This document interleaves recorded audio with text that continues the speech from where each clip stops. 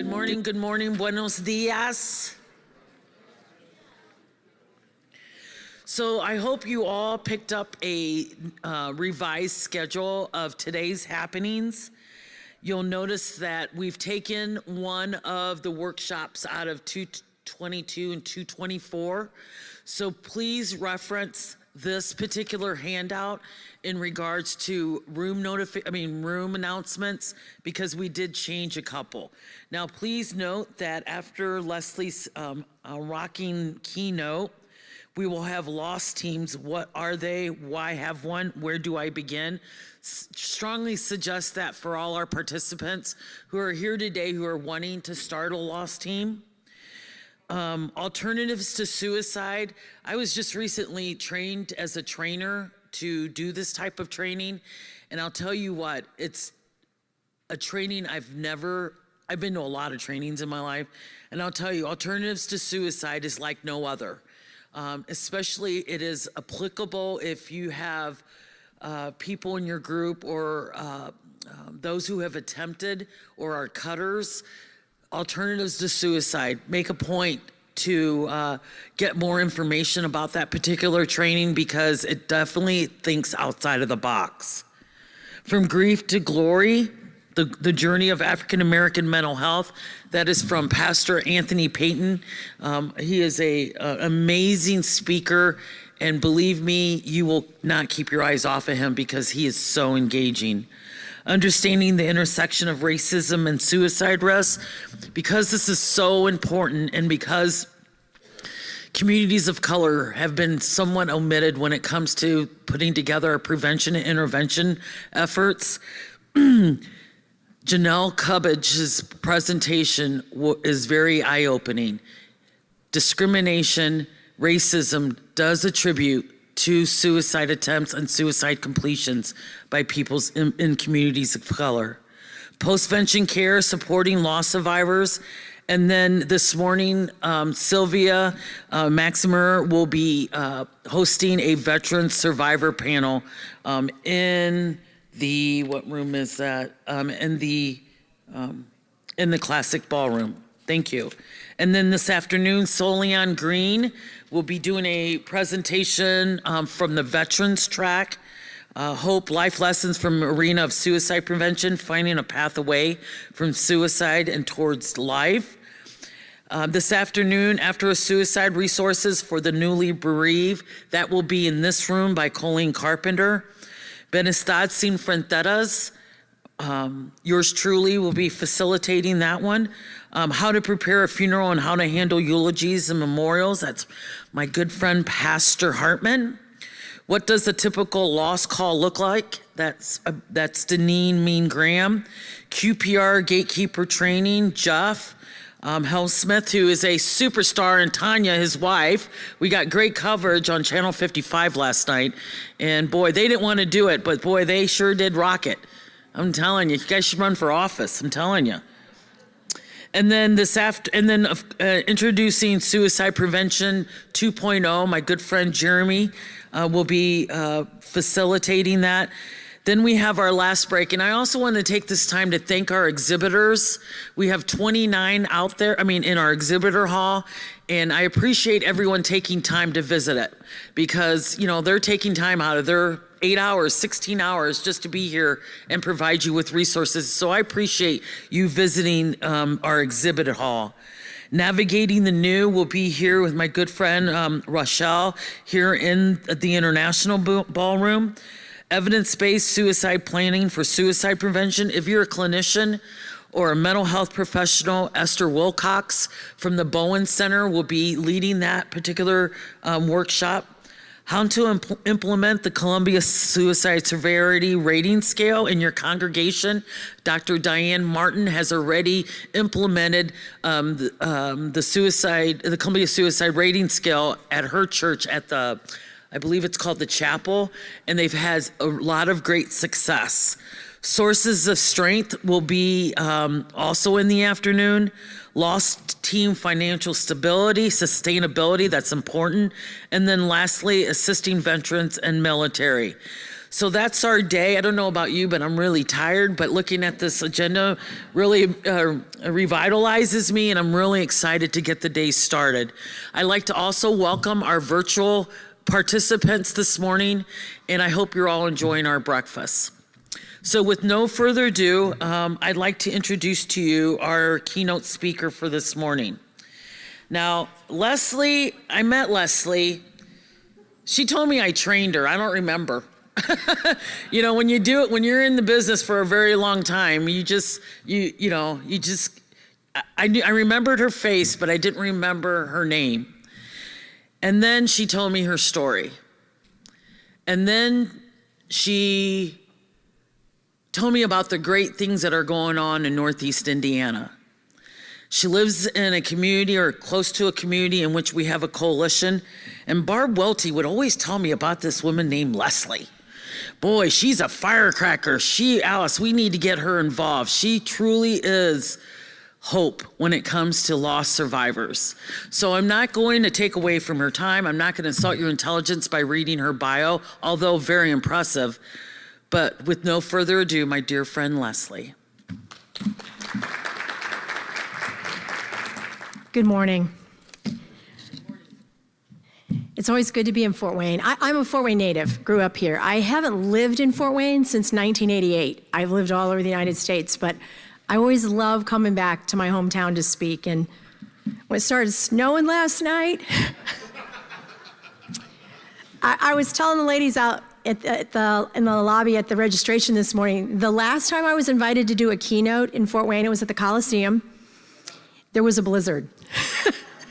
So last night when it started snowing, I was like, come on, this is only October. That was January. But good morning. My name is Leslie Wyrick. And as Alice said, you know, this is a very special, important, I don't even know what to say, couple of days here. I've spoke all over the nation now, but I've never been in a group that, you're my people. You're my people. You get it. I can just look in your eyes and we speak the same language, right? So anyway, I really want to thank the Lost Team organizers and for the conference, and especially Alice Jordan Miles for inviting me to share a story with you here this morning. Let me see if I can get my clicker going. That might help, right, Alice? Okay, where do I turn it on, Alice? On the side. It is on. Technology, right? Okay, here we go. Here we go. I usually start my talks with this because I love this Native American proverb. It says, tell me a fact and I'll learn, but tell me a truth and I'll believe. Tell me a story and it'll live in my heart forever. Because this is what I found out over the past 5.5 years of speaking all over the nation. And I'll have a little data in my presentation here, but stories are what people remember. And I'm going to tell you something. Stories save lives. So that's why I do this. And I've come here this morning to share some facts and some truth, but mostly I've come here to share a story. We've heard some amazing speakers in the last couple of days. I mean, it's been incredible, hasn't it? And I always laugh when people call me a public speaker because I've been doing this for about 5.5 years, but I said, I'm really not. I'm really just a storyteller. Because if you would have told me 6 years ago that I'd be speaking all over the nation with groups as small as 25 teens and as large as 4,400 soldiers, I would have never, ever believed you. And here's what really I couldn't believe this year. If you would have told me that a journalist from the BBC would reach out to me this spring and say, hey, I watched a 7-minute YouTube video of your story. We have something over here in England called the Baton of Hope. And if you're not following suicide prevention and postvention in England, you need to. The UK is doing amazing work right now. So anyway, they ask if and you can follow that QR code there. The Baton of Hope is going to be a year-long event next year in England, and I'm proud to say that Leslie's Hope and Austin's story will be part of the Baton of Hope in England next year. So just a real honor. So actually when Alice called me in the spring and asked me to speak, I I asked her, I said, Alice, there's a lot of great speakers you can have at this conference, a lot of keynotes. Why me? Why are you inviting me? She said, well, Leslie, first of all, your story is so rare and unique, and we'll get into that and why our story made national news. Your story is so rare and unique. But you know, people still have this stigma. Suicide can't happen in that family. Suicide would never happen over there. But Alice said, when people hear your story, they're going to know suicide can happen anywhere, to anyone, at any time. So that's why I want you to come. So here I am this morning, sharing my story with you, and it's one, like I said, I've told I don't even know how many times all over the nation. But I want to share with you why the title of survivor of suicide loss has taken on a whole new meaning in my life over the past 6 years. You know, Brene Brown would say, owning our story can be hard. We've heard some hard stories in the past day or so, but not nearly as difficult as spending our lives running from it. And I decided within the first 24 hours of my son's death, my husband and I prayed about it, we're people of faith, that we were not going to run from our story. If there was any part of our story that we could use to help another family not have to go through what we have, we're going to share it over and over and over. Oops, wrong way. So here's my story. Starts with this really good-looking football player. His name is Austin. Now, Austin was kind of what the world would call an overachiever, a perfectionist, a try-hard. He graduated above a perfect 4.0, taking weighted honors his senior year of high school. Went on to, he ran track and played football all 4 years. In fact, he was voted the scholar athlete in one or both of those sports all 4 years of high school. He was even nominated for something called the Hugh O'Brien Leadership Award winner, which is only given to a rising junior. You have to be nominated by your principal. He was a member of the Fellowship of Christian Athletes. He was a Stay in Bounds ambassador, which is the group of students that go off to the middle schools and the elementary schools to talk to the young people about making better choices in their lives. He went on to receive $26,000 in renewable academic scholarships, which allowed him to go on and play football at Wabash College. So for those of you that aren't from the Midwest, you may not know this, but there's only 3 colleges left in the United States that are all male, and Wabash is proudly one of them. It's about 45 minutes west of Indianapolis. So the young men that choose to go to that college, well, they're like brothers. And the ones on that football team, they form a bond like no other. So as soon as Austin arrived on that campus, he started looking for leadership opportunities, ways that he could serve, because he really felt like he was called to be a leader in this world, and he wanted to make a difference. He became the president of something called the Independent Men's Association. It's a group of young men that represent nearly half the student body who choose not to live in a fraternity. Austin was a super independent thinker, independent young man, so he represented that group very, very well. He was also part of something called the War Council. Now, the War Council stands for Wabash Acts Responsibly. This is a group of student leaders who go on and they help the young students, freshmen, get acclimated to college life, help them navigate the challenges and things that are really difficult.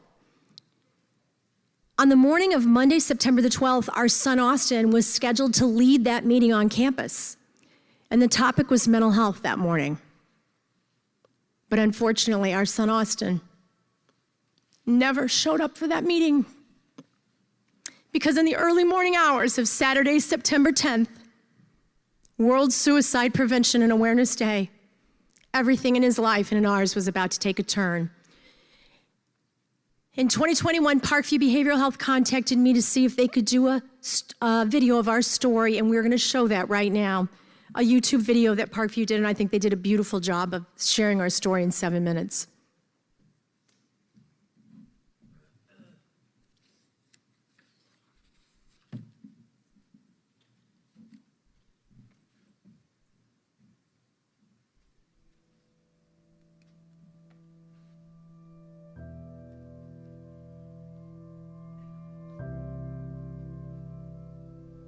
Our son Austin was a junior at Wabash College in Crawfordsville, Indiana.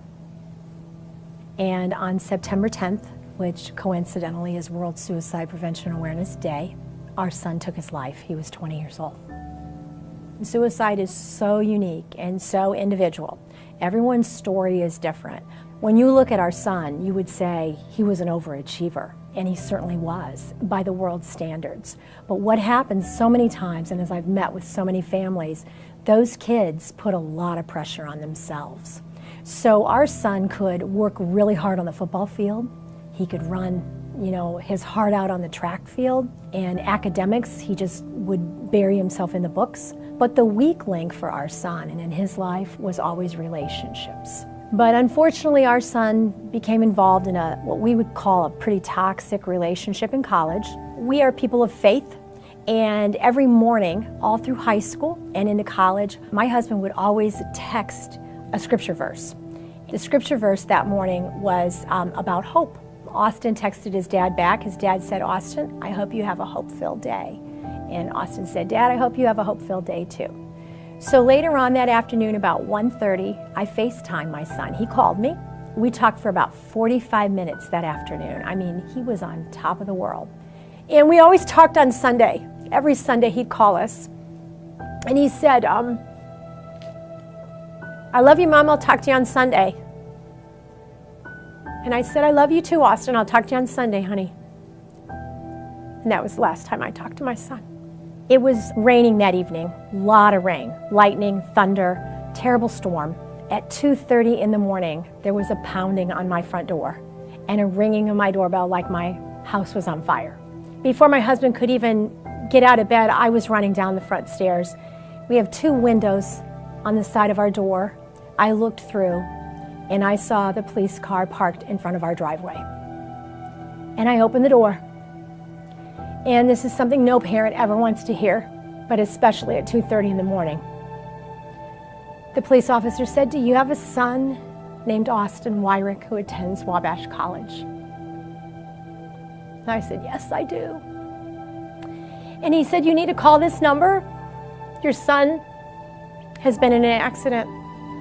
So I grabbed the card out of his hand. As quickly as I could, I ran back in to find my cell phone. By that time, my husband was with me.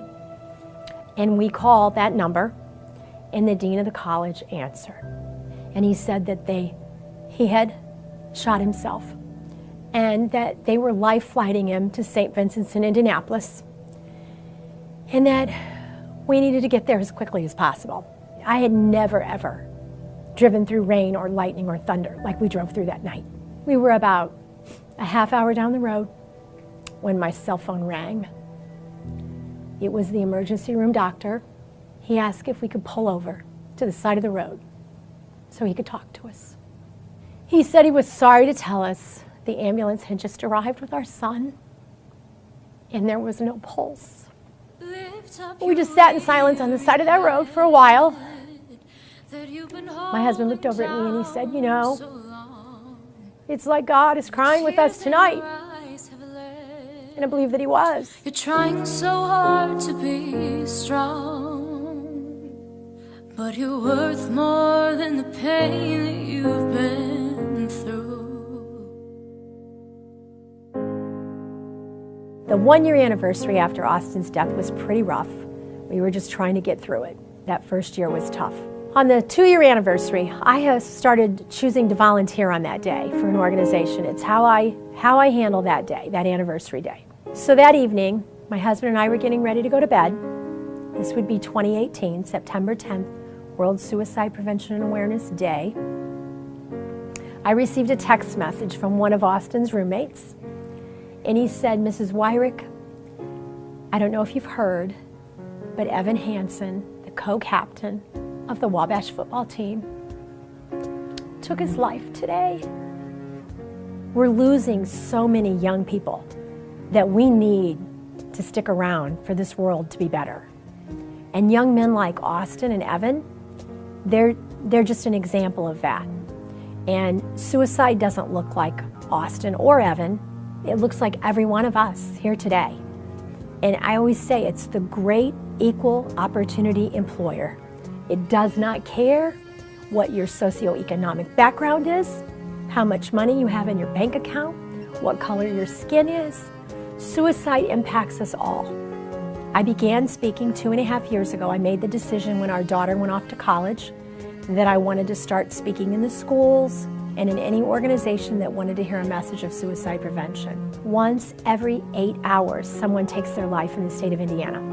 So as I tell my kids when I speak in the schools, before you go to bed tonight, another Hoosier will have taken their life. Before you get up in the morning, someone else.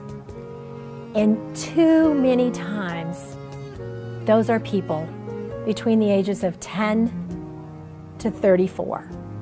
It's the second leading cause of death right now. And if we want to talk about the pandemic, isolation and quarantine have only made things worse. So that's what we're dealing with right now. And it's very, very important that we talk about all aspects of mental health and we start teaching coping skills to our middle schoolers and even elementary. We can live 40 days without food. We can actually live 3 days without water, and we can even live 8 minutes without air, but only 1 second without hope. Every time I share our story, a little part of my heart heals. It's part of my grieving process, and I always say if I waited until I was finished grieving over Austin's death to speak, I'd never speak. I'm always going to grieve. I'm always going to tear up. But in that grief, I found purpose. And I hope that someone that hears it will find a reason to hold on to hope. Oh, I'll fight for you.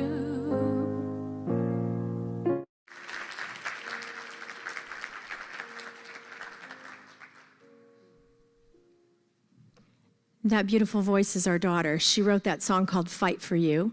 She's studying music composition, and we released that on World Suicide Prevention Awareness Day in 2020. So if you want to look that up, it's Hannah Wyrick, Fight for You on YouTube. She did her own video, and it was just beautiful with the students on her campus. Anyway, that's our story. And that's why I do what I do. It's my why. And I have come here. That was a football banquet. The last football banquet we were at took me, I do a lot of shopping to find that red jacket, but I found it. But anyway, every Wednesday, the Humane Society would bring the dogs over to campus so the boys could run around with them and burn off some energy. Austin was always the first one to grab a puppy. And they had that picture on the cover of the newspaper down there one week. I love that picture. He loved children and he loved animals. And you know what? More do you need to know about someone, right? This is the last picture that's taken. If you ever know more about our story, you'll see this picture over and over and over. This photo was actually taken 5 weeks before Austin took his life. It's in northern Michigan. We love it up there. We go up north of Traverse City, and he and his dad kayaked. We had a really, really great weekend. Austin and I are early birds, and we like our coffee, and we get up and have our coffee and sit out there, and I think about all those great conversations that we had that weekend. But so I cherish that picture, and I'll tell you one thing that's changed about me since I lost my son. There's a lot that's changed about me. If I ever see a family somewhere, and they're trying to figure out how to get the whole family in a selfie, I always stop and say, "Can I take that picture for you?" I would like to find the woman that took that picture and tell her what that picture means to our family. And that picture's been all over the country. So anyway, that's one thing that's changed about me. Lots of things have. So we're going to talk a little bit more about that. Just more of Austin's awards. I don't share his accolades to boast about him. I was proud of my son. I share him to tell you that that's the face of suicide. It doesn't look like we always think it's going to look. 6 years later in our little town of Goshen, Indiana, which only has one high school, people are still shocked that Austin Wyrick, who was the president of the freshman, sophomore, junior, and senior class, took his life. We have got to realize mental health issues impact us all. And as I say, pain is real, but so is hope. So is hope, and there's a reason why. When we were doing my website last year, the gentleman that did it for me, I've got a faith story that's woven in because I believe that faith is a protective factor in my life, and it's really helped me through my grief. But I told him, I said, as he was trying to figure out names for my organization, which is leslieshope.org, just one word if you want to look me up, no apostrophe. I said to him, I don't care what we call my organization, but the word hope's going to be in there for a reason. Because I believe, as I just said in that video, it only takes 1 second of hope to be here tomorrow. And I'm going to tell you how I'm trying to teach that to these kids in some hard places and how we're getting them to hang on and turn these suicide statistics around, which youth suicide, it's just terrible right now. And I'm going to share this, and I don't know if maybe it's confidential here. We're in this room. Here I go.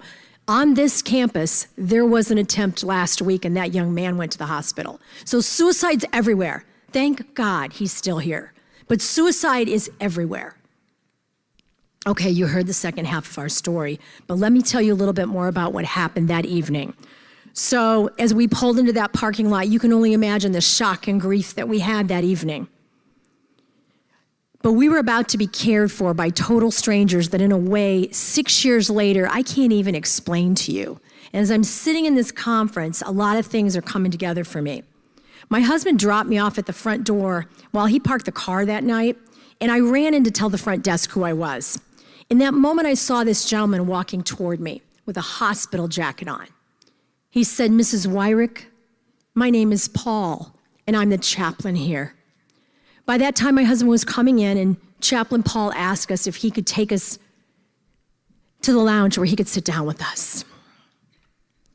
Now, if I live to be 99 years old, I'm never going to forget that man's face, but especially his kind and gentle voice. After we were sitting down for a few minutes, the nurse and the doctor, who both happened to be men, I thought that was interesting since my son attended an all-male college, came in and they asked us if we'd like to see our son.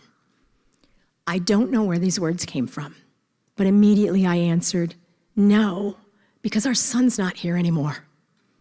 That's a decision that was personal to us, but my husband and I have never, ever regretted making that decision. But here's where the most amazing act of kindness and mercy and the love that I have for you chaplains here comes from.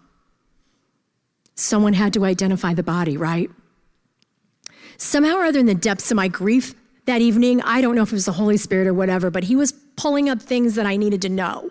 You know, when you're in the middle of that and you can't think and you're in a hospital lounge, I suddenly remembered that my son had a really rare, unique injury on his left ring finger, and I started to describe it. And as I was describing it, Chaplain Paul said, Mr. and Mrs. Wyrick, I'll go to the back for you, and I will identify your son's body for you. What an incredible act of kindness and mercy and love that could have only been given by someone who'd walked in our shoes. 2 Corinthians 1:4 tells us that he comforts us in all our troubles so that we can comfort others when they are troubled with the same comfort that God gave us. Before Chaplain Paul went back to identify Austin's body, he asked if he could pray over us. He asked God to give us comfort the same way he had been comforted just 3 years earlier when he lost his only 17-year-old son. See, that's how God works. It's why I'm here. It's why we're all here. It's why we do what we do. This conference is unbelievable, and I'm taking so much of it home with me in my heart and my head. No matter what your personal beliefs are, maybe you don't share my faith, maybe your faith is different, whatever it is, I think we can all agree in this room this morning, if we live long enough, loss and suffering will hit us all. It's universal, it's part of life. But here's what we know. What we do with that loss, what we do with that suffering is a game changer. That's why we're all here. That's what this group is all about. So Chaplain Paul took his story and every ounce of his pain, and he used it that night to help us navigate through our shock and our grief. Not only did he go back and identify Austin's body for us, somehow or other, once again, in the depths of my grief that night, I cried out that Austin was an organ donor. We were able to donate both of Austin's corneas, both of his heart valves, and all of his bone and tissue. Somehow or other, when we walked out of that hospital that morning, that helped us. It helped us feel like we weren't leaving everything there. We knew that families would be receiving phone calls early that morning. People would be seeing. Lives would be changed because of our son's decision to become an organ donor. After Chaplain Paul helped us with organ donation, he looked over at us and he said, "Now, Mr. and Mrs. Wyrick, how can I help you with the funeral arrangements?" Because we were 3 hours from home.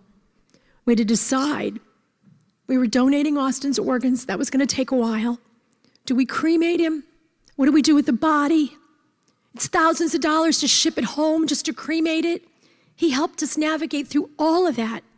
We took care of that at a funeral home in Indianapolis, and a week later, my husband and I picked up our son's remains. He was a one-man loss team in the middle of the night in the hospital lounge. And every time I hear about a loss, I hear about a family who has lost someone, I say, Lord, bring him a Chaplain Paul. Bring him somebody like him in the middle of the night, in the middle of the afternoon, early in the morning. That's why I am so honored to be on my loss team in my county, in Elkhart County. We're here this week because we're in the process of forming our own loss team. And boy, do I know the importance of needing a loss team. I'm honored to be sharing our story with you. But I believe there's no one else that can walk alongside of a family more than someone who has already been in those shoes, like Chaplain Paul. And I wish I could say, as you know, that Austin's tragedy was the last one on that campus, but it wasn't. So on the 2-year anniversary, we lost his beloved co-captain, Evan Hansen, beautiful young man out of Carmel, Indiana. Let me tell you a little bit about Evan's backstory. Evan was 21 years old and about to graduate with a double major in Spanish and biology. He had actually just been recognized that Saturday, senior Saturday, as the co-captain of the team. He went out to dinner with his mom and dad after practice. The next day he got up, went to practice on Sunday, met with all of his coaches, talked to his teammates. Monday morning, Evan walked into the woods and in a split second lost hope and lost his life. And the world lost another incredible young man who had so much to offer. 2 weeks later, we were contacted by the Indianapolis Star. They wanted to know if we would share our part of the story along with Evan's parents. Chuck and Mary Hansen have become very good friends of ours now. We're very close with them and we work together with them. Since both of our sons attended the same all-male college, both died by suicide on World Suicide Prevention Awareness Day, both knew each other. Both of their middle names are Robert. Their birthdays are 2 days apart. They took their lives exactly 2 years apart. I couldn't make up that story if I tried. Nor would I ever want to. So we agreed. We shared our half of the story. It came out on a Wednesday, and by Saturday it had made national news as a human interest sports story. And that's when I knew I needed to keep speaking to help other families who've suffered this loss. In January of 2019, I was invited to be the keynote speaker here in my beloved town of Fort Wayne, Indiana, at the Coliseum for the largest nonprofit in our state. I took the stage for 24 minutes at their annual fundraiser. I'm not saying this to boast. I'm saying this because the language of suicide, heartache, and loss hits us all. There were 750 people in attendance that night. They broke a 5-year fundraising record, and we raised $249,000 to put licensed clinical therapists in our Fort Wayne school area, in our northern Indiana. I didn't do it by myself. So I knew God was opening doors, and I just needed to be brave enough to keep walking through them and walking through them and walking through them. So since that day, I've spoken at lots of fundraisers, dozens of schools, youth groups. I now partner with my community mental health center, which is up where I live. I live about an hour and 15 minutes north of here. We cover 2 counties, and my beloved team surprised me this morning and drove up, and they're here. So really, really fortunate. During COVID, I received a phone call from the Community Mental Health Center, the CEO. Apparently, they had heard me speak somewhere in the area, and they said, hey, we need to have a conversation about suicide prevention. And I was like, yeah, we do. And so it's lockdown, right? We're all locked down. And they said, well, what do you want to talk to me about? And they said, well, can you come over here? So I mask up. I'm in this big boardroom. We're in mask. And they said, well, we think that we want to have a targeted, earmarked program. This is a large community mental health center. We serve 25,000 in 2 counties. We serve 25,000 in 2 counties. So it's a large community mental health center. But they did not have anything specifically for suicide prevention. So I partnered with them in January of 2021. And in the past 2 years, it's been a great partnership. The past 2 years, we have, COVID slowed us down a little bit, not that much. We're back in the schools. We have implemented the Sources of Strength program in 6 schools in our county. We have privately fundraised. We've raised over $100,000 to put Sources of Strength in our local schools. I'll tell you more about that in a little bit. So that's one of my favorite things that I do.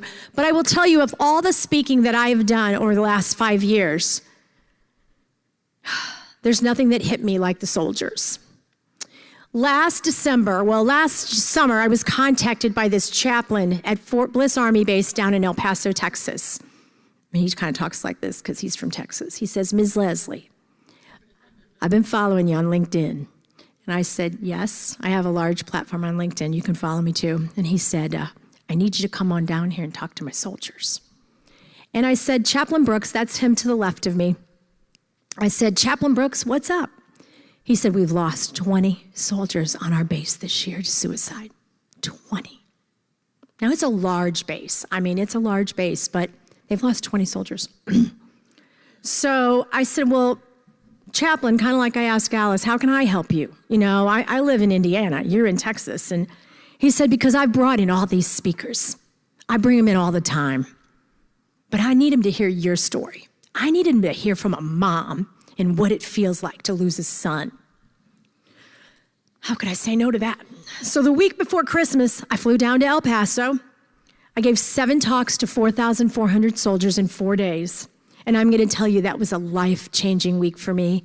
And I would go back again this year. And I would go every month somewhere to a military base to speak to those young soldiers. Because they're somebody's son, somebody's brother. This particular base, Fort Bliss, is predominantly male. So there were a few women on the base, but it's mostly male. At the end of one of my talks, one of those soldiers came up to me and he said, I just want to tell you, he said, they bring in these speakers all the time for us. He goes, but you're the best one we've had. And I said, what? Why was I the best one? He goes, because you're making it real. You're keeping it real. And I guess I was, because that night I got back to my hotel. The first email message that I got that night was from a mom. I don't know how she got my email, probably from the chaplain, but she said, I don't know what you said in your talk today, but you opened up a conversation with my son that I would have never had before. And I just want to thank you for coming. Many, many stories came out of that week, which I don't have time to share with you, but there were several lives that were saved that week. I had to have some hard talks about gun safety, about toxic relationships. And so that was a really, really hard-hitting talk. But I know from the chaplaincy office that there were many lives that were saved. We even talked about locking up guns if you're in a toxic relationship. And so that happened that week while I was there. So they listened to our story. And I think, okay, so how do I make a difference to these soldiers? Because I'm a survivor. Because I'm still here. Because I've walked the walk. Because after losing multiple family members in my lifetime, I have learned there is no greater loss than when your child takes their own life. It's a different kind of grief. It's a different kind of grief that no one can understand unless they've walked through it. And that's where the loss team comes in. The theme of this conference is postvention is prevention, and I couldn't agree more. How we show up, how we handle the immediate aftermath of a suicide will not only lower our rates, but it's going to create a culture of compassion and care to prevent future suicides. Dr. John Draper And there's a QR code on here. I actually have some of these books with me. If anyone's interested in purchasing, I'll tell you more about this book. Dr. John Draper, who's the director of the National Suicide Lifeline, wrote the foreword for this book called Showing Up, written by my good friend Jen Marr, who I'll be seeing this Friday. In that foreword, he writes, comfort is an essential component in overcoming despair and creating meaningful connections for all of us. I believe that there's no one more equipped to offer this level of comfort to a grieving family after a suicide than the lost team. Since there's always a survivor on every team, they bring the empathy that others just can't. Because of their lived experience, they just get it. We can stand behind that yellow tape, and when our eyes meet their eyes, we're speaking the same language. You know, I can remember when a friend came over to me about a month or so after Austin died. She'd lost her son in a car accident, so she knew loss. She knew grief. I said to her, but our grief is different. She said, what do you mean? And I said, well, you know, if you're in a grocery store after you lose your son in a car accident and you bump into someone you know, they're going to come right up to you and give you a hug. They're going to tell you they're praying for you. They're going to ask if they can bring a casserole over. I could be in that same grocery store and bump into that same person a month after my son dies by suicide. They're going to avoid eye contact. They might move to the other line.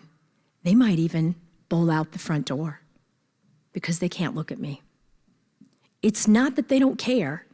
It's not that they don't have sympathy or empathy. They just don't know what to do about it. And this book talks all about that. It's called the awkward zone. They're in the awkward zone. This is a curriculum. These are skills that I'm going to be teaching on college campuses next year on what we do when we get stuck in that awkward zone. It's the place where you want to help a person who's struggling, but you just don't know what to do.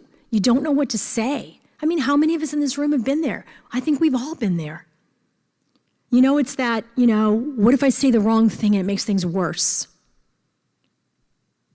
It's not my place to step in. Somebody else can handle this better than I can. Now let's look at that in the aftermath of a suicide. I want to share another little story with you because if you haven't learned by now, I'm quite a storyteller. I'll just call this one The Tale of Two Neighbors. The neighbor to the right of us, they moved in while Austin was in college, so they didn't really get to know him, but we had immediate conflict with that neighbor. She had a pit bull, kind of running the neighborhood, chasing after the kids. There was always a lot of cars in her driveway late at night. It was loud, it was noisy. And in my white privilege, suburban upbringing, I decided she was not a good neighbor. And then there was the fact that her hair was green one month and purple the next. And then those tattoos all over. I couldn't possibly have anything in common with this woman. Why would I even want to get to know her or her family? On the other side of us was a widower. We moved in when Austin was 12 years old, so he was able to watch him grow up through middle school, through high school. He followed him in football. He had 3 daughters, so he loved having a big football player next door. He had a golden retriever. Austin would go over in the afternoon, and they'd talk about sports in his backyard. I mean, he was invested in Austin's life. He loved him like a son. And then Austin took his life, and that neighbor froze. He was caught up in the awkward zone. He didn't know if he could come over. He didn't know if he could ask us what happened. He didn't know if he could say Austin's name out loud. And it wasn't because he didn't love our son. He loved him deeply. He was just in that awkward zone that Jen talks about in her book. He froze, and he did nothing. Guess who showed up on my porch the morning after my son died? My purple-haired neighbor with the pit bull. She didn't even ring our doorbell. She left a card and a small angel. I'll never forget what she wrote.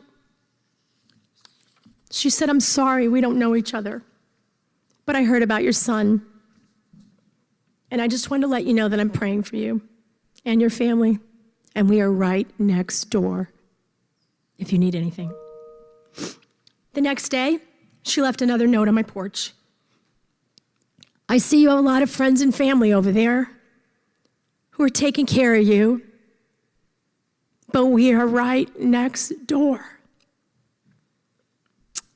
A week later, she and her husband attended Austin service. I didn't even know they were there. We had like 700 people there. I didn't know who was there. She said, we were at Austin service, and both my husband and I said, we need to get to know our neighbors. Austin sounded like he was an incredible young man. And we're just so sorry we never had a chance to meet him. Wow. Talk about conviction. God's used a lot of things to humble me since my son's death and shape my character and create empathy and compassion in me and change the way that I look at the world. But it all started with my neighbor's card on my porch. Sorry, that's a hard story for me to get through. Sorry, I gotta open it. It's okay, Alice. Because my purple-haired neighbor was brave enough to just show up and keep showing up, we became good friends over the next 2 years. She'd come over for coffee. I'd take her little girls out for ice cream. And when I told her after our daughter graduated that we were gonna be moving, she started to cry. She hugged me. She said, I sure hope you'll keep in touch. Thank you, Alice. The story of our friendship's actually written in a book called The Ministry of Ordinary Places by Shannon Martin. If you'd like to pick up a copy of that book, I don't have that one with me. So here it is, empathy. Empathy is the medicine the world needs, and empathy is what the lost team brings. We get it. We get it. You know, and I want to say one thing, and I feel like this is an important place to say it. There's an expression that we use when people are suffering or hurting. It comes from well-meaning people, I understand, but let us know if you need anything. Can we just ban that phrase? Can we just strike it? I just got back from donating my son's organs tonight. I can't tell you what kind of casserole I want. Okay? We have got to realize grieving, hurting people can't tell you what they need. They can barely breathe. But here's the deal. We still need our tribe. We need our people. We need that connection, that human connection, more than ever after a suicide. Dr. David DiSteno, professor of psychology at Northeastern University, says this: when our bodies have taken a hit from stress, from suicide, the wiring to offset this stress in human relationships and connection, we need it. We need human connection to feel safe, to cope with stress, and to manage fear. And when we're under stress, cortisol, we all know that stress hormone, it goes through our body like crazy. We can't sleep. We have fatigue. We get a weakened immune system. Oxytocin, that's that love hormone. That's that connection hormone. It gets released in a 20-second hug. That gets released in our bloodstream. Oxytocin is the hormone released, which I feel, when we feel loved and cared for, overpowers that cortisol. Connection's what we need. So who bridges the gap? Because here's the deal. I don't know what your stories are, but I know ours. Come small community, close-knit family. When there's a suicide, the people closest to you took the hit with you. They're in shock with you. They're not firing on all pistons. So the people that they'd be your backup people, they're kind of down with you. So who can step into that space, right? With empathy, compassion, and guess what? Tools and resources to instill hope and let you know that even though your life is never ever going to be the same, it'll go on. And you'll not only survive this, but eventually you'll thrive. That'd be the loss team. That'd be Dr. Campbell's loss team. He had the vision back in 1986, and he understood that we needed to reach out to the newly bereaved by suicide in a different way because it's a different kind of loss.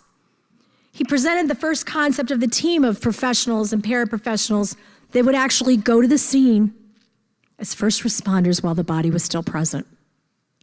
He even wrote his dissertation to prove that the elapsed time between a suicide and getting help could be significantly reduced by having others who've experienced the suicide be present also for the newly bereaved. An installation of hope. I love that. I'm going to get a t-shirt made when I leave here. An installation of hope. Lost team. I love it. So, you know, I was working on this talk, and I was mentioning to a friend of mine that I had didn't really think of myself as a survivor. Not anymore. And I said, yes, I have survived my son's suicide. But so many things have happened in the last 6 years that have changed my life in ways that I could have never imagined. Never imagined. I am not only a survivor, but I'm also thriving. And for those of you who are newly bereaved in here, I see you. I feel you. My heart is with you because I was you. I get it. But as I stand up here today to be a story of hope for those who are hurting, 6 years later, I can look back on things that we've done and all that we've accomplished, and yes, all the lives that have been saved since Austin's death. So in this conversation with my friend, as I was explaining to her why I don't really feel like a survivor anymore, she said, "You're like a nurse log." I said, "What?" She said, "You're a nurse log."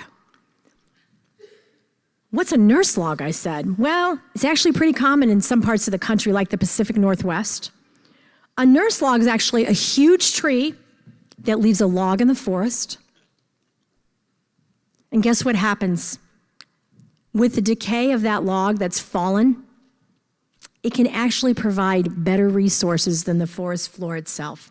So germination takes place, and new trees and new shrubs. Once they've germinated, the seedlings find these logs, and they continue to give them what they need. So they call them nurse logs.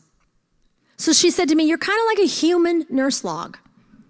She said, "Because of your fallen son, Austin, you've been able to experience new growth. And that growth continues with the work you're doing."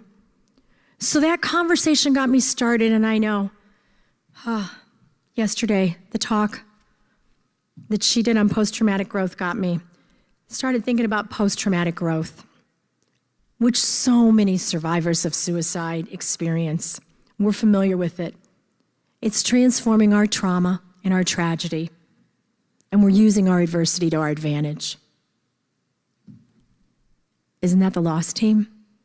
Isn't that exactly the loss team?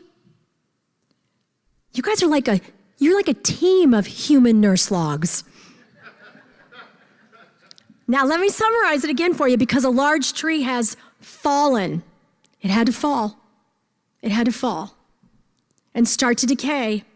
It can actually provide resources that are better than the forest floor for new growth.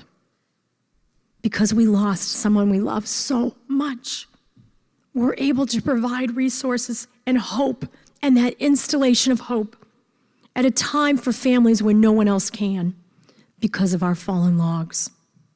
It's like we're equipped with this rich soil, just like the forest floor.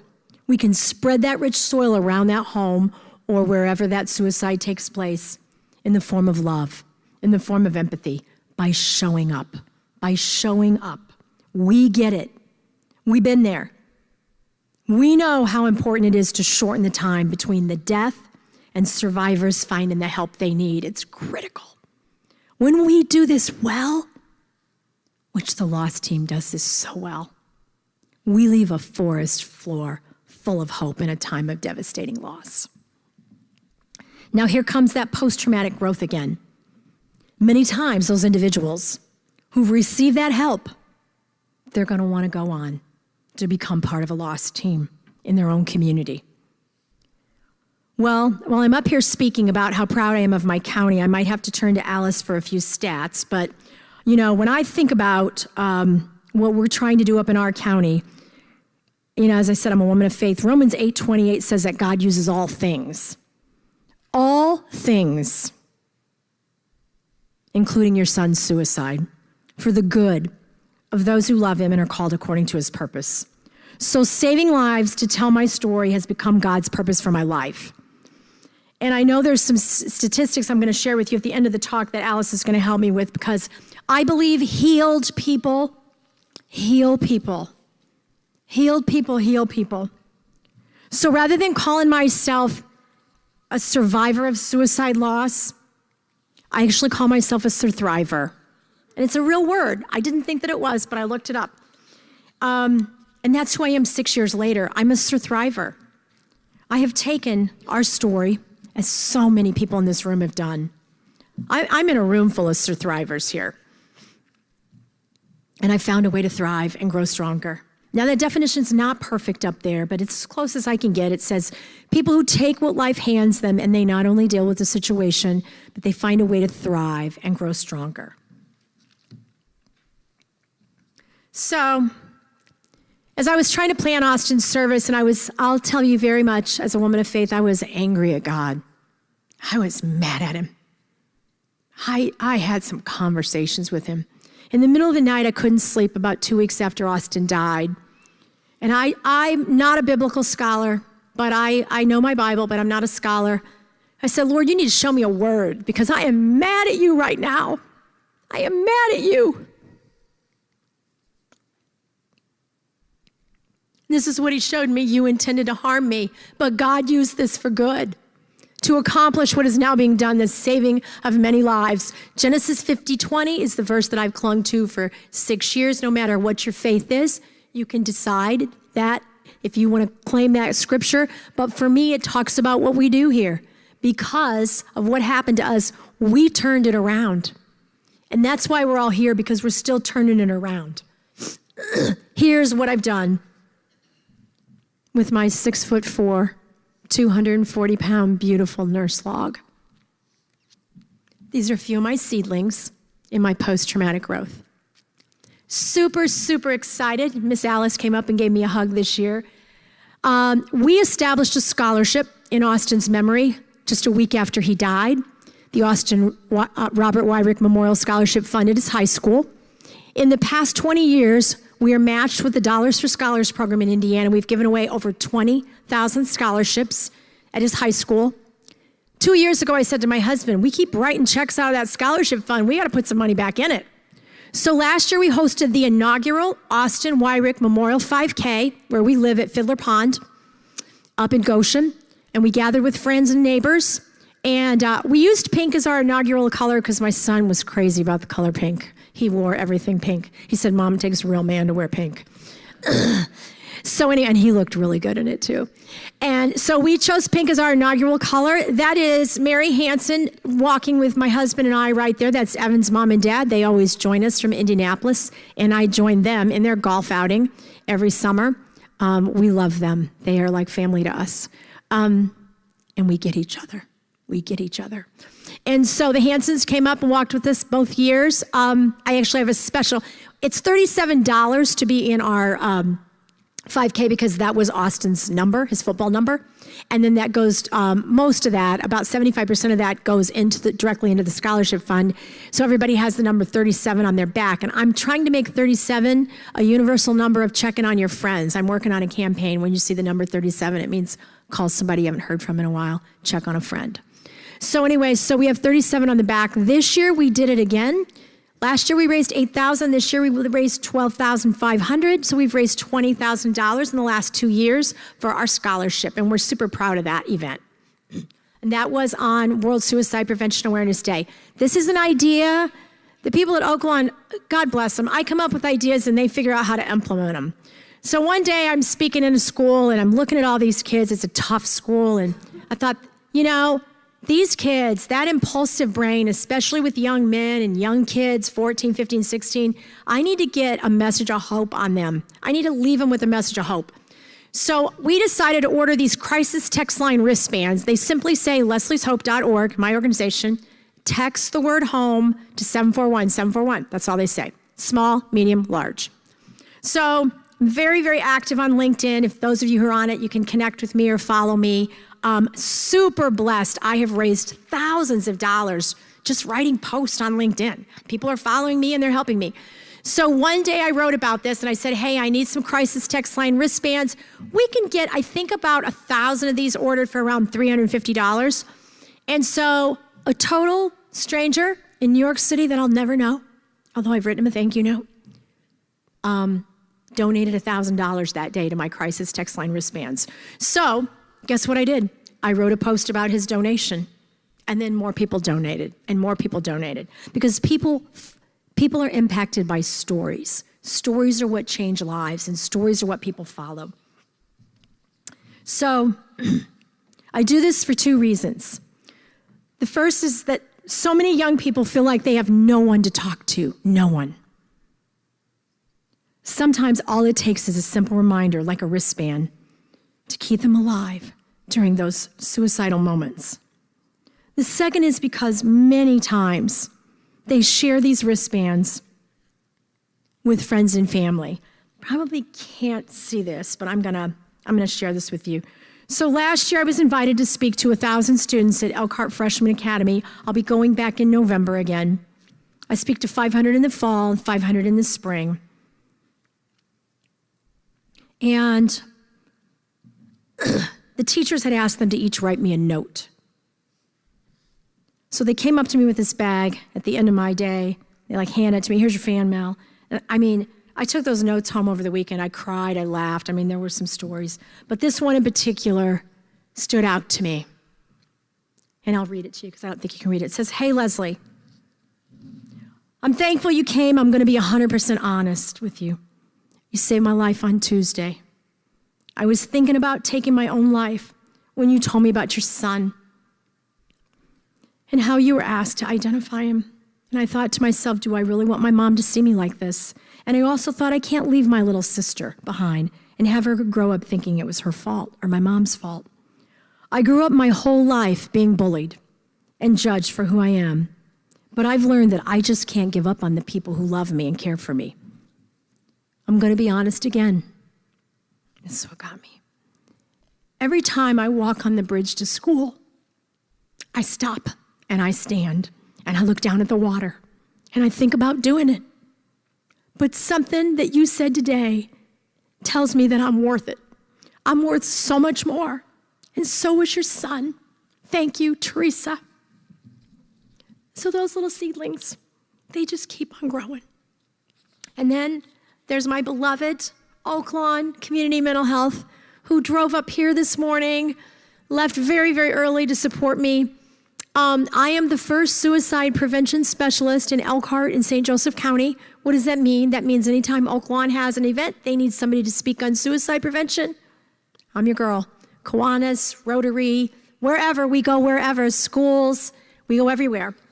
So anyway, really, really blessed. And I will say that through the formation of my team, the executive director of the foundation, Carrie Tarman, and my sweet friends, Alicia and Drew, that we all work together, we've been able to raise over $100,000 this year through the private donation. I live up in the RV industry, so we didn't even wait for grants. We went to the RV owners and we said, you know why you need to care about suicide?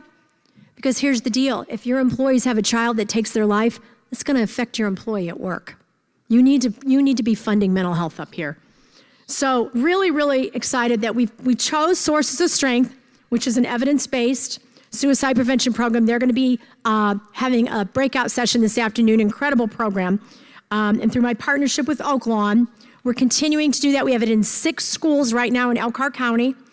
And in January of this year, there's my Sources of Strength. The first school to implement the Sources of Strength program was my son's high school in Goshen, Indiana. And I have I think my social worker here with me, Amy King, and so really happy to be having that in that school.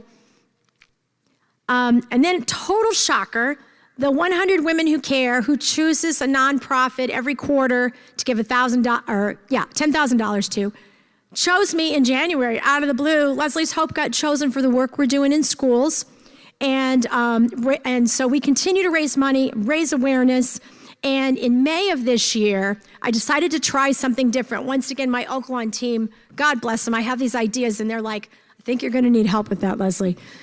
So I did this thing called an evening of strength because parents, grandparents are hurting so bad right now. They're struggling, they need help.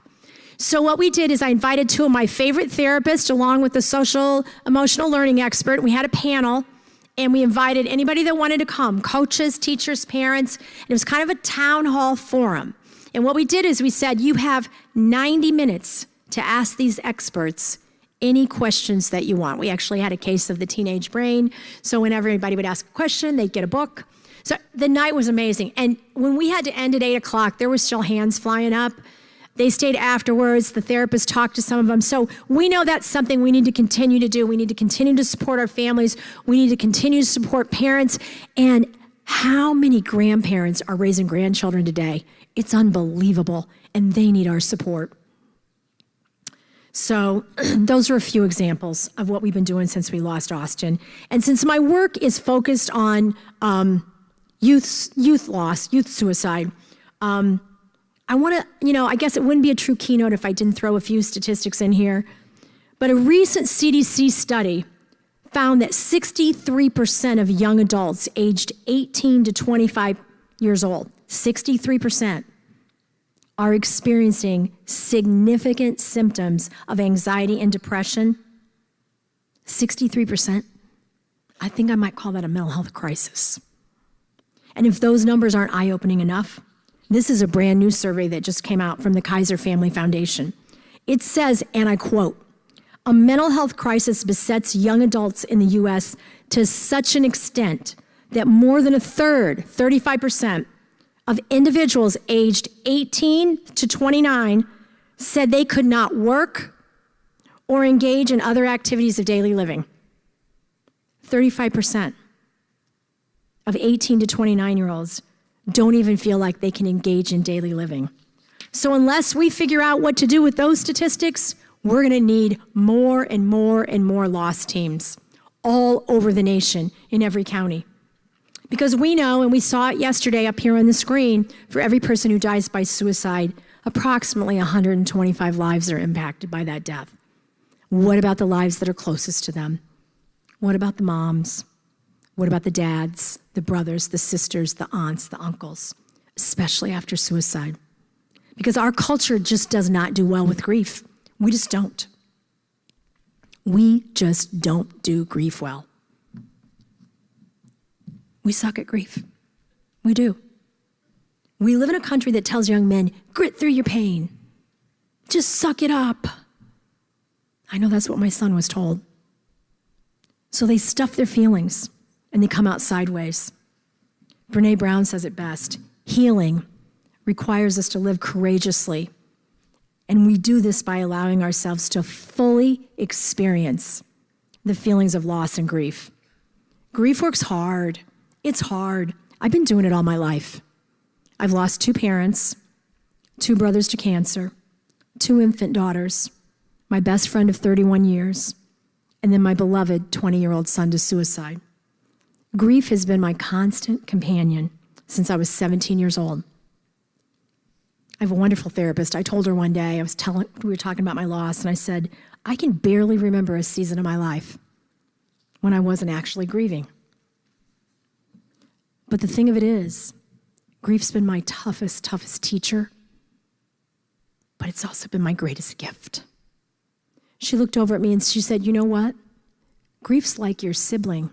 It's been with you your whole life. It's like a sibling to you. It's shaped who you are, like siblings shape who we are.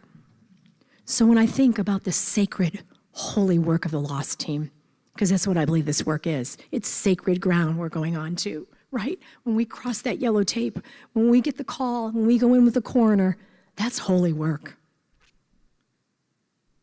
I think we're all grief siblings to those families who've suffered that loss. Once again, my good friend Brene says this: when grief's part of your story, it needs to be held to be healed. Those of us who are survivors of suicide loss are the ones who are brave enough to go in with the first responders, because we know the excruciating pain that those family members are feeling in those first hours and those first days. We can hold that grief and help them be healed in a way that no one else can. We don't worry about the perfect words to say, because there aren't any. Once again, Brene says it best: sometimes the bravest and most important thing you can do is just show up. And I would add that no one knows how to show up better after a suicide than the loss team. We know the healing power of being present. After we got home from that long night at the hospital, social media had already spread like wildfire. Everybody in our small town knew. We were inundated that day. Family, friends, our pastor stayed with us most of the day, trying to help us figure out what we wanted to do for Austin's service, how we wanted to remember him. So many people were in and out of my house that day. It was a blur. About 6 o'clock, some good friends said, we think you need to ask everybody to leave, and you and Keith and Hannah, our daughter, you need to just quiet down and get some rest. They put a sign on our front door. We said, we appreciate your prayers, but the family would like some time to grieve. We turned off our phones that evening, and we put a sign on our front door. It simply said, that we appreciated prayers. And our daughter looked out the front window and she said, Mom, your friends are on the driveway. I stepped onto the porch. My small group, 8 people, had lit luminaries around our house that evening. 8 people stepped inside our home. 8 people encircled us, the 3 of us. Said a simple prayer of peace and rest and comfort for the evening, and then they left. The luminaries stayed lit throughout the night. Sometime in the morning hours, someone came back and picked them up.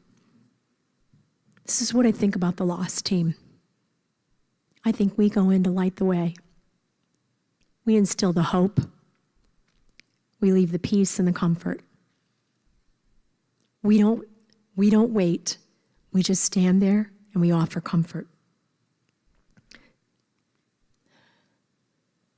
Because how we walk with the broken speaks so much louder than how we sit with the great. And in the aftermath of suicide, there is no one better prepared to walk with the broken than the amazing lost teams around our nation. And I just want to thank Dr. Frank Campbell for your vision all these years ago, Dr. Campbell, and the lives that have been transformed and saved and the suicides that have been prevented because of your passion and your heart. It's just an honor for me to get to meet you here during this conference, because it's my dream and my goal in life that no other parent ever has to hear their doorbell ring at 2:30 in the morning. Thank you so much for allowing me to share a story with you this morning.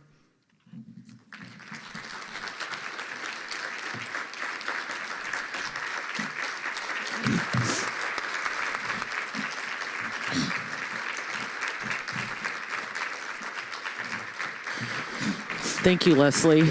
Thank you. I'll take questions if there are any. Any questions? Also, I'd like to encourage our virtual audience to pop some questions into the chat box, and Clinton will let me know. Anyone else, too, can go to the QR code that Hannah's going to put up here momentarily, because maybe you don't want a microphone in your face. If you'd like to just type it in, and we'd be happy to read it out loud. Yes, sure. What support did you find for Teresa after receiving that letter? I'm sorry, can you say that again? What support did you find for Teresa after receiving that letter? I contacted the licensed clinical social worker at school, and they followed up, yep. And I think she got a referral to Oaklawn Community Mental Health. Questions? Okay, we have one here. That's the great, I was going to say, that's the great thing about having the clinical support of the mental health center, because it is very triggering when I go in, so I can bring in the clinical support behind me to support them. So I wanted to add that. One of the questions that came online is, what books have you read or have you entertained to help you in your grief journey? Oh, that's a great book. I mean, a great question. There's so many good books out there. I like a book that's been around forever. It's a really old book called Tracks of a Fellow Struggler by John Claypool, I think it is. Tracks of a Fellow Struggler is one of my favorite. And there's a classic, I love me some C.S. Lewis, A Grief Observed. But there's a lot of really good books out there. I actually have a website, leslieshope.org. And on that, I have a grief page. And on my grief page, I have some of my favorite podcasts on grief and some of my favorite grief books.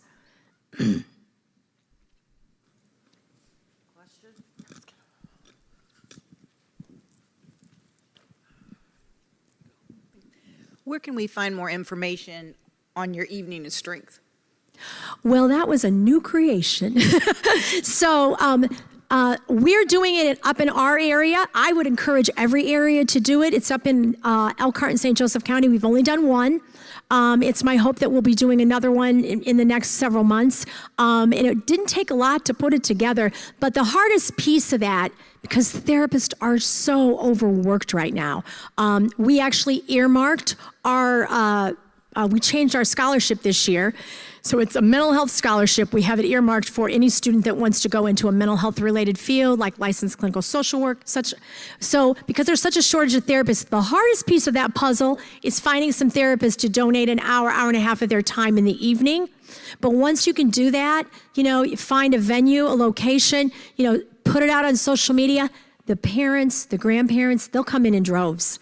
I had a grandfather that got there very early. It started at 6:30. He showed up at 6. We had coffee and cookies and all that. And he said, "Am I in the right place?" I said, "You are." And he said, and I said, "So, go have some coffee, and there's cookies back there."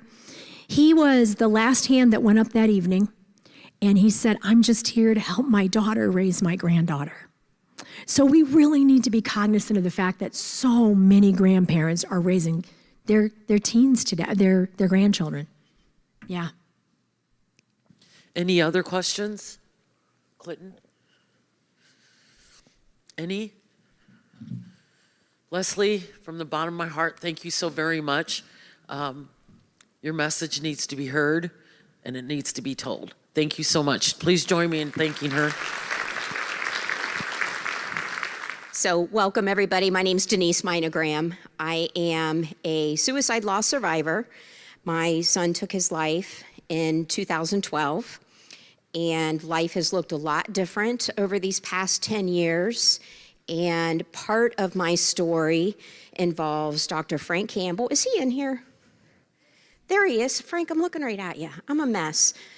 Part of my story involves Dr. Campbell, because there was no such thing as a loss team when my son died in 2012 in Columbus, Ohio.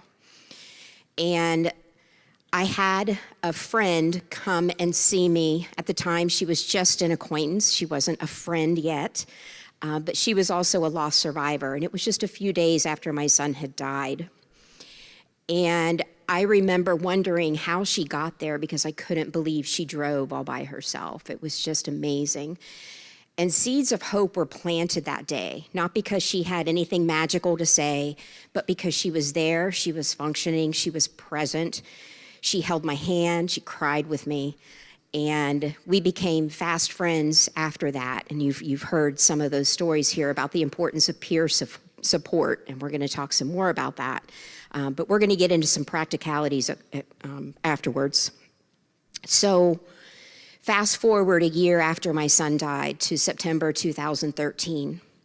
I'm Googling suicide loss support, grief support, suicide survivors. I'm looking for support. It took a year before I was ready to come up out of my shell of safe family and safe friends, some safe friends anyway, and come up out of my shell and look for support. And what do I come across? I come across the National Loss Team Conference right there in Columbus, Ohio, literally 5 miles from where I live, is happening in the next week. I'm like, what is this National Loss Conference? And I glanced and I saw breakout sessions that were appropriate for loss survivors, including one, this one always sticks with me, including one that was specifically for how to express your grief through art. It was like, oh, this is for me. I'm doing this conference. This is how I'm going to spend my next couple of days. So I go there with my agenda. I'm all ready to go, and didn't know a soul when I walked in there, and heard Dr. Campbell speak about loss teams and the why of loss teams and the what of loss teams and the how of loss teams. And I was hooked. And I couldn't believe we weren't doing that in Columbus, Ohio. And I got to work with two other amazing people. And we launched what eventually became known as Loss Community Services. So we started a loss team a year later in November of 2014 in Columbus, Ohio. We have served, now I left in 2021, so some of my stats might be a little bit outdated here. I left at the end of the year and handed it off to Angela Damon, who is more than capable of running the organization. I'm thrilled that I was able to do that. We've served over 5,000 people at that time. I personally have been on over 40 scenes. I've supported dozens of survivors in a variety of ways, including as a support group facilitator, as a companion, kind of a one-on-one mentoring kind of a thing. Just amazing. I've learned so much. One of the biggest things I think I've learned is I can't view providing support through my own lens. That informs what I do, but I think over the last 8 years since I've been doing this, I have learned more from loss survivors about what's helpful to them, what's not helpful to them. I've just learned so much, and it's way more than about my own personal lens. It's about everybody, and everybody's unique, and grief is unique, and we've heard all that. But anyway, that's a little bit about me. I do have a lot of prevention education, as well as I'm a certified thanatologist. I have my death and grief studies certification from Dr. Alan Wolfelt. So in addition to following Frank around like a little puppy dog, I also have branched out and just taken in as much education as I could. So with that, what we're going to talk about today is loss teams. And this is just meant to be a basic overview, but we're going to dig into where do I begin? And I'm really hoping I get some good questions, no pressure. So loss teams one-on-one, what are they, why have one, and where do I begin? So let me make sure my clicker's working here.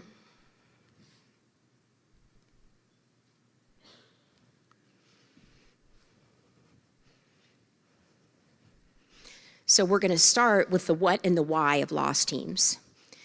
And so much of the what and the why are intertangled with each other. So bear with me as we go through that. First, we're going to talk about some statistics. And I realize 2021 stats came out not that long ago, and I have not updated them. But just to remind everybody, suicide rates in total actually went down for the last 2 years, but then the most recent ones, they went back up. Now, but I want to speak to, when I say they went down for the last 2 years, that's not in every demographic, not in every age group. In general, in total, they went down. So I think that's very important to note, because rates increased in several demographics, including Black males. More than just that, but Black males is one that was definitely noticeable. Many firearms, many deaths are firearms related. That's probably not a surprise. That can vary very much from state to state. But when we think about 45, I think it's more like 47,000, the latest stats that came out, deaths, and think about the 135 people that we've heard about are impacted. Just do that math. That's a lot of people, and that's in a year. That's 1 year. It's not like at the end of year one, I'm all better now. That's in the past. I have closure. Doesn't work that way. So some definitions I want to make sure we're being clear on is, first of all, postvention is an intervention conducted after a suicide, largely taking the form of supporting the bereaved. I think we all know that by now. I got this definition specifically from Wikipedia, and why I like it is in part because it includes family, friends, professionals, and peers, may be impacted. So I like that professionals are included. I like that peers are included, coworkers, parishioners, whoever it may be. There's a large impact. And I also like that it says family and friends of the suicide victim may be at increased risk of suicide themselves. And I'm going to share a little bit more about that as we keep going. Postvention can be professionally based or volunteer/peer based. It can be an active model of postvention or passive meaning a support group where it's up to those lost survivors to find the support group. It can be immediate, like a loss team, or it can be scheduled. And I would argue that a loss team is also scheduled visits. It's not just in that immediate aftermath. It can be the following day. Just to briefly define suicide loss survivor, I think we all know this by now, but I like to define this. An attempt survivor is different from a loss survivor. And how a loss survivor is defined can really vary based on the psychological proximity, as Dr. Julie Cyril calls it. So you heard Melinda Moore talk about that yesterday. It can vary. A classmate may feel like now they're a loss survivor because they lost someone, where another classmate who lost the exact same person may not feel like they were deeply impacted. It can really vary just depending on your life circumstances, your relationship with that person. So when we think about suicide loss survivors, we never want to think about just the family or just the best friend. It's broader than that. And we know this. We've seen this slide, a different version of it yesterday that Melinda shared with us, the different categories, if you will, of lost survivors. One thing that I wanted to share, and she shared this screen yesterday too, I want to share just for a moment about my son and how he fits into this. So my son grew up in Worthington, Ohio, was at the same high school, or same school system his whole life, and had a lot of friends from different friend groups. And I will tell you that he was 19, he had just turned 19 when he took his life. And one of the last things that he tweeted was RIP and another young man's name. This young man had taken his life the summer before. And he was a friend, and I say friend in quotes because Dre wasn't super close to him. I had never met this kid. I knew when he died, I knew my son was trying to decide if he should go to the funeral or not. I know it impacted him, but I didn't realize how much it impacted him. I would, if I had to guess, I would say that Dre was in this affected category. So when you think about the research, if anybody's done any research on suicide loss bereavement, you will see that most of it is about close friends, about parents, about spouses, about children. You don't hear a lot about how classmates or neighbors or whatever are impacted by a suicide loss. And I think it's really important that we have these categories because the impact is much broader than just those immediate people. And we need research, we need work put into understanding more about postvention so that we can do a better job, because postvention is prevention. So suicide is complicated. I'm not saying my son took his life because he lost a friend in the summer prior. That's not what I'm saying at all. But given it was one of the last things he tweeted, it was clearly on his mind. And had I understood the impact that he was experiencing, would it have made a difference? Would I have interacted with him differently? Would I have gotten him some help? I don't know. I think I would, but would it have made a difference? I don't know. But I want to put that out there. We need to keep the communication open, even when we think, oh, that my person wasn't that close to them that died. They're fine. They're going to be fine. We might need to ask more questions than what we think.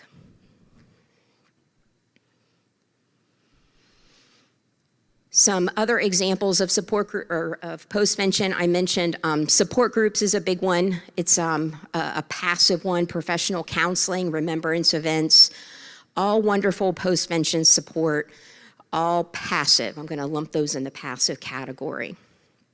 Now let's talk a little bit about active postvention model. That would be loss teams. And there's a link here, and you guys, I handed out, or my husband was wonderful enough to hand out some slides. I hope there were enough for everybody. A loss team is actually on scene. There's a partnership that's built with the coroner, with law enforcement, with even the justice of the peace. I've got a community that's how death notifications take place, is with the justice of the peace. I had never heard of that before. I always assumed it would be law enforcement or the coroner. But there's a partnership there. And this picture is from the 2014 Loss Conference in Columbus, Ohio. And the people here played a key role in really helping me. One of them is Glenn Stevenson in that blue polo shirt, and the other one that's sitting down is Ann. Both wonderful right arms to me as we were figuring out how to launch a loss team. The dude in the middle you probably recognize. And then Molly Smith is standing on the other side of Frank, and that's a much younger version of me. I don't know what happened the last 10 years. Molly actually had a loss team up and running in, gosh, I want to say it was maybe 2008, I'm guessing. Frank's nodding. He's thinking that's about right, too. So Molly had a team in a 2-county region that was up and running, and she actually came out and did the training for Franklin County when we were first getting started. And she did more than just Franklin County. She did other counties as well. But she was my starting place.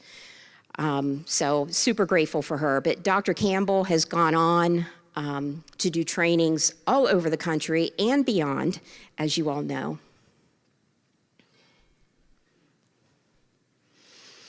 So each loss team, local outreach to suicide survivors, each loss team in each community is going to be unique. They're not all going to look the same.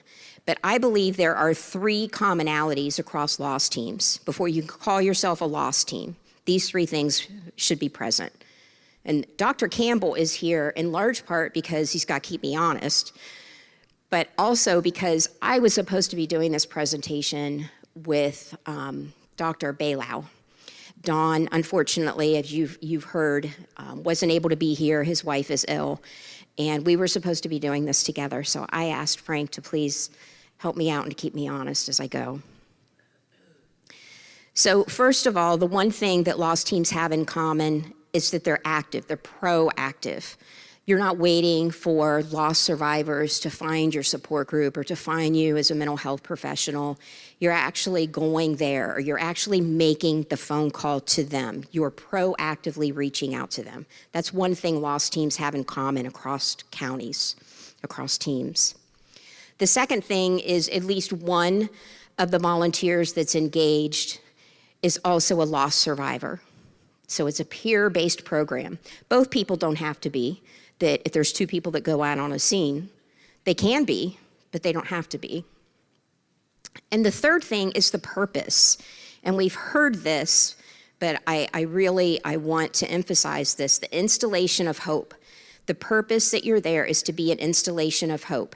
Yes, you're going to provide resources. Yes, you're probably going to show up with a bottle of water. There's things that you're going to do, but ultimately that all fits under the umbrella of being an installation of hope. And ideally, it's that lost survivor that takes the lead and introduces themselves. Hello, my name is Denise.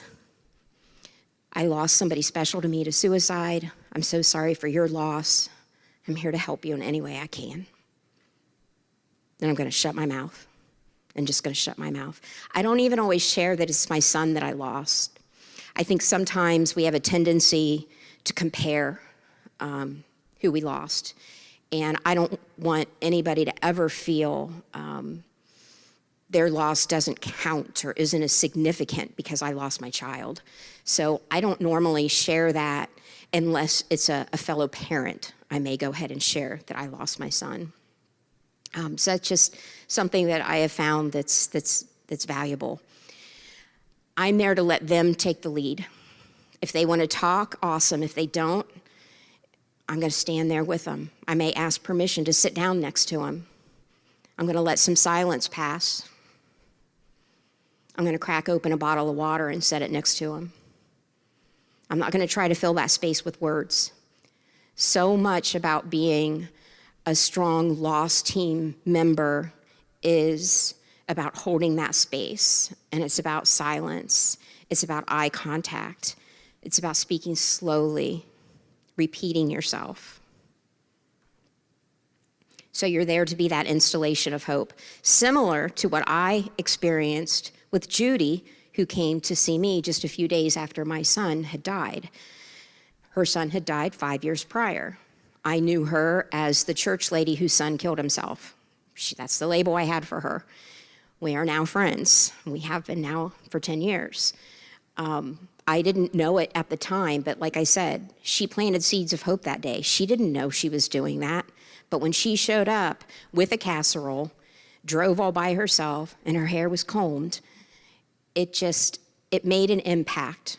And I never would have realized it right then, but as the weeks and months and even years ticked by, especially a year later when I heard Dr. Campbell speak, it was like, oh my gosh, that's what Judy was for me.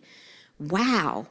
You mean there's like a process and a way to go about doing this in other communities that makes it official, and holy moly, we need to do that. I don't think I said holy moly. I'm trying really hard not to cuss. This is not always easy for me, as my husband can attest to. So we've talked about postvention. This is some more of the why. So part of the why is to be that installation of hope. Part of the why is the number of people that are impacted. Here's some more whys. Postvention is prevention. We've said that. A loss team response allows survivors the opportunity to start healing immediately. They don't know that. You're not going to say that. If somebody said to me, well, I'm here to help you start healing immediately, get out. leave right now. But in hindsight, I can say, and we've even had one particular loss survivor, it was a gentleman that followed up with us at Loss Community Services and say, in hindsight, I can look back and see that that was the beginning of my healing when that loss team showed up. Gives permission for the friends, the family, neighbors, whoever is there, to talk about their experience. When you introduce yourself as a fellow loss survivor, or as somebody that's been impacted by a suicide loss, sometimes walls that may have been there go down. And it's, oh, wow, okay. So sometimes there's silence, as I mentioned, but sometimes it's, who did you lose? How long ago? How long? I remember one family just asking me so many questions. How long will she be in shock? Like, I can't answer those questions, but they felt like, okay, we've got somebody that lived it. Let's ask them all the questions we can think of so we know how to support, in that case, the mom. There were several family members there, and they just wanted to support the mom. It links lost survivors to existing survivors.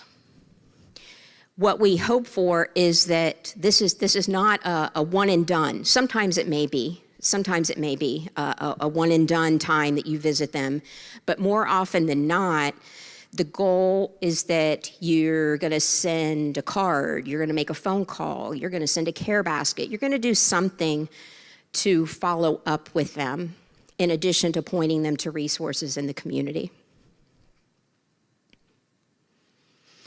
You're going to share those resources, and it's important to note that when you show up with, in the case of Lost Community Services, we show up with our green bags and our green shirts, our green folders with resources, and we leave one of those folders. You're not going through it there. This is not the time to go through material.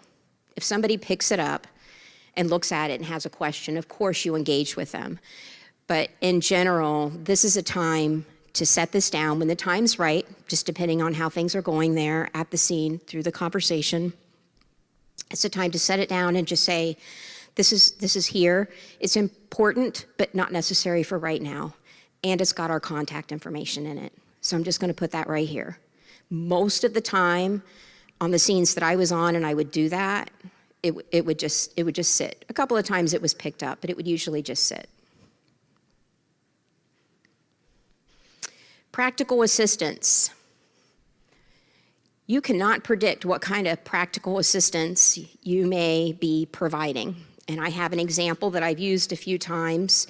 In one situation, I was on a scene. Actually, it was my husband and I on a scene together, which we didn't always go together, but this one we were. And it was a mom, it was a family, and it was a mom in particular that her breaking point, if you will, became the fact that she just smoked her last cigarette. And she started to have an absolute meltdown. Out of cigarettes, I'm out of cigarettes, now I'm out of cigarettes. It was Christmas. It was Christmas morning, about 3 in the morning, if I remember correctly. I could fix that. I could fix that. What do you smoke? She told me what she smoked. I said, is it okay if my husband and I go out and get you a pack of cigarettes? Yeah. We got her cigarettes. No small feat at 3 in the morning on Christmas morning, and came back. Now, there's no way to train for every possible scenario like that that might come up. What you do train for is your volunteers don't split up. They're always together. You do ask for permission. You don't just take things upon yourself. You want the family, friends, whomever is there to have some sense of control, because right now it doesn't feel like they have any control. Trust me, they got nothing. They got nothing.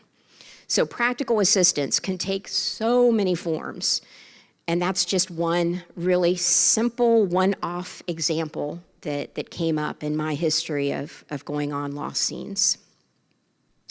Dr. Campbell talks about the stumble factor, and to some extent, you heard me mention it when I said I was Googling suicide grief support, suicide loss survivors, suicide bereavement, before I found the Lost Conference.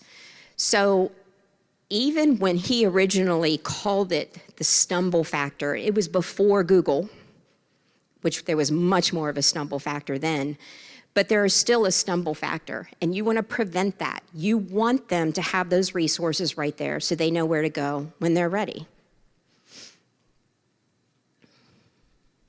The number of people gathered. This is a big one, and it stuck with me. This is another thing that Dr. Campbell said in one of his presentations many years ago. He probably doesn't even remember that, but the one time that there's going to be the most people all together besides the funeral, or maybe there's a candlelight vigil, is going to be right there where it happened, when it happened.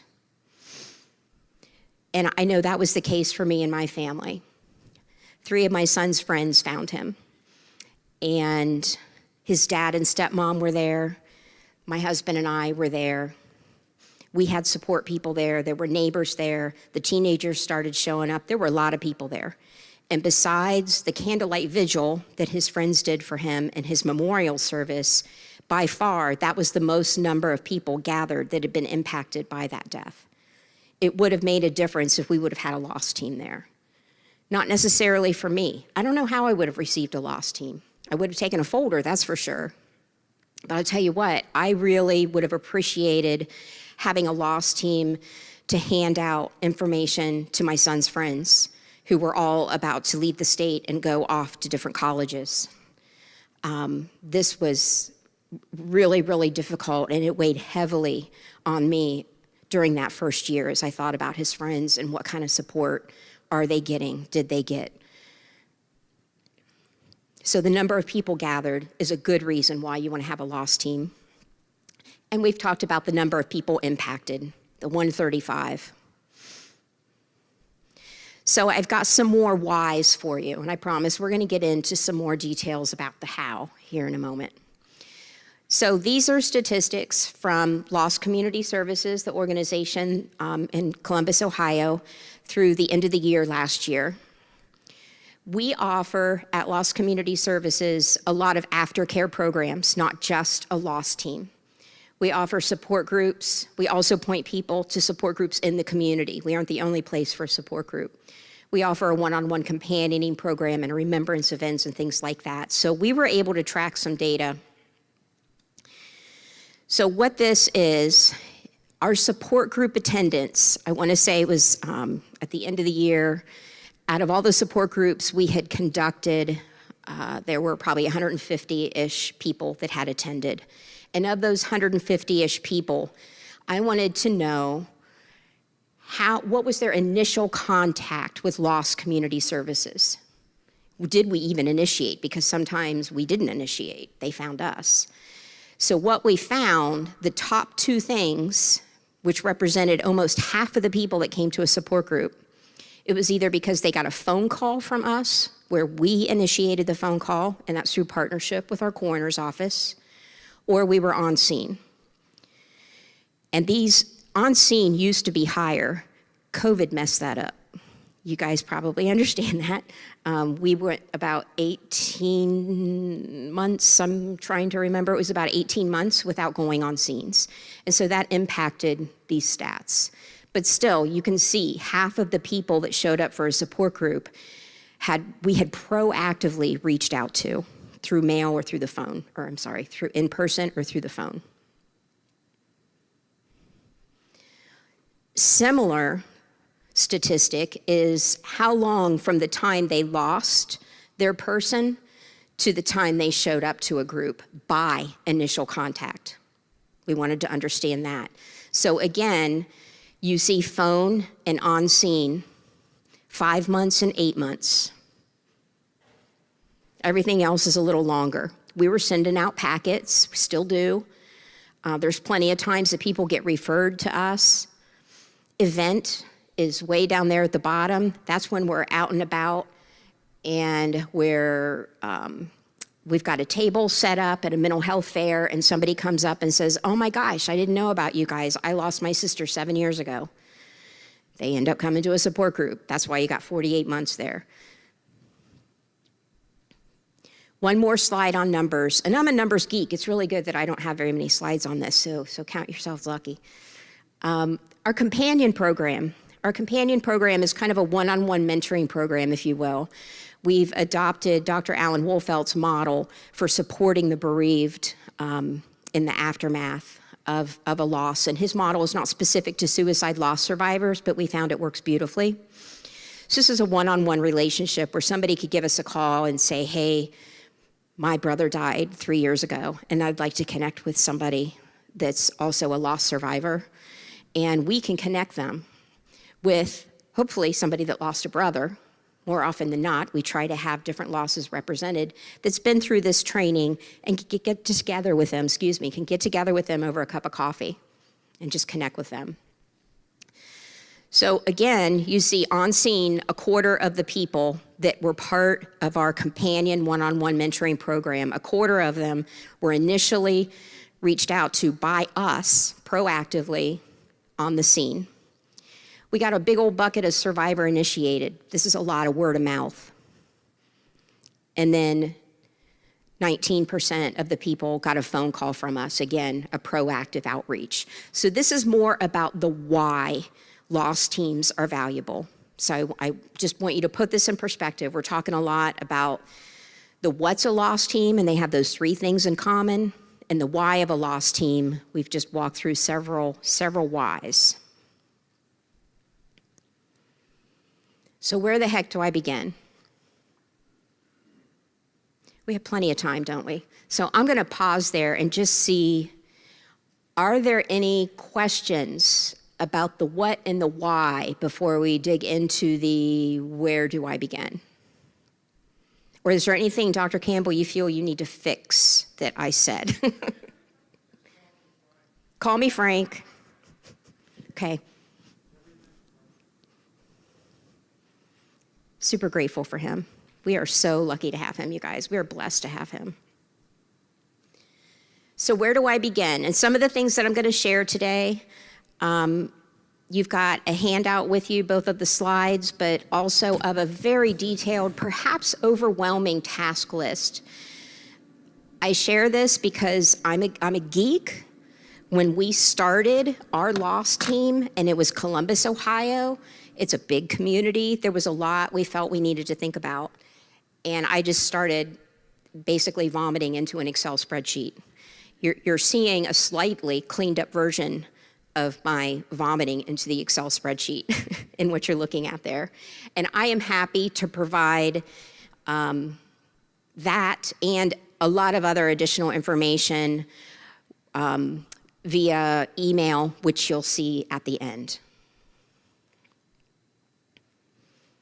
Okay.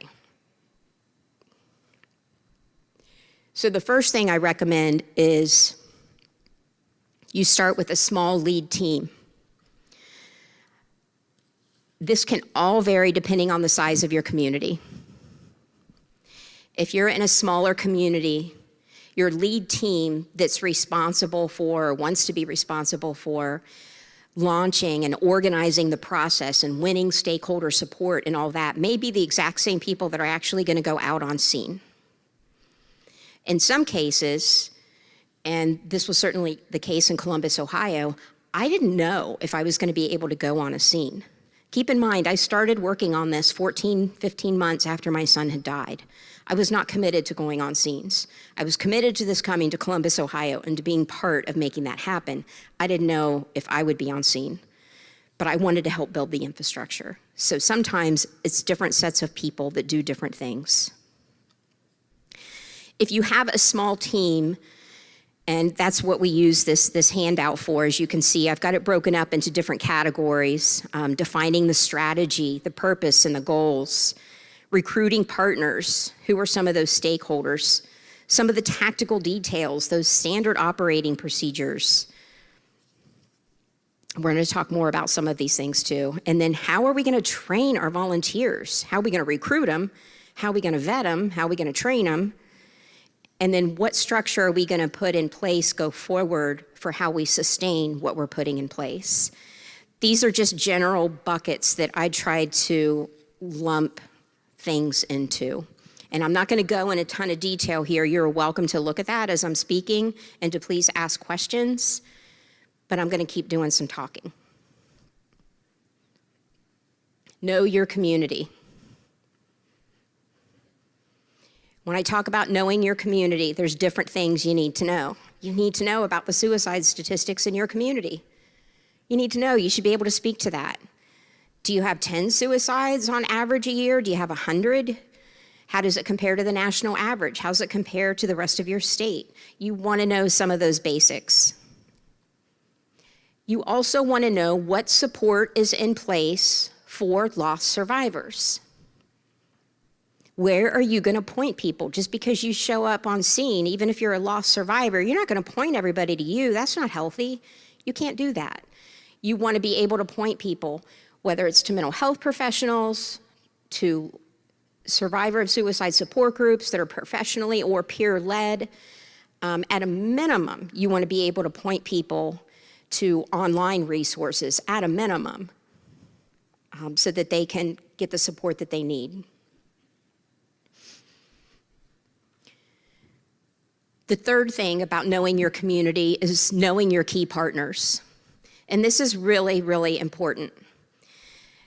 I learned a lot about this as I've worked with a lot of communities throughout Ohio, and now I'm working with a lot of folks in Indiana to launch loss teams.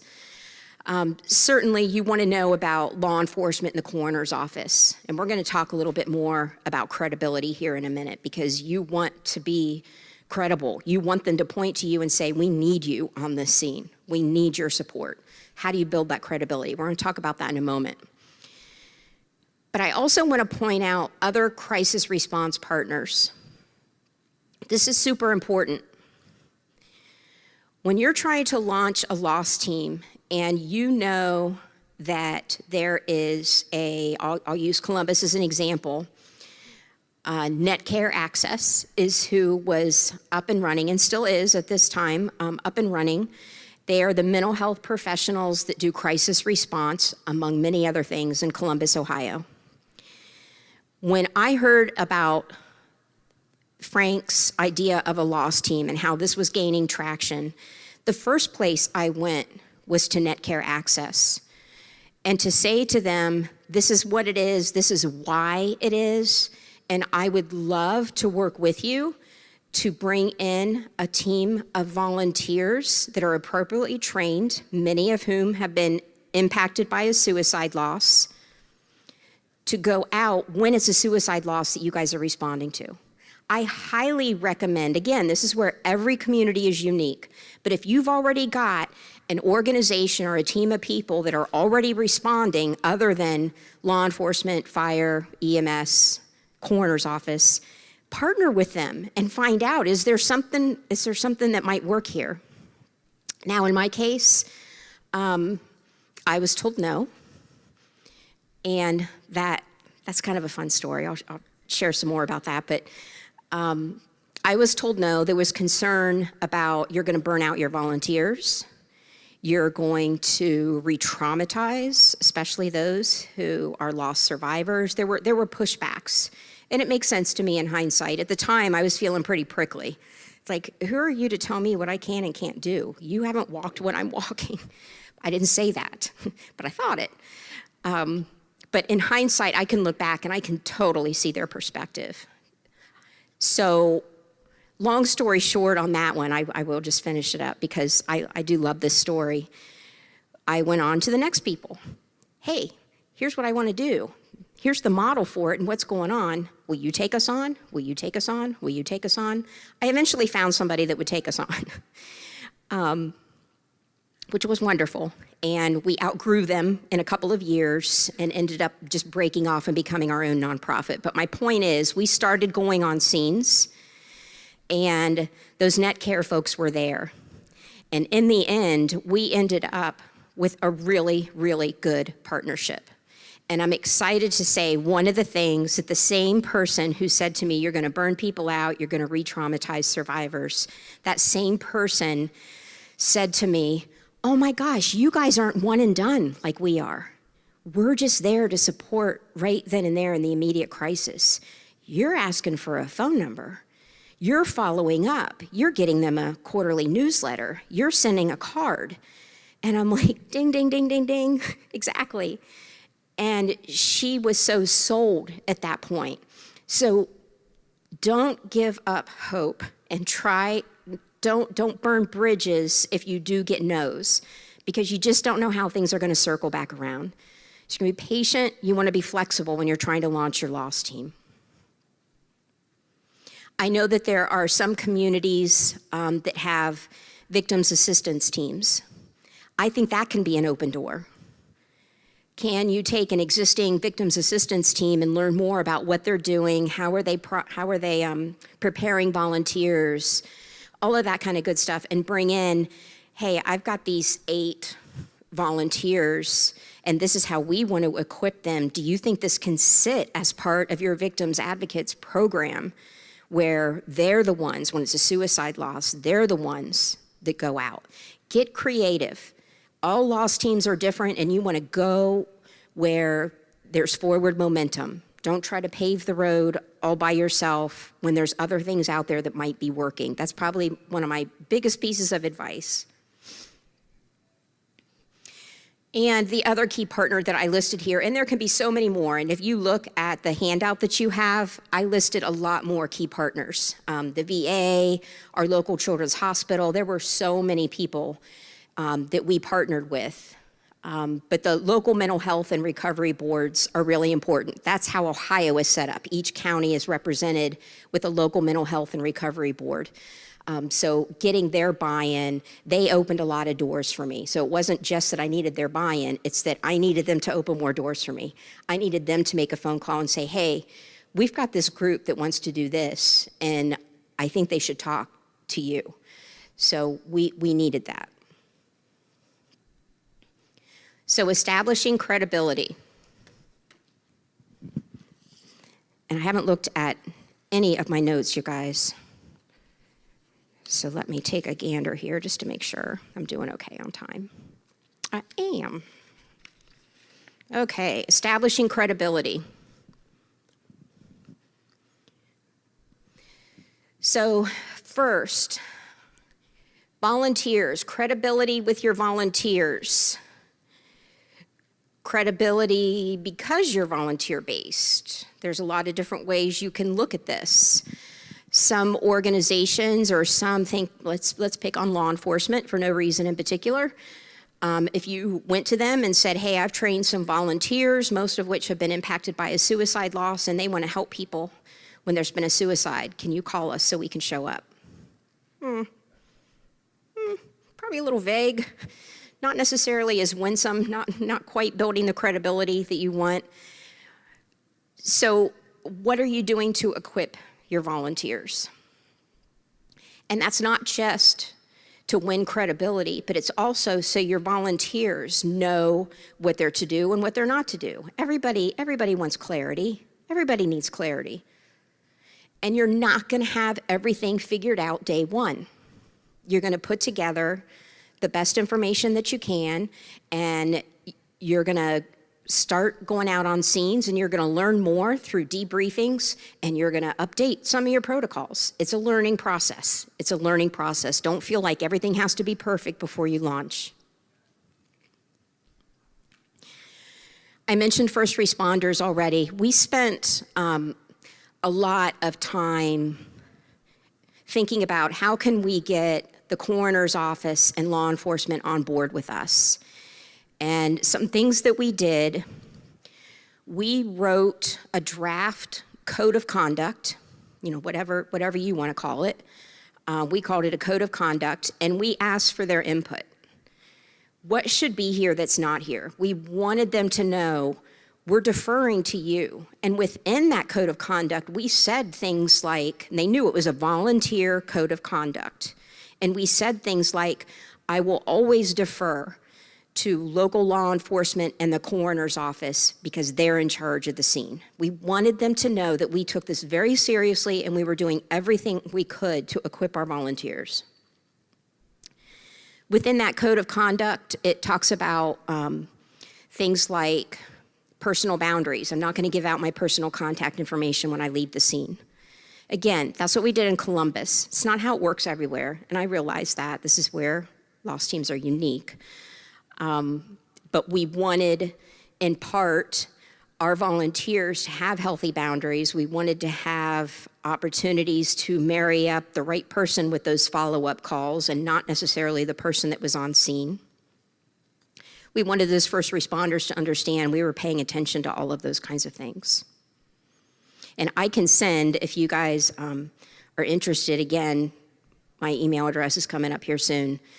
I am more than happy to send out a sample code of conduct that we've used. We also have an MOU, a Memorandum of Understanding with our coroner's office, and I'm happy to share that as well. The code of conduct is with our volunteers. The MOU is between loss as an organization and our coroner's office. We are activated by the coroner's investigators, not by police. Pros and cons to that approach. Each loss team is different, but that's how we do it in Columbus. The other thing that's very important about winning credibility is so many people are impacted. It is not realistic to think that when you go to the scene of a suicide, that those 8 people that you just got to interact with, they are not the only ones that are going to have a significantly difficult time and may be in need of support because of that person's death. They are not the only ones. There's going to be more. You want local mental health professionals to know about you. You want them to have heard positive stories about you, and you want them to be referring loss survivors to you. On one of the slides, one of my number slides, where it said referrals for, it was either, I can't remember if it was support group or it was companion, it's probably on both, but it was a relatively high number of people that came to us because of referrals. A lot of that was mental health professionals, and that makes me so happy. They've heard about the work that we do as peers, as trained, qualified peers, and they feel confident in saying, hey, here's a group I think you should check out. It is kind of funny when somebody shows up. I can say funny to you guys. You know what I'm saying. Somebody shows up at support group and says, I'm here because my mental health professional said I needed to do this. Okay, you sound real excited to be here. Not that anybody's ever excited to be here, but it's always interesting when it starts that way. It's a blessing to watch that change over the weeks as they tick by, and to watch that person become engaged and to connect with fellow loss survivors. It really makes a big difference. So if you think about the credibility and just the community as a whole, you want to have a good reputation as being those people that didn't talk too much, that didn't just try to fix. There's no fixing this. You want to be those calm, gentle people that were able to bring helpful resources and were available when somebody was ready to say, okay, now I'm ready for more support. Or thank you for sending me the information about these mental health professionals or these support groups. Super important. Credibility is so important.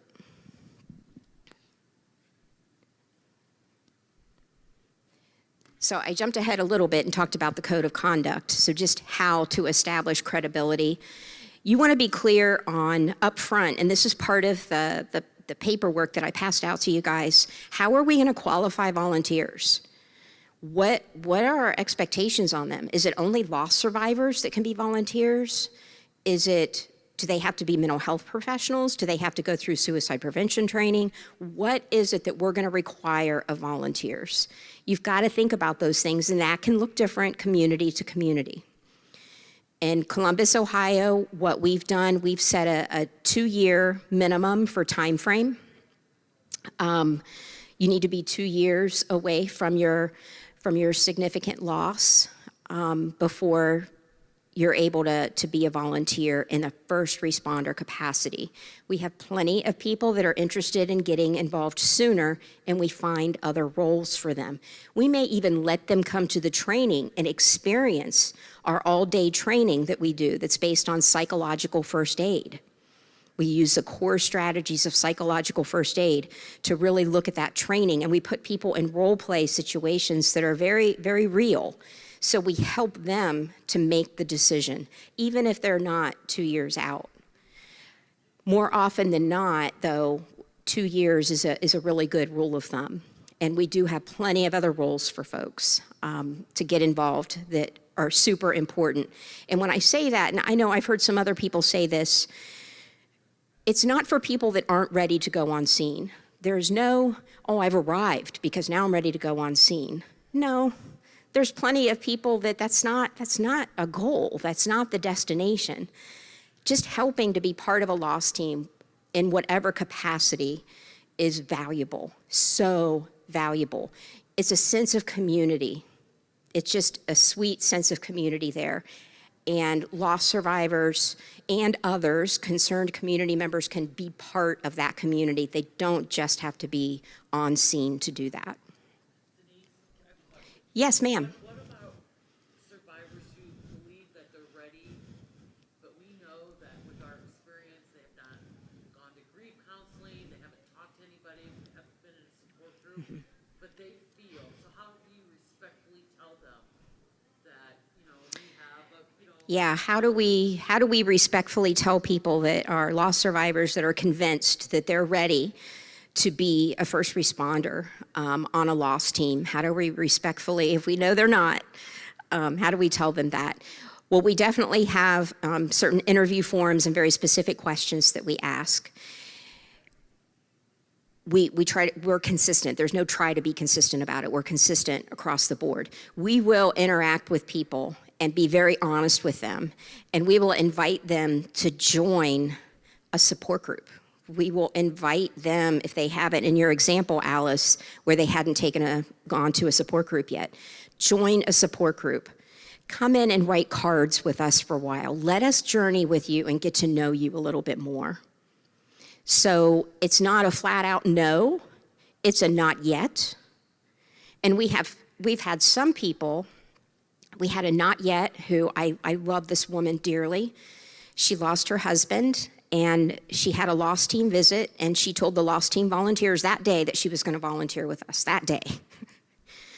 Well, you're just very polite at that point and say, oh, we're so glad to know that this is helpful to have us here for you.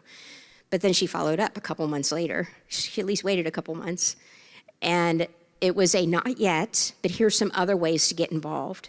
She's like the poster child for this, because she then circled back and said, when it was 2 years and it was time, she said, I'm not ready. I'm not ready. And I am so glad you guys told me not yet. And I'm so glad you came along beside me. And I'm so glad I did the support group. It's come along people right where they are. I highly encourage that. You never know, because some people will get ready to do that, and it will be for them. Some people won't. So determining qualifications, determining training requirements. What are you going to request people complete? You just heard me mention psychological first aid. So psychological first aid is something that other organizations use, including the Red Cross. This is different from mental health first aid. A lot of times those two things get confused. I've taken both. They are very, very different things. Psychological first aid is much more about a traumatic response. It's a free, that caught my attention when we were first launching. It's a free 5-hour online self-paced training that you can do, and there is a test at the end. Doesn't take long. I want to say it's 30 questions. You do need to pass. The scenarios that, it's evidence informed, and the scenarios that they walk you through in this 5 hours of training are really based on larger scale disasters. So think about it from a Red Cross perspective. And they're not the only ones that use this as a tool, but think about them. You've got floods, you've got Hurricane Ian, you've got a school shooting, you've got larger scale disasters where people are not able to be at their home, whatever, fill in the blank. But even though that isn't necessarily the exact scenario with the suicide loss, the core actions that they take you through absolutely apply to suicide loss survivors and what it looks like to come along beside them, what it looks like to learn how to keep your mouth shut and to listen, what it looks like to not say silly, trite things that are just not helpful at all. We got to abandon the fix-it messages. Really big believer in psychological first aid. I also recently just took the crisis response training through NOVA, the National Organization of Victims Assistance, and I learned quite a bit there too. I want to marry the two together somehow and create a training. I don't know what that's going to look like, but I want to marry the two together because there were pluses to both of them. Just absolutely loved it. So, but the training isn't just about completing that and completing that on your own. It's about then coming together, in Columbus anyway, for an all-day training where you're going through what you learned and you're being put in role plays and you're being asked to demonstrate in your small groups, demonstrate what contact and engagement looks like. How do you engage with somebody in a non-intrusive manner that's sitting there and just staring off into space, and you know the police officer just told you that person sitting there is the sister, and she's the one that just found her brother. How do you engage her? You don't just walk up and, hi, my name's Denise. What does that look like? And one of the important things about role plays is it's hard to practice that sacred silence, but it's legit. There are very few words that are said on a lot of loss teams. You need there to be a lot of silence, and it's hard to role play that, but it helps to at least try doing that. So that's one of the training requirements. I know a lot of communities, including, I think, Amy's community, requires QPR as well. Question, persuade, refer. Doesn't have to be QPR. It can be another gatekeeper type suicide prevention training. So just different training requirements. Background check is another thing. That comes up sometimes with people. We do background checks. I have to confess, when we first launched in Columbus, we weren't doing background checks, in part because we just didn't have any money and we were just barely getting by, and we do background checks now. Just something real basic. Survivors are most likely in the most vulnerable place they ever will be when you're there on a scene. You want to know that your volunteers are well qualified to be there. You want to be wise about those decisions. We talked about the code of conduct. I highly recommend, when you're trying to establish credibility, that you include a lost survivor in some of those key stakeholder meetings. Maybe it's law enforcement, maybe it's the coroner's office. In our case in Columbus, we had 3 people meeting with the coroner. 2 of them were already in the mental health space and were a known person to our coroner. I was not. I was the one that took the lead on the presentation, and I shared both personally as well as information that I had gathered from Frank. There's something about having that lost survivor share. Here was my experience. Here was my experience with your coroner's investigators, not in a negative way, because I didn't have a bad story at all. But I did have I didn't know what to do after that story. This would have really been helpful. My son's friends were all left who supported them. So painting that vision at a heart level, not about politics, not about all the other stuff. It's at a heart level. I needed support that only another lost survivor could have provided me in those moments, because I felt so isolated and so alone. And you're establishing credibility with the newly bereaved simply by showing up and functioning. Even if it's not that day, they will eventually realize, wow, that person was here. And I remember when I asked them, they said they had lost their husband 3 years prior. I can't imagine 3 years from now I'm going to be ready to go support other people, but they were here and they were able to support me. So there's credibility that comes out in a lot of different ways. Denise, sorry, I have another question.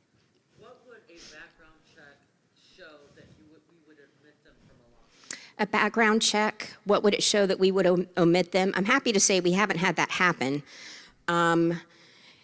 It's going to be individual for each county. If a background check comes up that this person's got OMVI or DWI, whatever they're called, is that a concern for you? Maybe some counties would say, oh, they're going to be driving to I don't want to risk that. Maybe it's theft. Even on a small scale, so to speak, they're going to potentially be in somebody's home. So I think it's up for each community to kind of think about what types of things, but those are a couple of examples of things you would consider to say, not sure you should be on a loss team. As a first responder anyway. And just be honest, always be honest, be upfront. This is the last slide, and then I want to ask everybody just to share questions. So a lot of times when we're talking about starting a loss team, one of the big things that comes up was, well, what am I going to need money for? How much money do I need to make this happen? Well, it's going to vary depending on your community. What Indianapolis needs as compared to what St. Joe's needs is going to look a lot different in Indiana. It's just going to vary. So here's some things for the volunteers to think about. Some kind of uniform. That might just be as simple as a vest. It can just go over your clothes. It could be a shirt. It could be a coat. But a vest could be nice and big and can be worn over a coat, and that's generally pretty inexpensive. Badges, potentially. Training expenses that I just walked through. Background checks, which aren't that expensive if you just do, I don't know a lot about background checks, you guys, but I think there's like fancy ones you can do, and there's statewide things you can do. And we just do some statewide type things. And I know those aren't costing a lot of money. Mileage reimbursement, this isn't something I usually would post, but with gas prices the way they were over the spring and summer, it might be something to consider, especially if you live in a more rural area and you're asking your volunteers to drive 20, 30, 40 miles to get to a scene. Ongoing volunteer equipping and recognition. This is not a one and done. You don't go through a training and it's like, poof, I'm a lost volunteer. You want to think about sustainability. What additional training are you going to provide? What about cultural humility?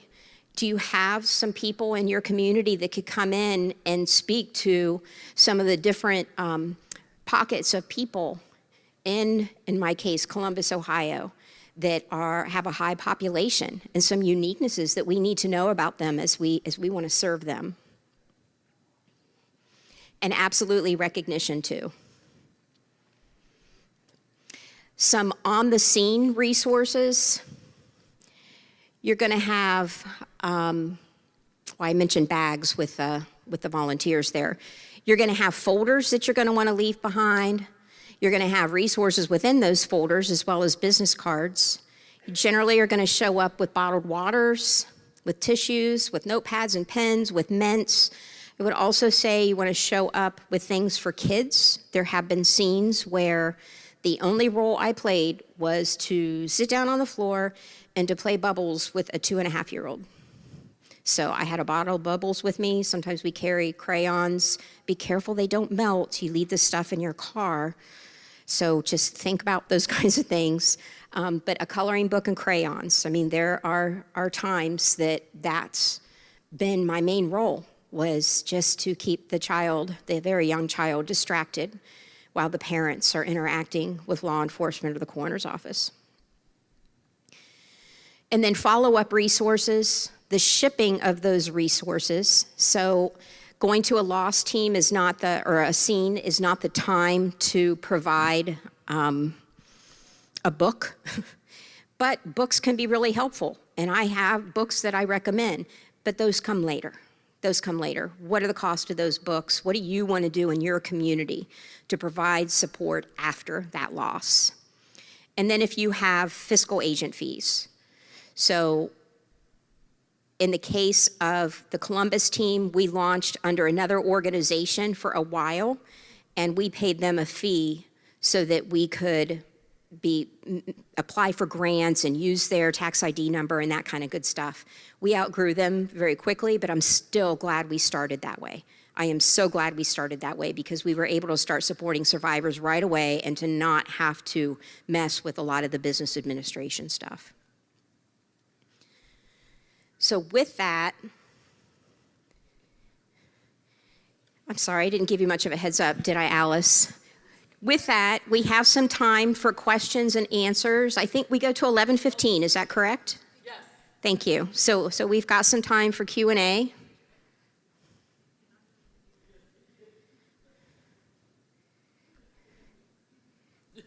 Are there any questions anybody has, either online or here? There's a question here. Oh, project, please. I'm just wondering, in your experience, what's been the biggest surprise?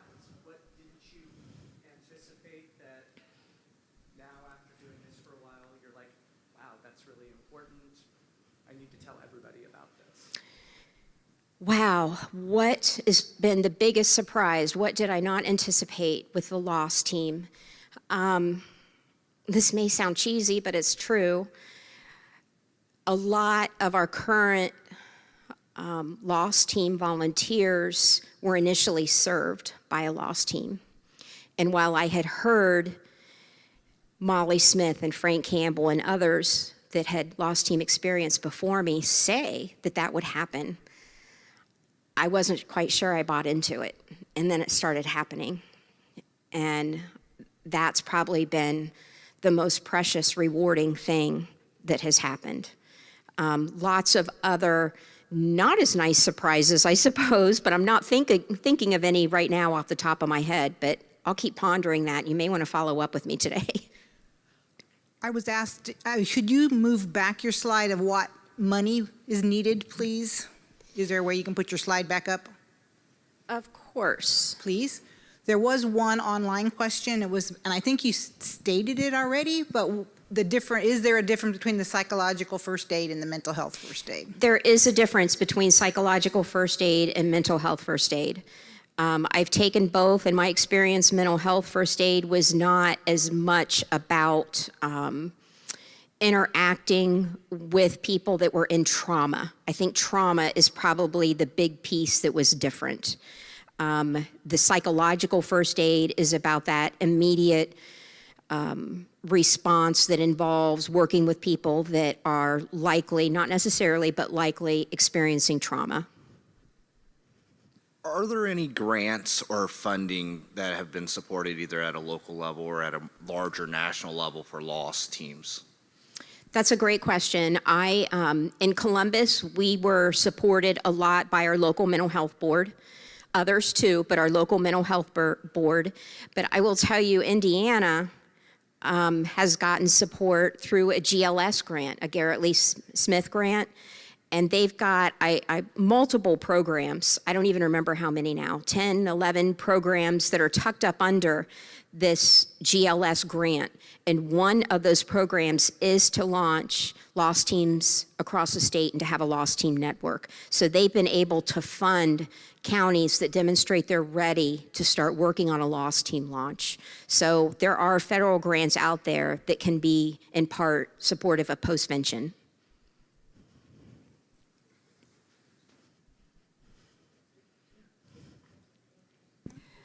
And Denise, we're trying to get one started in our county, and hopefully maybe partnering with our local county next to us too. So when I think about recruitment and where the volunteers are coming from, because we think, I don't know, we have to have a percentage of them be survivors. Are there pockets of places to go? We're thinking about doing this. We had a meeting a few weeks ago, going into the churches either like on a Wednesday night or a Sunday morning and doing like a, I don't know, the Minute for Ministry or whatever, and just telling them what the lost team is and how we're looking for.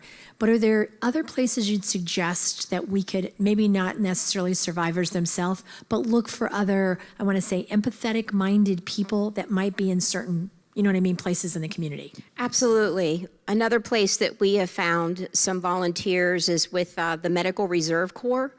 They've been wonderful to partner with us and to advertise when we have upcoming trainings, because the Medical Reserve Corps, I don't know if it's like this everywhere, but at least locally around where I live, they're on call. They've actually taken psychological first aid, and they go long periods of time without even being called out for purposes of the Medical Reserve Corps. And they were like, oh yeah, we would love to include people in your training and let them know about it. So that was one example. I would say hospice workers or hospice volunteers. So when you think about those empathetic people, chaplains, certainly, those people that are able to hold space and not fill it with a bunch of words, and can just come along beside, those are some examples that I think of.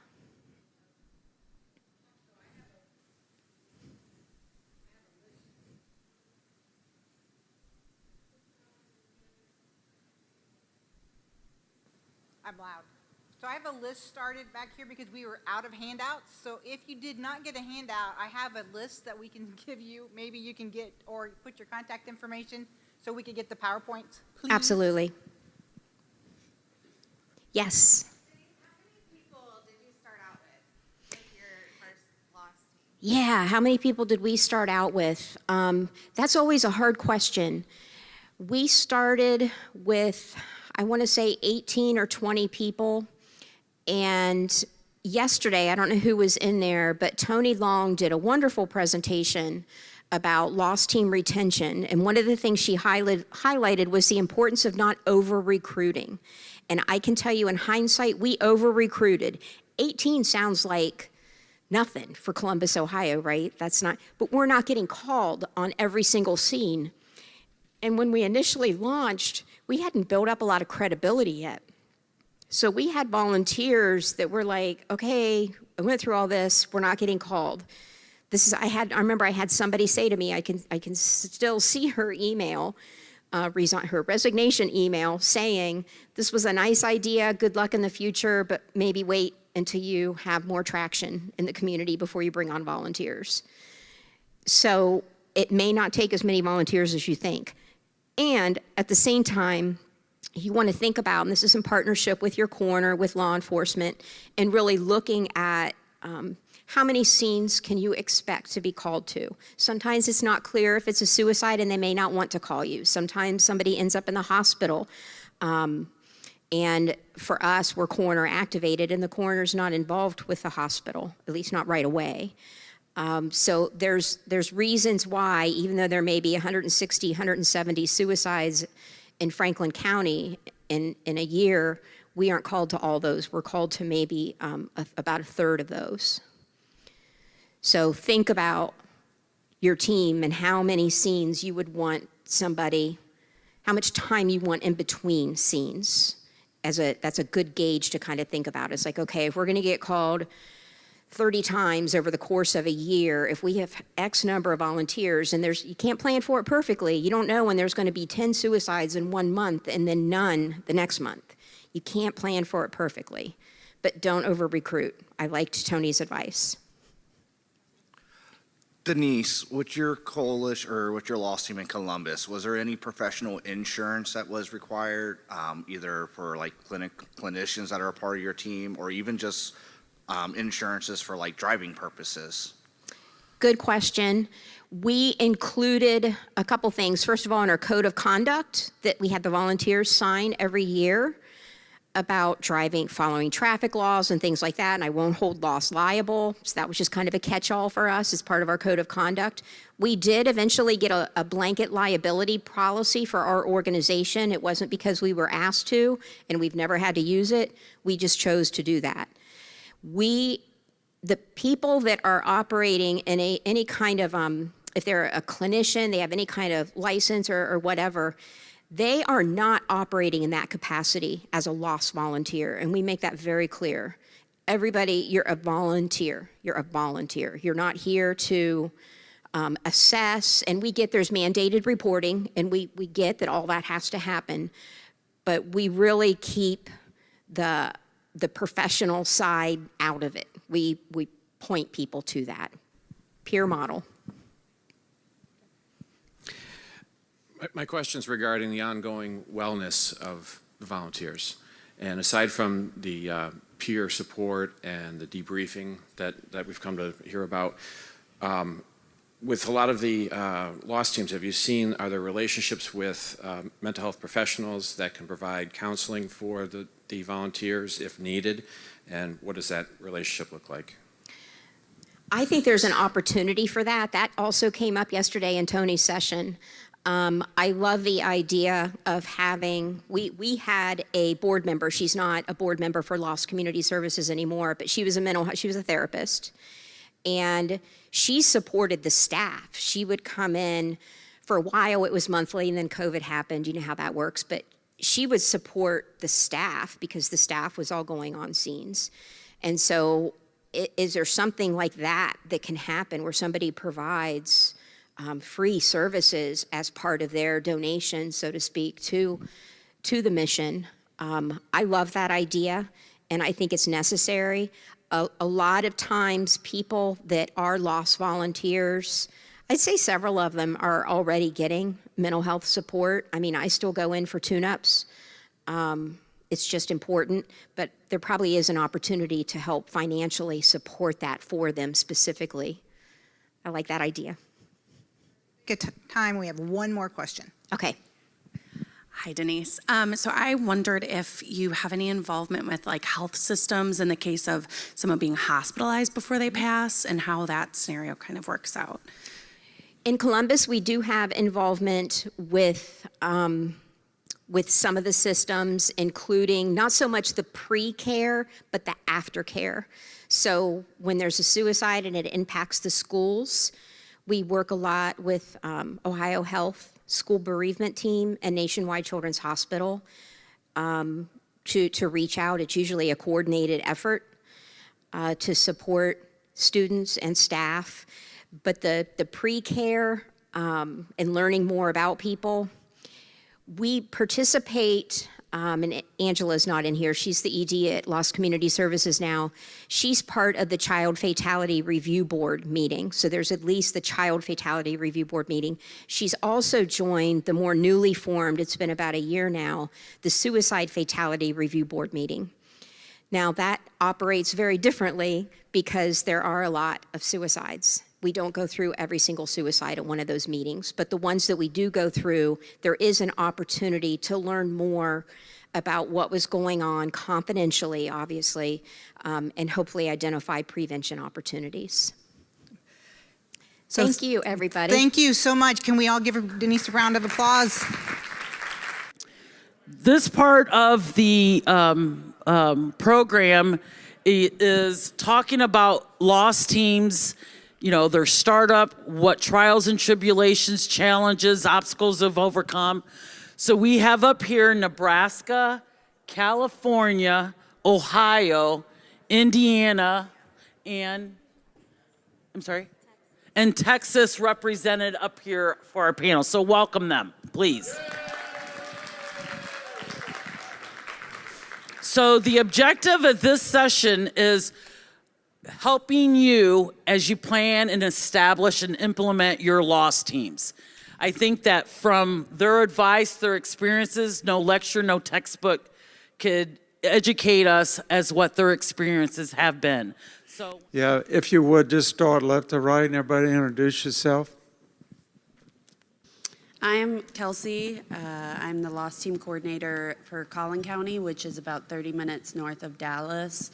Our population right now is about 2 million, and I have about 40 volunteers on my team right now. My name is Michelle Hendricks-Swords. I am a co-coordinator for the Atlas Assisting Through Loss After Suicide loss team in Johnson County, Indiana, which is about 20 minutes south of Indianapolis. I'm Barb from Elkhart County, which isn't too far from here.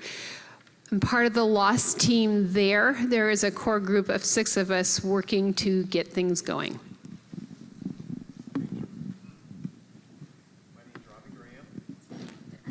My name is Robbie Graham, and I'm from Columbus, Ohio. And I was with Lost Community Services, where we had, I know at one time we had, I think 18 to 20 on first responders, and close to 60 volunteers helping in other capacities as well. My name is Erin Bryan. I am an LMFT and a clinical supervisor. I am from Visalia, California, which is in Tulare County, right in the very center of California.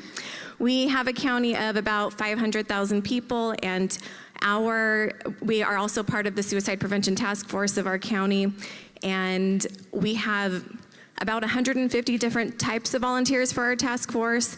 Our loss team is combined efforts with probably about 15 of us. Hello, and I'm Jackie Jones, and I'm from Tulare County in California, and Erin just told you all about our loss team. We've been up and running for about 10 years. Maybe 11 years, so that would be the length of time we've been going. My name is Michelle Phillips. I am with the loss team in Lincoln, Nebraska, Lincoln-Lancaster County loss team. I think there's probably about 16 of us that cover Lincoln-Lancaster County.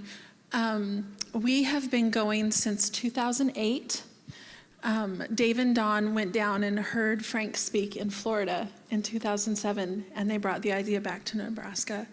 I and one other gal named Terry, who unfortunately couldn't be here this week, are 2 of the only remaining original workers on the loss team from the very beginning. So we've been with the team since 2008. So one of the things that I'd like to do is just give them all a hand for what they've accomplished so far.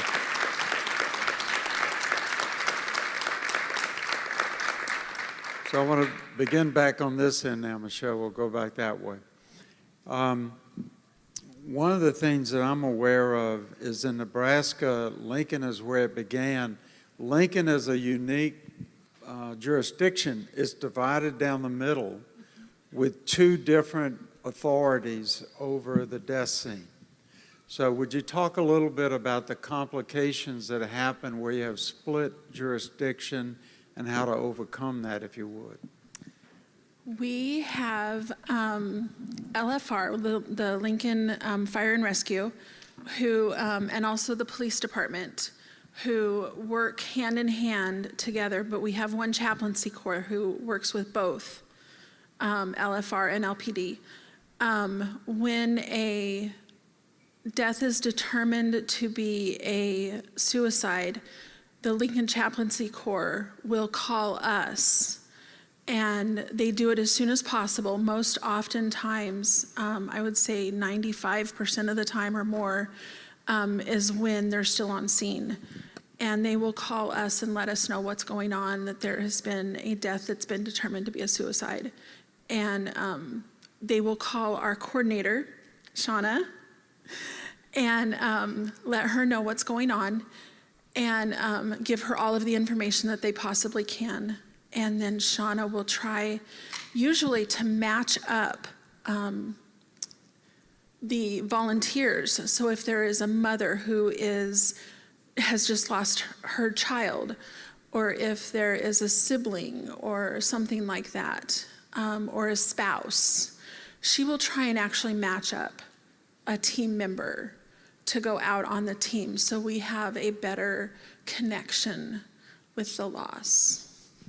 So that's just one example of a nuance that is going on. And so just a show of hands, does anybody else have that operation, that standard operating procedure where somebody calls a coordinator and the coordinator then tries to contact a match to be a connection? Does anybody have that same approach? So y'all do. It's a rare thing because quite often just to organize volunteers, you have to have people sign up in advance. And as we said in the last workshop, people sign up, they want to be called when it's their turn, and you just go to the scene and whatever happens, happens. And quite often it works out. But in Lincoln, they're working really hard to match that connection from the front end. Now today, because you're one of two that are originals, are most of the others people who got a lost call and now they're on the team? Yes, yes. Actually, that is how most of our newer lost members come in to get to know us. They've had a lost team call out, and then after some time, after they've had time to process, after a few years going through their grief process, then they will recontact the lost team and contact Dawn and say, I'm ready, I have this need, I want to try and give back, and Dawn will go through the vetting process with them. So I wanted to highlight that because yesterday Melinda talked about the altruistic level in post-traumatic growth, and we heard Leslie this morning give a great testimony about that happening for herself. It's a very natural thing that when you move from a victim to a survivor, you are doing your grief work. But following that, there's this urge for altruism to happen. So as I've stated, and I was so proud to hear you, it's really the golden rule, doing unto others what was done for you. And just a little twist on it. And the J.C. Penney Corporation has a Golden Rule Foundation, and they awarded that Golden Rule trophy to the lost team after we'd been in operation just a couple of years. They were the ones that observed that and made that declaration, not us. But today, most lost teams have had that opportunity for people to come full circle and, when ready, do this opportunity to reach out to others and do for some newly bereaved person what was done for them. We hear clearly for people who didn't get a lost response how much they wish they could have gotten one. And sometimes it happens, like your friend that showed up, and other neighbors, and Denise has had a friend that showed up. Sometimes people are out there just automatically altruistic doing what a lost team does, but they're a one-person lost team. I named it a lost team for a reason. I would want always for you to go at least two together so you can debrief with each other afterwards. You don't want to take it home. You want to be able to let it off before you get back home. Sure. I just wanted to say one more thing. I know that sometimes lost teams I've heard will do shifts or assign weeks where you're on or off duty. with our particular team, we're all on call 24/7 because Shauna does try and match us up with the bereaved person on the scene. And so we all know that we're on call 24/7. Great point. And thank you so much for what you're doing, Sean. Almost all teams, when they get to a certain level of maturity where they've got funding and they're more sustainable, will look for a coordinator, somebody who can coordinate the team's response, can capture the data for funding help. There's just a whole bunch that goes into this. And this team is one of the older ones in the United States. And so I'm really glad. Now, how many other teams in Nebraska are there, though? 9, right. I thought that was right. I wanted to say 10, but I was getting ahead of myself. I was going to say 6 or 7, but I wasn't sure.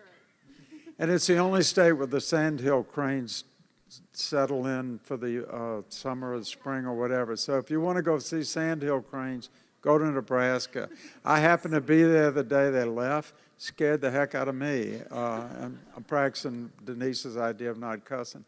So I woke up in that hotel. I thought helicopters. So I was having a flashback, you know, and I heard all these sound like helicopters. And there's millions of these birds flying in a circle above, gathering each other up to head back.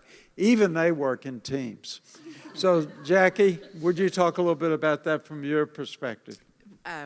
How you operate, your standard operating procedure? Okay, so our team, and I think I'm learning this from other teams as well, we're kind of in a state of transition right now because for us, and I think most teams do this, we work really closely with the coroner, and we've had a changing of guard in a sense with the coroner's office, and this would be our this is our third.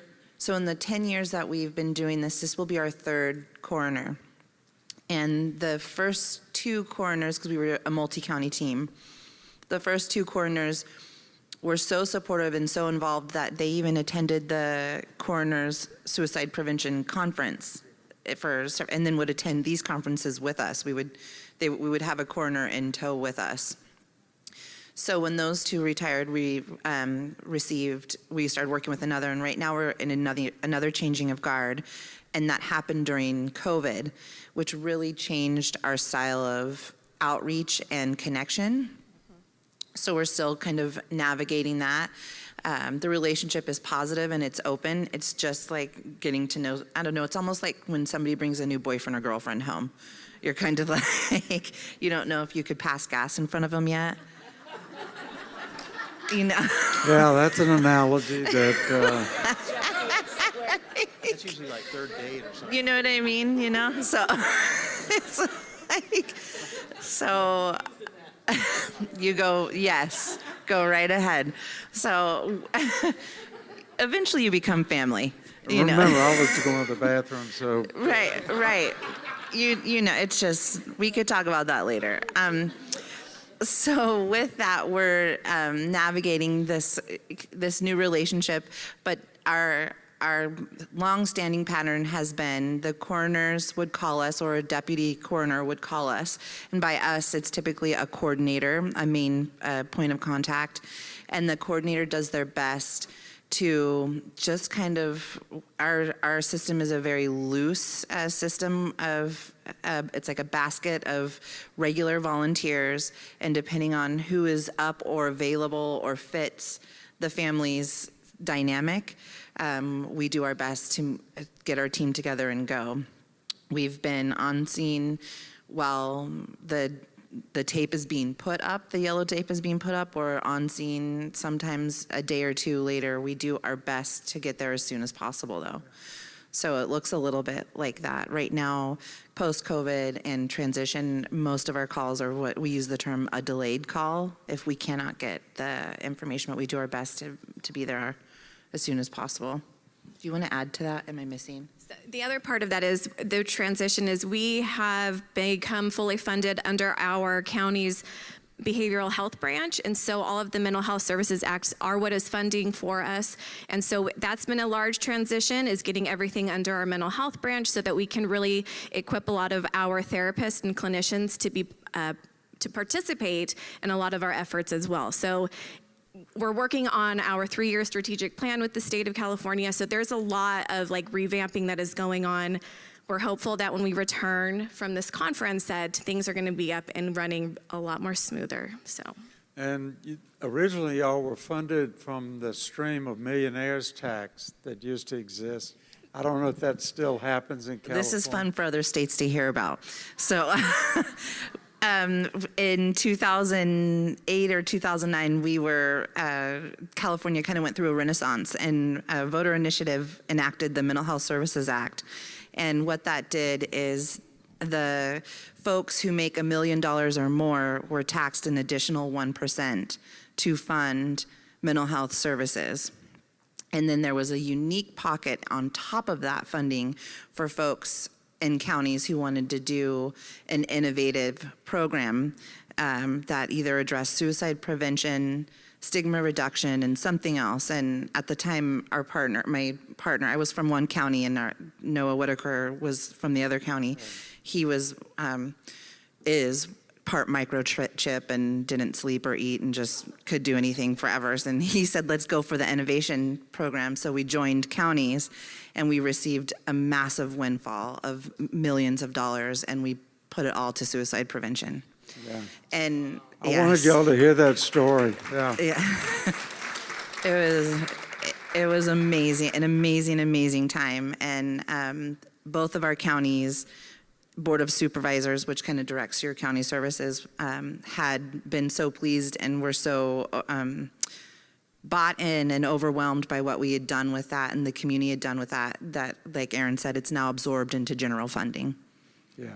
Isn't that great? But do you have a politician that advocates for you, that's at that level, that you got that money? So Alice is asking, I'm going to repeat it for the online. Is there a politician that advocates for that? Is there someone who, at a government level, because many of the counties in California have different political systems. I know in Fresno, it was their county commissioners that came together that dedicated several $100,000 over a 4-year or 5-year period for a lost team specifically in Fresno County. Do you now? Can you answer Alice's question? So with this, I'll keep it specific to the Mental Health Services Act, the voter initiative, Senate, the bill that was the additional 1% tax. That really was kind of the renaissance for mental health services in California. It sounds great, but California, I'm sure a lot of you also know this, we're really good with red tape. So although we had this incredible windfall, it came with many strings. We couldn't rain bucket. We couldn't take this money and make like a 20-year plan, right, with millions of dollars. So it was really, you found some groups of folks ordering, all the things for giveaways and merchandise for the next 5 years because you could have a stack of a box of pens, but you couldn't have money in your account type thing. Does that make sense? It does when you think of government. It's very, very, we're really, really good at that in California.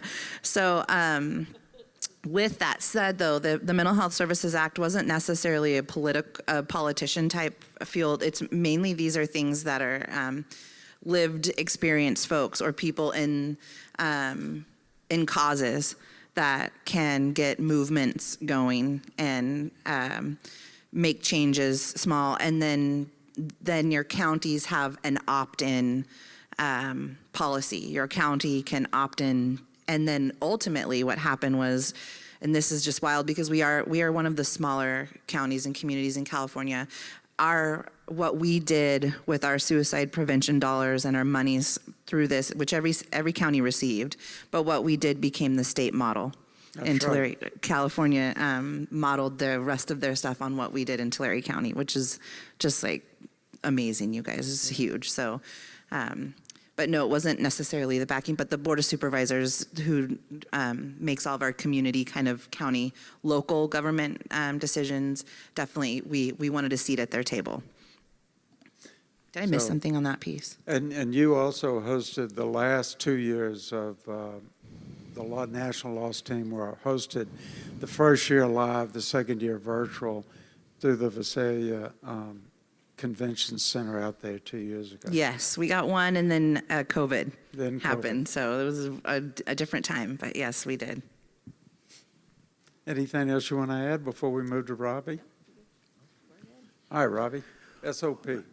Well, for us in Columbus, Ohio, being a metropolitan area, I say Columbus, I refer to it as Franklin County, and you had the pockets where you have some, the Franklin County Sheriff's Office was in charge, but then you had Columbus Police, but then we had all these outlying suburbs that had their own police departments and that. So for us, really the coroner's office was the best avenue for us because it gave us a centralized hub of communication, as well as when we started in 2014, we had a coroner at the time who was our biggest champion. She totally bought into the model. It was, I think if when Denise went and presented to her, I think if she could have written a check from the county coffer at that point, she would have, and just said, do whatever you need to do. But she facilitated for us. She basically told law enforcement for the county, this is what they're going to do and you're going to let them, which was great. But also through that, as Denise said in her previous presentation this morning, we invited them to sit at the table with us. We made sure law enforcement was there at our first training to do a question and answer time so that we could get their buy-in. Hey, this is what we want to do. Are you okay with that? It was very important to us that we didn't want to be intrusive. One of the other things we've learned since then too is even the language we use, we say we go to the scene of a suicide. Well, that means something totally different to a lot of law enforcement. And so there's been times, even as we've helping other communities start, where you want to know the language of your law enforcement agencies.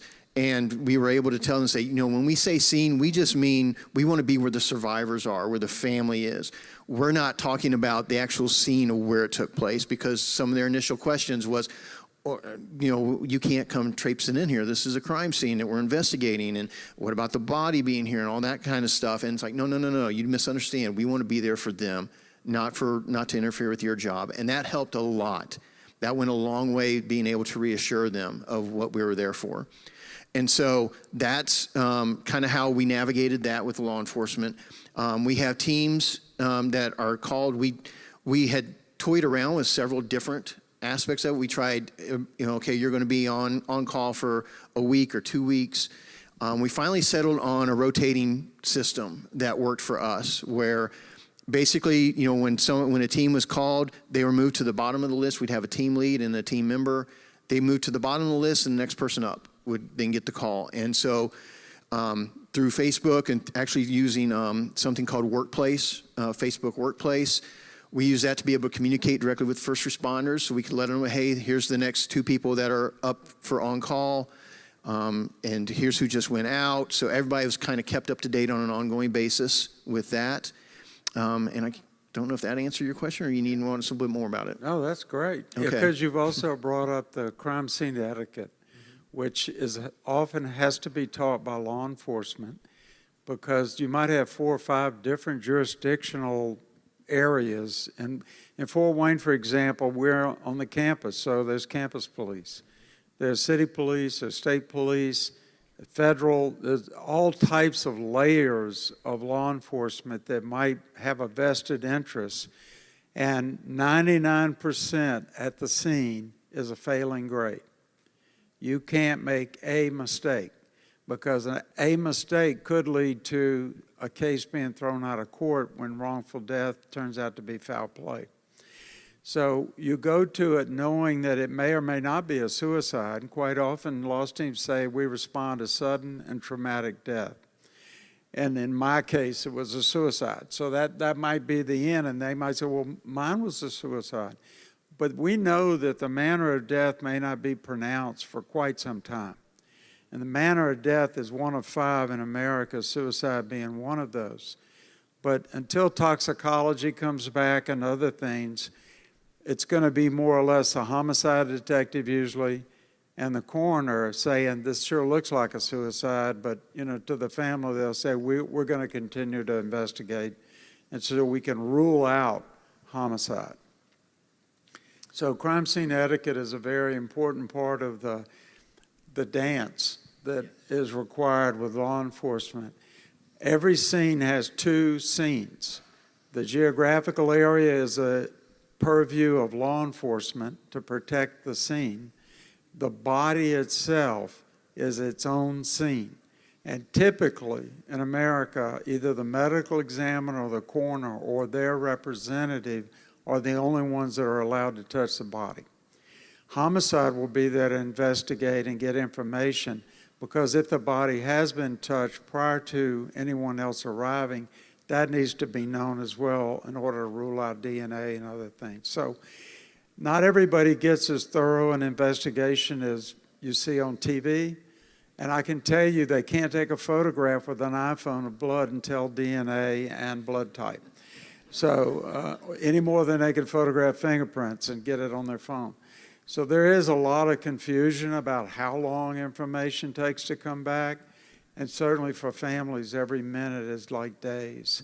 But I do think that the more you work to be in step with law enforcement, there's a Trojan horse effect. And I want to mention that if y'all don't mind. What happens, and you tell me if this happens for all of your teams, you become another first responder. And then you become trustworthy. And then they come up to you at the scene and say, you know, I got this friend I'm kind of worried about. And they may be talking about a family member, or it may be them. But up until that point, you're just another intrusive person at the scene that they got to deal with. Once they know you and get to be, you know, kind of brothers and sisters together, then they will use you. The Trojan horse reality of this is law enforcement need a lot of help.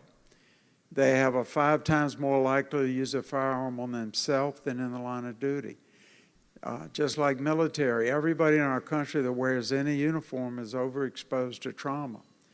You become the one trauma referral portal they can go through that they now feel safe talking to, because you're also not their boss. You're not connected to their job. They're not going to be having a rubber gun in their holster. So there's a lot of reasons why they're very unfriendly to others coming on the scene. But at some point, it becomes more than that, Robbie. Yeah, on that point, we got to the point, obviously when we started off, it was rocky. It was, you know, kind of a nervousness, but they allowed us on scene. It got to the point where we wore green shirts as our uniform, and where law enforcement would tell the coroner's office when they called them, say, you need to call out the green shirts. That's how they started referring to us. I would do CIT trainings for law enforcement, and they would always ask me, can we call you? Can we call you? I said, no, it needs to go through the coroner. But they would tell the coroner, you need to call them out here. I've got family members who need help. To the point of where one of the investigators who I saw in several of the scenes I was on, she came back later and she would text me personally. She got my number and would text me, hey, I was just at this scene. I know we didn't call you out for whatever reason, but I spoke to the family and I told them about your services, so you may be getting a call from them. She has said, hey, they let me forward your information to you. She did that a few times. And to the point where she, when she retired, she came and volunteered with us for a bit. I don't know if she's still there with us or not, but she'd volunteered with us for a bit. And so it is that credibility. It's not just the wonderful things we see from survivors, but it is from that law enforcement side of where they trust us. Numerous conversations on scene where hey, you guys, hey, I had my father had taken his life, and it's the officer, and they start chit-chatting with you. Right. And it is amazing that trust. I just trained a team in Miami, and one of the officers in the room lost her brother when she was living in Chicago. She's now transferred to Miami where she's working, and she's a volunteer on their team. So to have law enforcement also wear both hats, most of them have lost somebody to suicide, or a colleague or a family member. Thank you, Robbie, for that. This is how it begins to integrate into the community and become a thread in a blanket that the whole community can wrap themselves in. Your program is just getting started. Indiana's in a growth spurt. Tell us a little bit about what's going on and where you are with that. For Elkhart County, we have been extremely blessed with coroners. Our coalition started in 2003, in part to our coroner, and he was looking for a lost team but didn't know what to call it.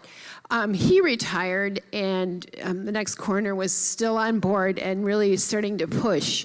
And our current coroner is very pushy and has basically told all our first responders they will be on the scene.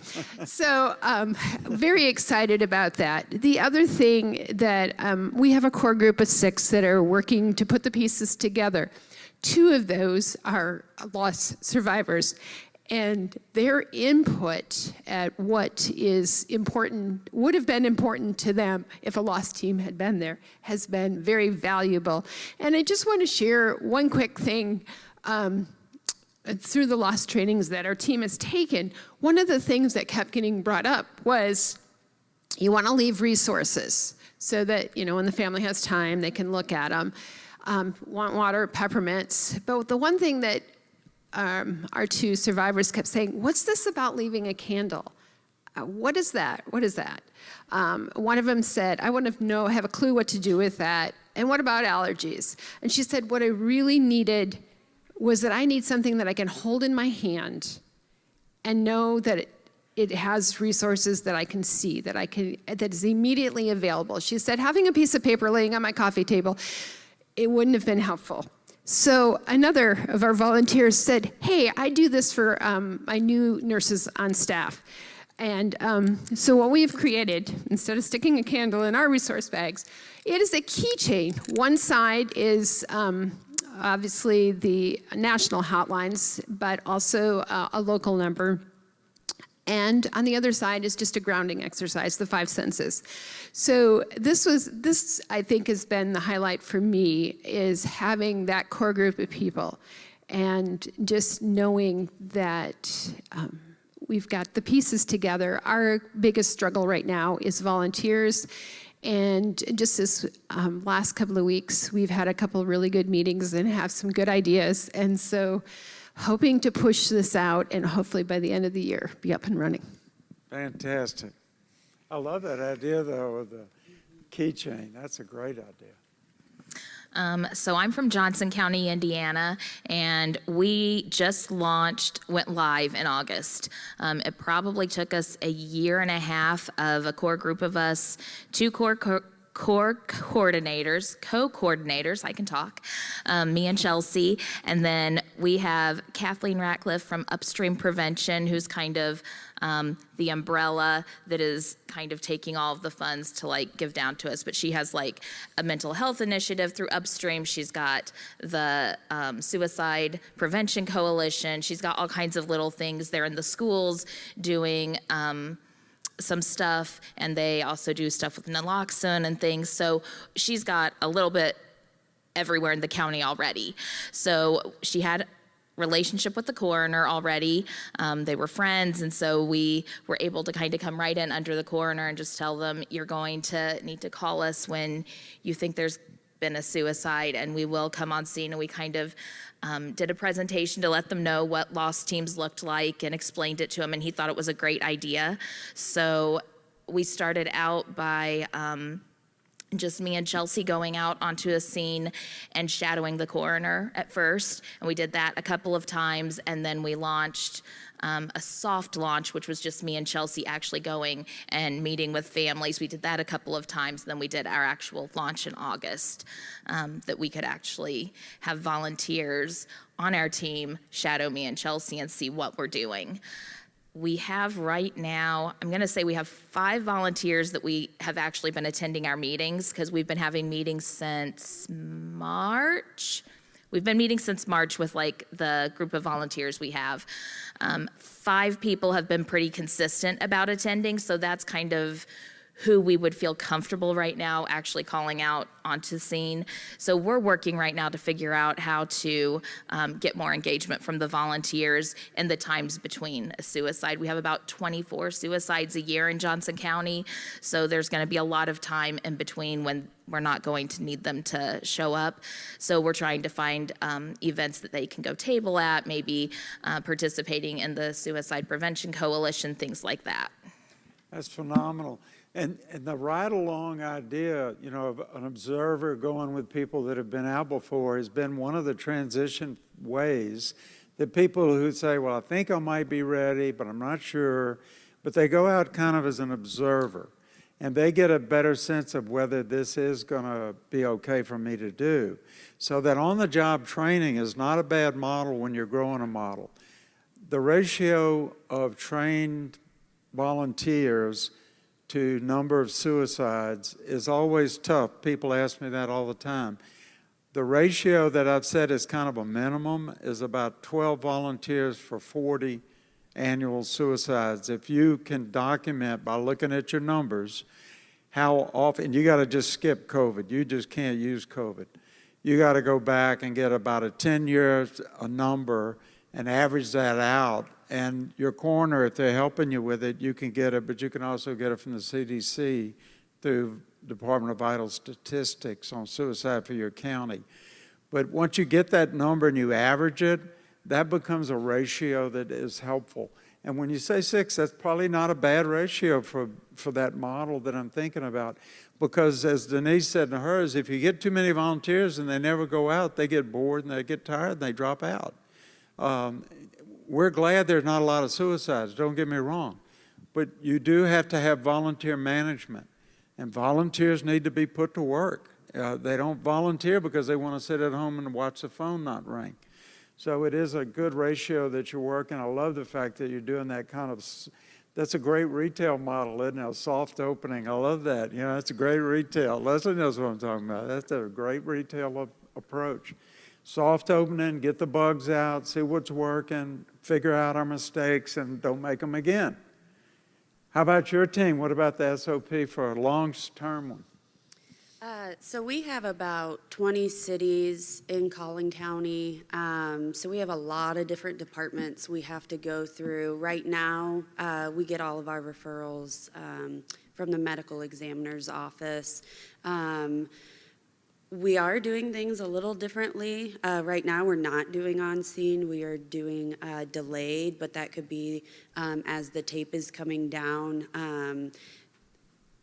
The reason we're doing delayed is because we have all these different partnerships that we have to get through. Our team has only been active for a year and a half, so we have a lot of spreading around and outreach to do. The medical examiner's office loves the idea of the loss team and is very on top of sending us those referrals, and then I read through it and try to match a good volunteer for that family, and then the volunteer calls and either goes that day or sets a time that's good with the family, and then we follow them for the next year. The medical examiner's office and the police departments want us to go to any death scene.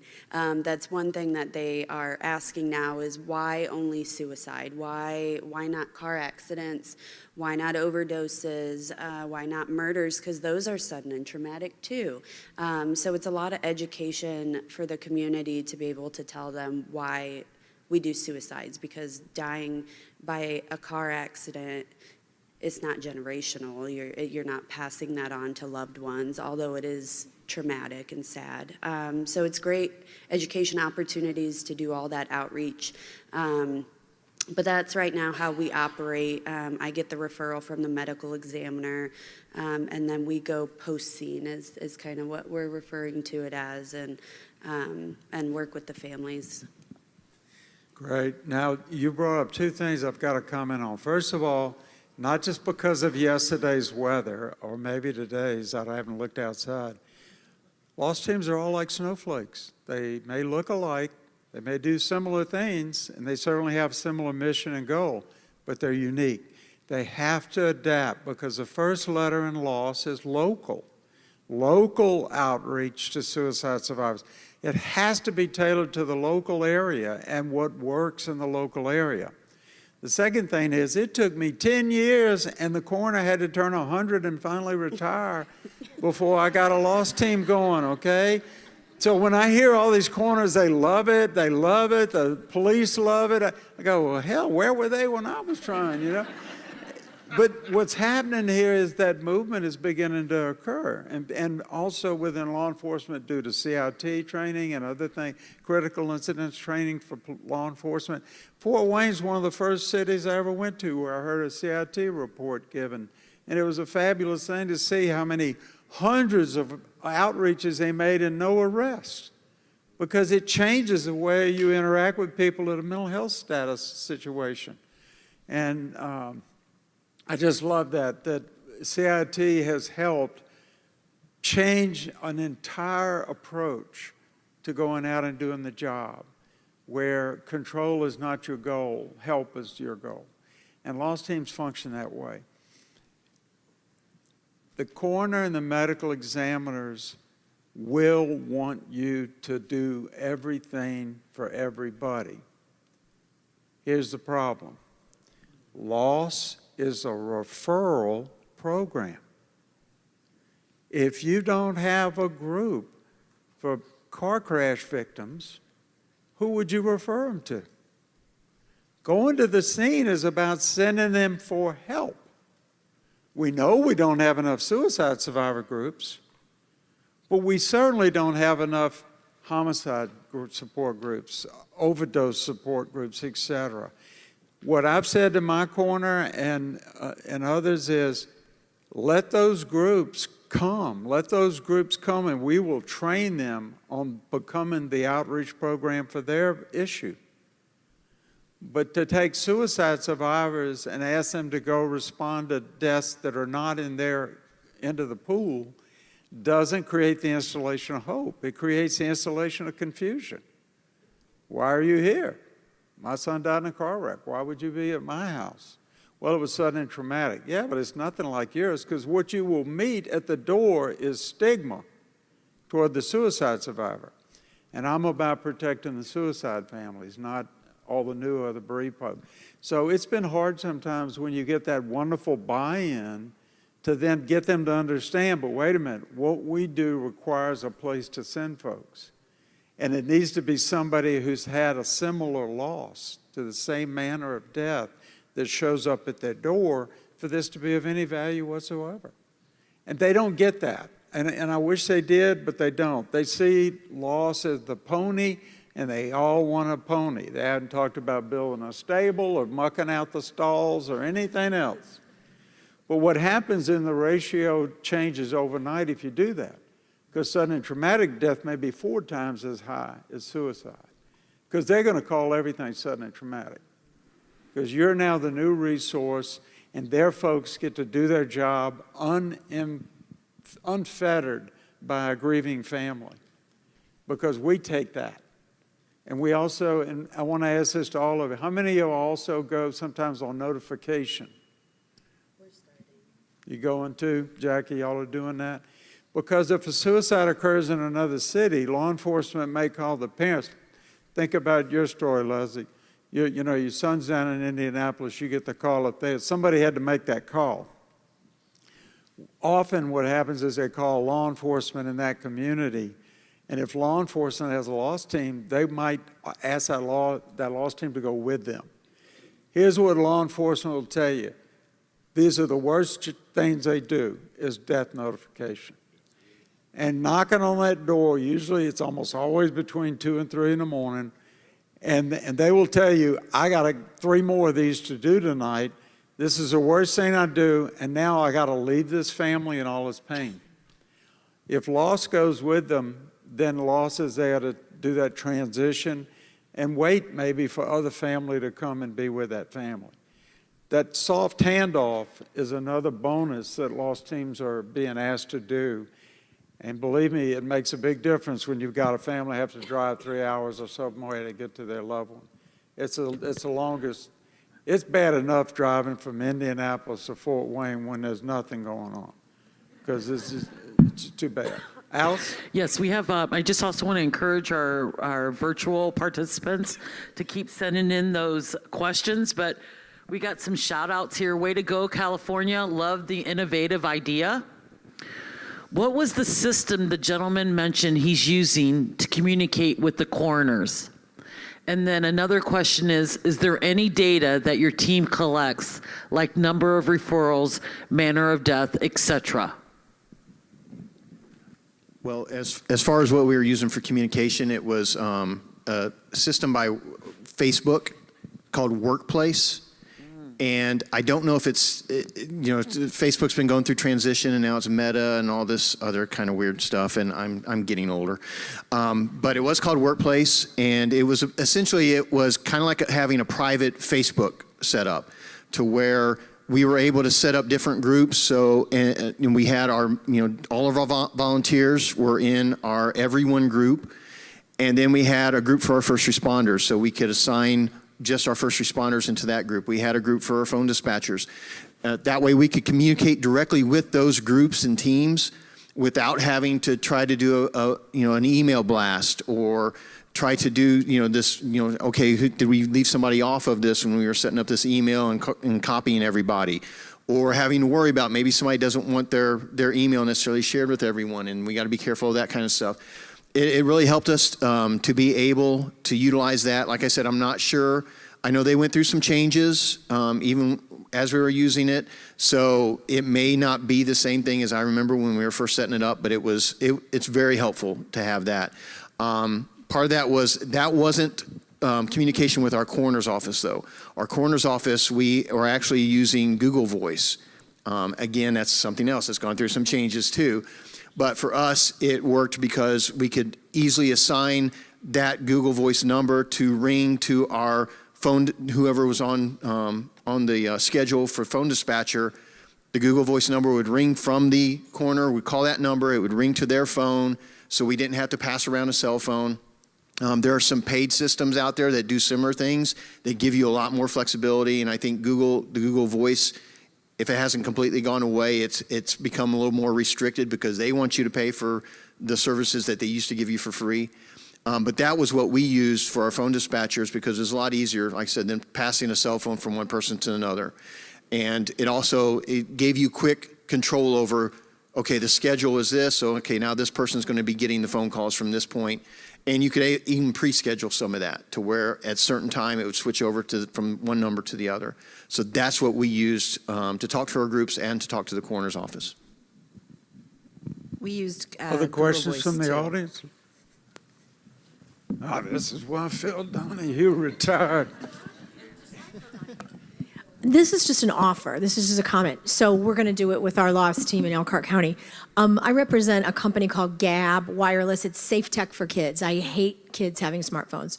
So it's GABB. So this phone is super affordable. I'm talking like $100. So if your loss team needs a phone for your team, and you can use Leslie's Hope, I have a promo code and everything. So it's like less than $100, and I think the service, you can go on and look, and I can send you the information if you give me your emails.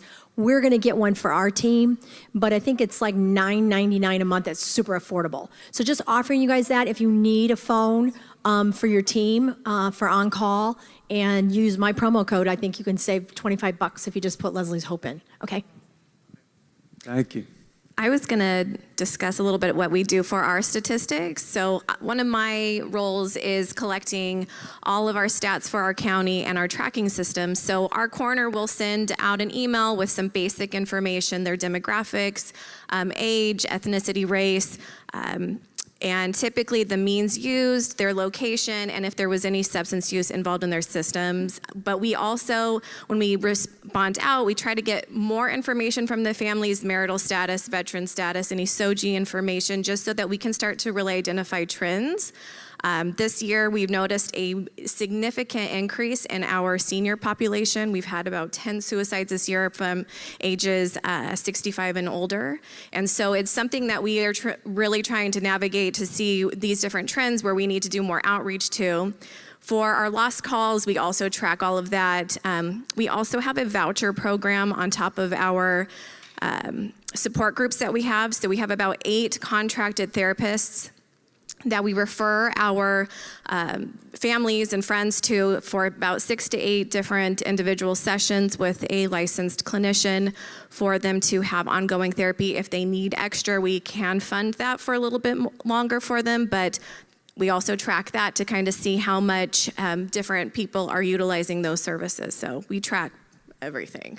That is so vital for your funding, folks, but also the voucher system allows you to get feedback of whether they are survivor-sensitive mental health counselors. And those people on voucher then are going to be more likely to come for training when you want to teach them how to work with survivor families. So something that we've also identified with the strategic planning that we are doing is a lot of our community members who have been hospitalized for a suicide attempt, a lot of those who have private insurance, it's very difficult to get them into services after their hospitalization based off about a 6-month waiting list to get into a licensed clinician or clinician in general. And so part of our strategic plan is that we're trying to open up our voucher program to be able to offer some interim counseling sessions before they have that actual connection with somebody in their network with their insurance. And so we're just trying to continue to build off of those funds too, so. I want to add for data, we use our data also on top of grants. We track all that same stuff that we get all that information from the ME, and we also use that to drive where we need to go for outreach attempts. So out of the 20 cities, we get about 200 suicides a year in our county. So if I see, you know, a certain city has been sitting at like 18 out of 20 and now they're at 5, that tells me something's happening in that area. We need to do some outreach attempts, go talk to the law enforcement in that town and really target that area. On top of the data for like the resources and the services that our families are utilizing. I also track engagement, how engaged are our families. And I think last month I update our data every month for the previous month. And I just did it before coming here, and for last month, we had about 70% of our referrals were continuously engaged with our team. And I'm super proud of this number. 97% were utilizing the resources that we gave to them.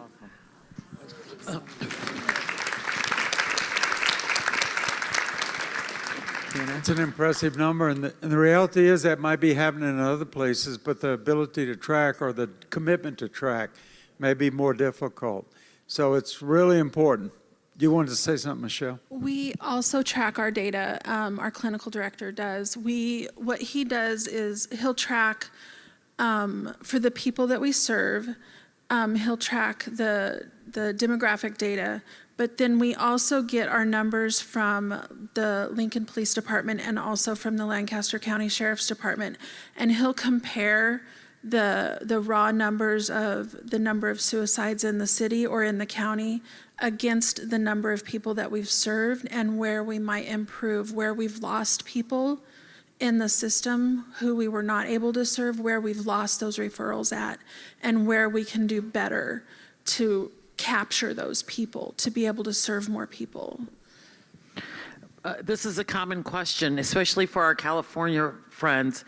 Do you pay your volunteers? I know they won't be called volunteers, but you have an abundance of money. Do you pay them? Do you compensate them? No, we do not. And our volunteers, whether they're survivors or from a paraprofessional background or a licensed professional, do believe that the cost has already been met. And for us, it's really just this new kind of process that we're going to be incorporating paid staff now that are part of the county clinics. That will be a part of their assigned tasks. It's now become threaded into just what we do now in our counties. Thank you.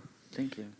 It's better to figure out perks for your volunteers, like Sure. getting to come to national conferences or getting to go to Yes. different trainings. Right. Because as long as you have volunteers, the other thing that's true in most of the states, you have to check your own jurisdiction, is the Samaritan laws protect volunteers who go out. And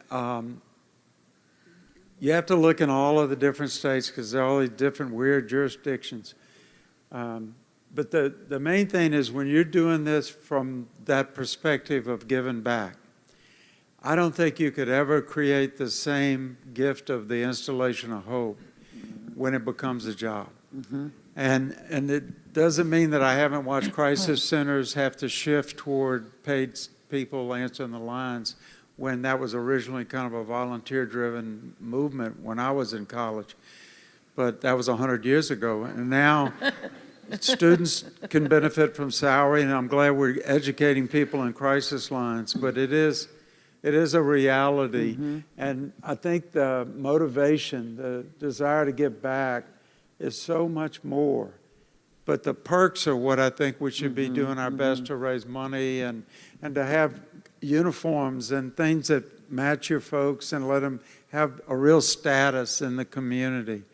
I would argue we ought to have badges, but we end up with just IDs, you know, and shirts that say Lost Team in yellow across a Navy shirt. We have a or few of something. those on our team. We have a few shirts and I would say perks would be, so for the professionals or paraprofessionals on the team, we always get first dibs at trainings.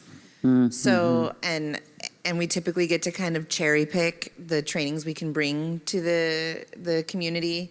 So that's a huge perk for professionals who need continuing educations or have a passion. You get to, that's a big one. And then for our survivor team members, being able to, we've traveled in packs of 8 or 10 of us. When we were in Ohio, if any of the folks remember that, I think it was like 2016, maybe 2017.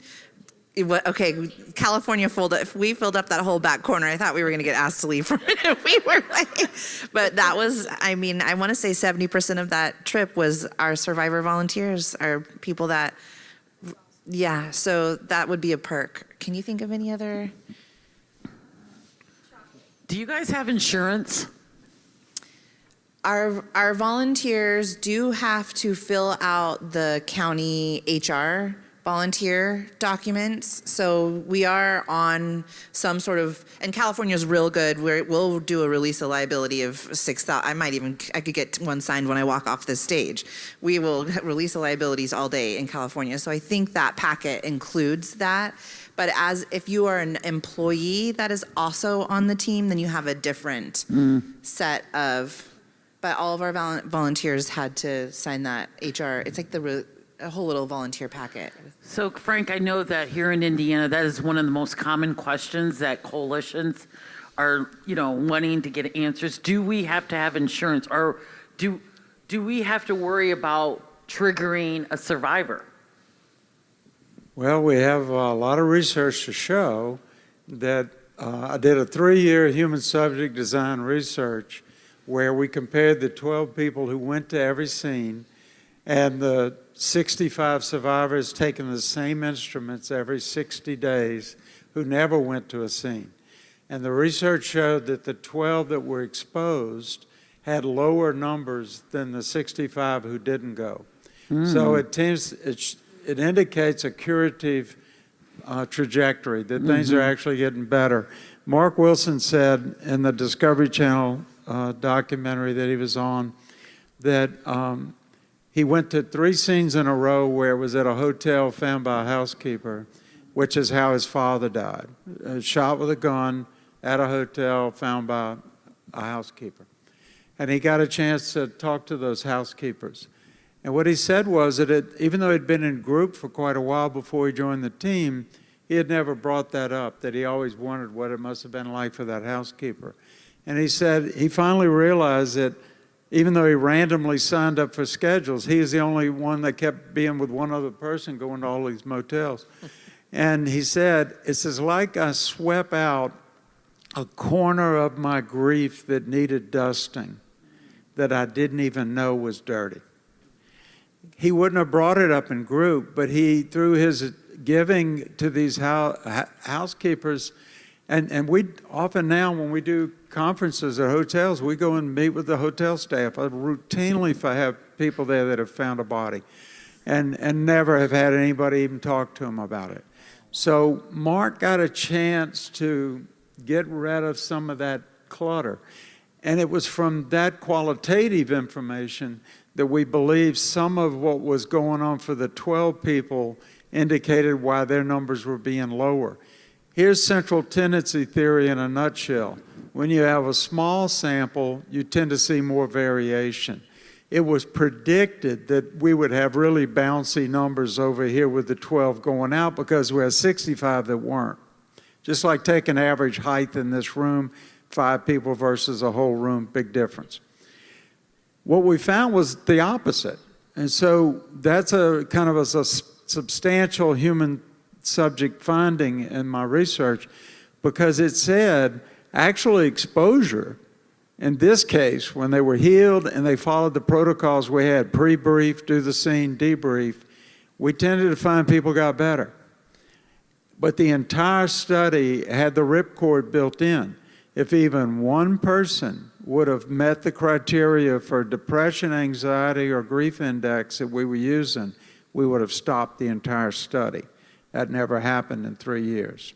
So that data has given us a sense of empowerment to say to people, you might actually find that your grief modifies or changes through exposure.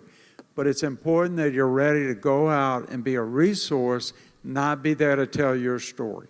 It's about helping the newly bereaved. Think of it like throwing a life ring out in the water. They've got to take the life ring. It takes 2 people for this to be active. Your job is to pull the rope. It's not to tell them about what it was like when you were in the water and somebody threw you a life ring. But it is important to say, when I went for help, this is where I went, and it really helped me. Now compare that to somebody who's saying, I've never been there, but I hear it's pretty good. It's a big difference when you say, I've been there and this ain't really helped me. Because you're that installation of hope. They want to know how you got where you are, how you got the energy to walk through that door with your clothes looking like they fit and everything's okay. You don't look like you live under the interstate. Because that's what mothers tell me. They're afraid they'll end up that their children will be taken away from them now that their husband's taken their life, and they'll live under the interstate. There's just not a lot of room under the interstate. Thank you. You can go to the bathroom now. Okay, thank you. Please join me in thanking our panel, please. Nevertheless, he's going to talk about life lessons from the arena. So with no further ado, I won't insult your intelligence by reading his bio. You can do that. We spent a lot of money on those programs, so read them. So nevertheless, Cillian. Thank you, my friend. Thank you. Welcome. No, I'm good. She asked me if this was good. It's good. So what I'm going to try to do in an hour is teach you everything I want you to know from my last 20 years of speaking, which is not going to be easy. But yeah, I was thinking about this, and you know what's awesome about a group like you probably more than most people I get a chance to speak to, you're going to get everything I'm about to say. What I hope to do is empower you, maybe help you a little bit with what you do, with some of the things I say, give you a good story, and more than anything on this last day, kind of leave you empowered to leave here and, you know, kick even a little bit more butt than you're already doing in this field. But I'm going to start with something that people don't like talking about. You know, and it's this. We've never had more resources. We've never had more evidence-based programs. Nothing's better. Last year in the military, more veteran suicide ever recorded. 2020, there were more suicide, alcohol, and drug deaths ever recorded. 2020 to now, suicide's gone up, has not gone down. Okay, that's just a fact. And there's 2 things, you know, you got a choice what you do with that, you know?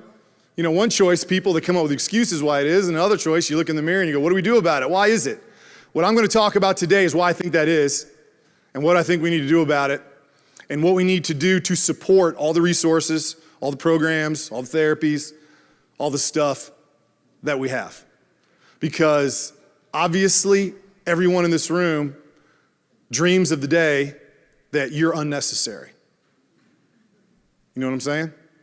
We all dream for the day that you're unnecessary. And to do that, we got to keep people from getting there in the first place. So I'm going to kind of go fast. We'll have room at the end for questions. If you got any questions as I go through, if you disagree with something, feel free to say that too. But I'm going to get through a lot of information fast, tell you a little bit about myself. And then at the end, I think we got about 10 or 15 minutes for questions. You can ask whatever you want. Turn this on. All right, so first, two things that I think are the most important factors for suicide prevention. Number one, anti-stigma. If people saw mental health and suicide as something normal to talk about, we'd be better at dealing with it. People would be more proactive dealing with it.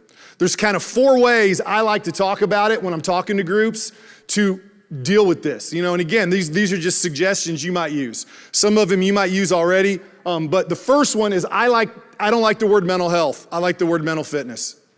And the reason is, you know, unless you got some strong biological component, you know, you got schizophrenia, you're bipolar, for the most part, bad mental health develops just like bad physical health.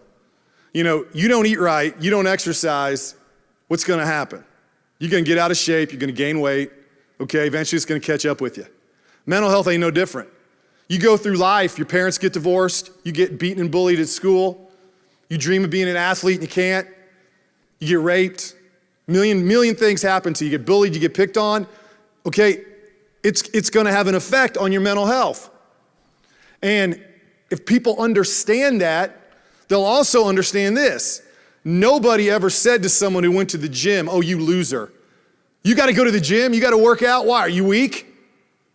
No, that's what you do to get strong. See, we got to see mental health as the same way. You go see a counselor, you go talk to a chaplain, you talk to a friend, it's getting stronger, it's going to the gym. And what's crazy is when you say it to people that way logically, you can tell people's heads, especially not groups like yours, but groups that like, you know, I do a lot with first responders, I do a lot with veterans. You talk to them like that, you see their head like the wires crossing because they know they can't logically get out of that argument. They know I'm right, okay? They know that I am right, that it is just like going to the gym. Recently, I was in Seattle and I was speaking to a fire academy class. And I said to them, no one has ever got where they could bench press 400 pounds without a spotter. And then I asked them, I go, how many, you know, you in this room, do you know anybody? How many people do you know that were able to bench press 400 pounds without a spotter? And this guy in the front row, really big guy, raises his hand up. He goes, 0. Well, I find out later who that guy was. He played pro football for the Pittsburgh Steelers. And the year before he was in the fire academy class, he was the strength and conditioning coach at the University of Washington. So how many people has he seen bench press 400 pounds without a spotter? 0. See, we need to feel the same way about mental health. You know, the public needs to see it that way. Our problem overall with mental health is we pick up a mess. We don't do a good job of keeping it from happening. And I think it's because in general, we don't always do a good job of explaining to people, mental health is not what happens to somebody else, it's what could happen to anybody. So it could happen to any human being. One way I like to think of it is like a firecracker in your hand. You put a firecracker in your hand and you light it, it's gonna hurt, okay? But you're still gonna have your hand. You put a firecracker in your hand and you make a fist around it, what's gonna happen? You're gonna lose something. Fire Academy that I was just at, that I just mentioned, they showed me some pictures of that. Very gross. I won't show them in this talk, okay? But you're gonna lose something. In general, in society, that's how most people deal with mental health. You know, they do this, and they get help when their hand blows up. And the problem is, you're not just dealing with that mental health issue, you're dealing with life. Because if you get to the point your hand blows up, everybody's getting messy. Okay, and it's impacting your family, it's impacting your colleagues, you know, and getting help is not just some therapy to help me cognitively think better. What if my finances are messed up? What if my marriage sucks? What if I gain 50 pounds? Okay, I might feel better for a moment, but if I don't get that stuff fixed, where am I gonna end up? Gotta go to the gym. You know, you think of it like dieting. You gain 10 pounds from a healthy weight, and you go on a diet and you go to the gym, I guarantee you're gonna lose 10 pounds. I guarantee it. You gain 10 pounds, you go on a diet, you go to the gym at that point, there is no way you're not gonna lose that 10 pounds. You know why? Because you're gonna lose it in about 3 months, 4 months. You're gonna lose 10 pounds. And you're gonna put that effort forth, you're gonna look in the mirror, you're gonna go, man, I just lost 10 pounds. Now you gain 100 pounds, very unlikely you're ever gonna lose it. You know why? Because you put forth that same effort to lose 10 pounds, and then you look in the mirror and you go, oh my God, I got 90 to go. And you give up. Mental health is the same way. We tend to help people when they've gained 100 pounds. We tend to help people when, man, they're suicidal, they've lost their family, they've lost their job, and then we go, hey, we're gonna help you. What we need to be helping them is when they've gained 10. You know, we need to be talking about this in schools with kids. You know, it's just one of the things that always amazed me when I was young. Like, where is the financial planning management class in high school? I mean, what is gonna impact your life more education-wise than that? And to this day, they don't do it. Well, guess what? Where is the mentally healthy life class? And see, until we see it that way, and again, this might be depressing to hear, I don't really think much is gonna get better. I think we're gonna get better at dealing with it. We're gonna get better at picking up the mess. I'm not sure we're gonna have less messes. I'm not sure we're gonna have less messes. And that's what we all want. Now, Lord knows we are way better at picking up what happens, okay, when the unimaginable happens. But again, the goal is to keep that from happening. And I think the more frank we are, the more we talk about it like this, the more we try to get it made normal in schools, in business, the more people go get help earlier, then we're gonna see better outcomes. Because there's a million programs and a million ways people can get healthy and better. But if they don't use them, if they wait too long, okay, what good does it do? It does some good, not as much good as it should do. Anti-stigma, without it, we will never have enough people taking advantage of all the resources that we have. The second one, the second key, I believe, connection and purpose, okay? Suicide is hopelessness. It's like a math equation, okay? Now, it's a math equation in what I call lonely logic, which I'll talk about in a minute with my own life, but it makes sense to you, okay? It's basically saying death is worth more to me than life. That's what it is. In that moment, you're going, death is more attractive to me being alive. You can never forget that. And usually people are hopeless for a long time. Suicide, while obviously is a very emotional thing to people, for the most part, most people, it's just you're wore out. You're tired. I've tried this, I've tried that, I'm wore out, I'm done. What are my options? You know, drugs didn't work, sex didn't work, being angry didn't work, being alone doesn't work. What am I left with? Suicide. Oh, it makes sense. You know, I'll never forget a conversation I had with this young lady. And I was volunteering at this halfway house. And it was a bunch of young women, primarily there because the judge said, go there or go to jail. And they're all like, going there, I'm not going to jail. And I got this girl in there, and she's probably, I don't know, 19, 20 years old. Very pretty, very smart. Man, she grew up in a Carmel family. That girl's in like a sorority at IU. But she grew up with a mom who was a drug addict and a dad she didn't know and an uncle and a grandpa that sexually molested her.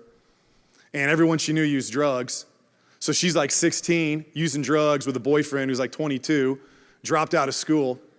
And we're sitting there talking, and you know, at one point, you know, we're getting to, well, what are you gonna do when you leave here and all that? And she says, well, when I get out, I'm gonna use again. And I go, well, why is that? You know, drugs are bad. And she said, I mean, look at me. My mom's a drug addict. I've been using drugs with her since I was 12. Everyone I know uses drugs. I don't know my dad. She's like, I'm just a loser. She says, I'm only happy when I'm using drugs. And you know what? She's right. She's only happy when she's using drugs. And in that moment, I said to myself, if I can't show her another way, if I can't show her how to be happy, to have a life she wants to live, you know, she's not necessarily being illogical. She's not. I get it. You got to show them another way. And ultimately, that's why you need connection and purpose, because you got to show people another way. You got to be willing to show them, I can walk with you and show you another way to a life that you don't feel hopeless. You know, one thing that suicidal people hate hearing, man, if say this, and you can guarantee they will quit listening to you. Suicide is a permanent solution to a short-term problem. Say that, you just lost them.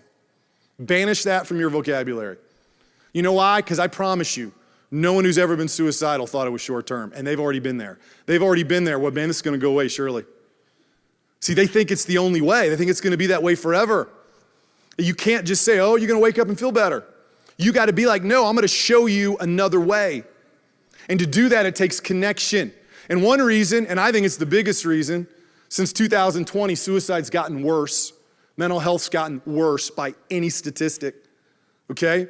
Is that this is the first generation in human history since we gathered around fires with sticks, that getting together in groups, just talking about life and our destiny and what we believe isn't normal, man.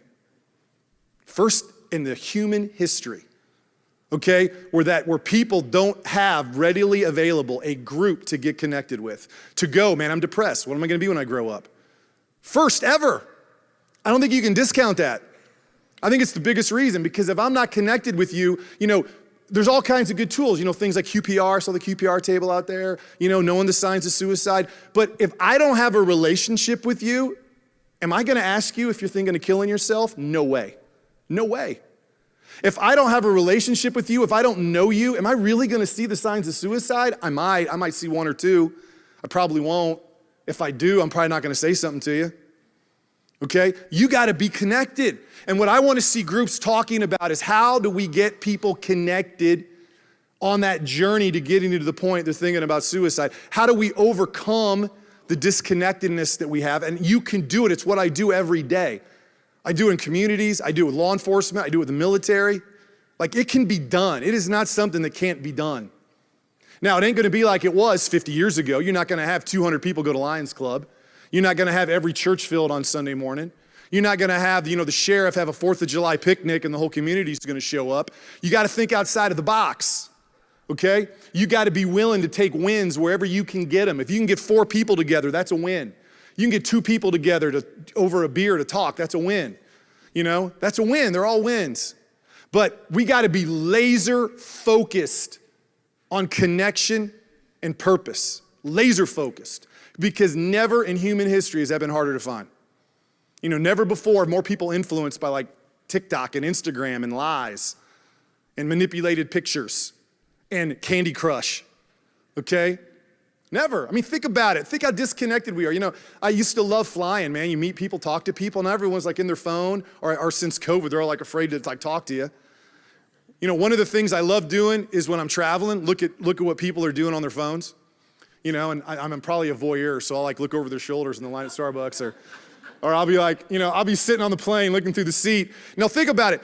That iPhone in front of you, that has got more power than all the computers that combined that sent the first rocket to the moon. With that, at any moment, you could be texting your kids. You could be talking to your loved ones. You could be learning a new language. You know what most people are doing? Playing bubble games. They're acting like animals. They're acting like monkeys, man. They're doing this. That's what most people do. You know why? Because we're disconnected. More so than ever in the history of humankind. And until we figure that out, I don't think much is going to change. But I say that with hope. It can be done. I see it done every single day. Half my day here today was that. Half my day here already today was talking to people that want to build connection, want to get people together, want people to not feel so alone, want people to know there's hope. That's what you do. You do it after the fact, which is awesome, because you know what those people would have if they didn't have you, a lot of them? Nothing. I mean, remember that. Even when you got a bad day, even when you come in there, I've worked with so many families myself who've lost loved ones to suicide. Man, that's a hard one. I mean, that's like dancing on a minefield. People's emotions are so all over the place. And I don't care if you have a great day or you have a bad day, you're doing God's work. Because you are giving them connection. You are giving them community. More than anything you learn, the most valuable thing you do is you just connect with those people. You're there. And in the spirit of those two things, I want to make you aware of a project. I think it's going to be pretty huge. Most of you probably heard of both these names. I am involved with a project called Moving America's Soul on Suicide, and sort of the co-leaders of it are David Covington. He's president of RI International. Most of the major national suicide prevention groups, he's on the board, or he's the head of it. And I'm sure you've heard of Dr. Thomas Joyner. He's probably the most renowned author on suicide of anybody. His book, Why People Die by Suicide, is literally the book on suicide. David Covington saw me speak at a conference about 6 or 7 years ago. And two of the things I said stood out in his mind. The first thing was anybody can get broken. anybody. And secondly, you overcome this by living. You know, ultimately you overcoming this by living and having a life you like. And he stuck in the back of his head. Well, a few years ago, he was at a conference in DC with the National kind of Suicide Prevention Council. You know, it was started during the Obama administration. And a lot of the things like 988, things like that all came from that. And they were all sitting there talking, and David said, I'm sitting there and I'm listening to all these people, and I realized none of the numbers had gotten better. And we're all sitting here talking about all this stuff, and why is it? And he said it dawned on him in that moment, the reason is because we still don't see suicide as something that could happen to anybody. Suicide is that thing we put in the corner. You know, and I think a lot of people go, oh yeah, it's important because that person killed themselves. But then at the end of the day, the average person sits there and thinks, well, man, I know maybe like one person that's killed themselves. And I mean, I know that's horrible and all, but man, what else was going on in their life? And, you know, I don't think I'm going to kill myself. And you just like put it over there. And the thing he realized, unless we change how people look at suicide, as he put it, unless we move people's soul on suicide, you're never going to get the community support you need on a one-on-one level. And so what they are doing, it's going to be this documentary. It's like 7 people from 7 complete different walks of life. I'm sort of the first one. I'm kind of like the keynote of it because he would say the idea came from me. And it's like 20-minute documentary, shows my family, shows my life, and they do this on 7 people. And the whole goal is to be able to show this to people and basically get that point across. This could be anybody. This could be your next door neighbor. Okay? And not only that, suicide don't have to be a scarlet letter. Okay, you can be there and have an awesome life. You can be there and still struggle. Okay, you can be on your way there and not get there. And not only that, it could be anybody. And so keep a look on that. But I'm saying that because I really think at a very high level that in a weird way, you know, suicide prevention is kind of going back to some things in the beginning where they're realizing without connection, without purpose, without how you live in your life, you're giving people tools that they can't really use to do what they want to do if they don't have someone that walks with them. And you got to be connected, and people got to know it's normal. All right, so what I'm going to do right now, and again, I'm just going to give you a little bit of my story that kind of reinforces that, and then at the end, what's that? Okay, we're good. And then I'm going to give you just some things to remember, some things to do when I get done. But anyway, one reason I talk about suck it up a lot is because that's basically how I was, okay? I grew up at a time where when it came to mental health, you didn't talk about it. And it wasn't just the militaries everywhere. You all know that. You know, you grew up in the 70s, 80s, 90s like I did. You know, you didn't talk about this stuff. This is what happened to that, you know, next door neighbor. You know, you didn't talk about it. And what were you told to do? You were told to suck it up. And I was pretty good at it. You know, I was an athlete. I was smart, did good in school. Graduated from high school. Got a scholarship, Vanderbilt University, Nashville, Tennessee. I went to Vanderbilt. I'm on my freshman dorm. And I'm walking along like a lot of kids, still wondering what I'm going to do with my life. And on the wall was a picture of a Marine standing next to an F-18. And I remember in that moment thinking to myself, man, what is cooler than that? Be a Marine and be a fighter pilot. Thank you very much. And I walked over and I took that picture off the wall because I was like naive. I thought, man, if someone sees it, they'll get my spot. So I didn't want them to see it. So I take it off the wall and I go down to the recruiter and I showed him that picture and I said, hey, I want to be this. And he's like, come on in here, young man. You have come to the right place. And I signed my life away that day. And in the Marine Corps, you know, unlike the other services where a lot of their officers come from like ROTC and the academies, you know, and things like that, in the Marine Corps, it's a bunch of college kids that go to this thing called OCS in the summer, and they basically beat you up, and whoever at the end survives or still wants to do it becomes an officer. So we start with like 200 some college kids. By the end of the second summer, we were down to like 50. You graduate, and again, what are you doing? You're learning how to be tough. Marine Corps, by the way, is very good at teaching you to be tough. They're horrible at teaching you to do this. They're the worst. Last year, my Marine Corps, worst suicide rate in the military. And the commandant, when that happens, basically said the thing you should never say in a nice way. He said, I just want my Marines to know that I know you can make it through this, and suicide is a temporary solution to a permanent problem, and you got this. Well, what did he just say to him in a very nice way? Suck it up. That's what he said. That's exactly what he said, and that's what he meant. And they're the worst. But man, they know how to make you tough. They know how to teach you to suck it up. And that's what you're learning how to do. And then, you know, in the Marine Corps, you go to, you know, the officers, you go to Quantico, you're there for 6 months, you're learning how to be a basic kind of Marine officer before you go specialized. And that's really where they're pounding it in your head, because you're going to lead Marines. And one of the things they did is there were all these like physical fitness things you would do and combat related things you would do, and they keep score. And when you got done, whoever did the best, the cool thing is you got an award at graduation from this general, but you got your name on a trophy that was there in Quantico forever. And I surely wasn't the fastest or the strongest, but for some reason I wanted to be the one to get my name on that trophy. And when everybody else had hit the rack, I'd wake up in the middle of the night, I'd go PT, I'd go run, I'd go work out. By the end of that 6 months, they told me I was the first Marine in like 2 years that got a perfect score on every single thing. And I thought I was pretty tough. Then I go to flight school. How you graduate at flight school determines what you're gonna fly, A bunch of people get helos, a couple people get transports, a couple people get jets. Go through flight school, graduated #1 in my class. I thought I was pretty tough.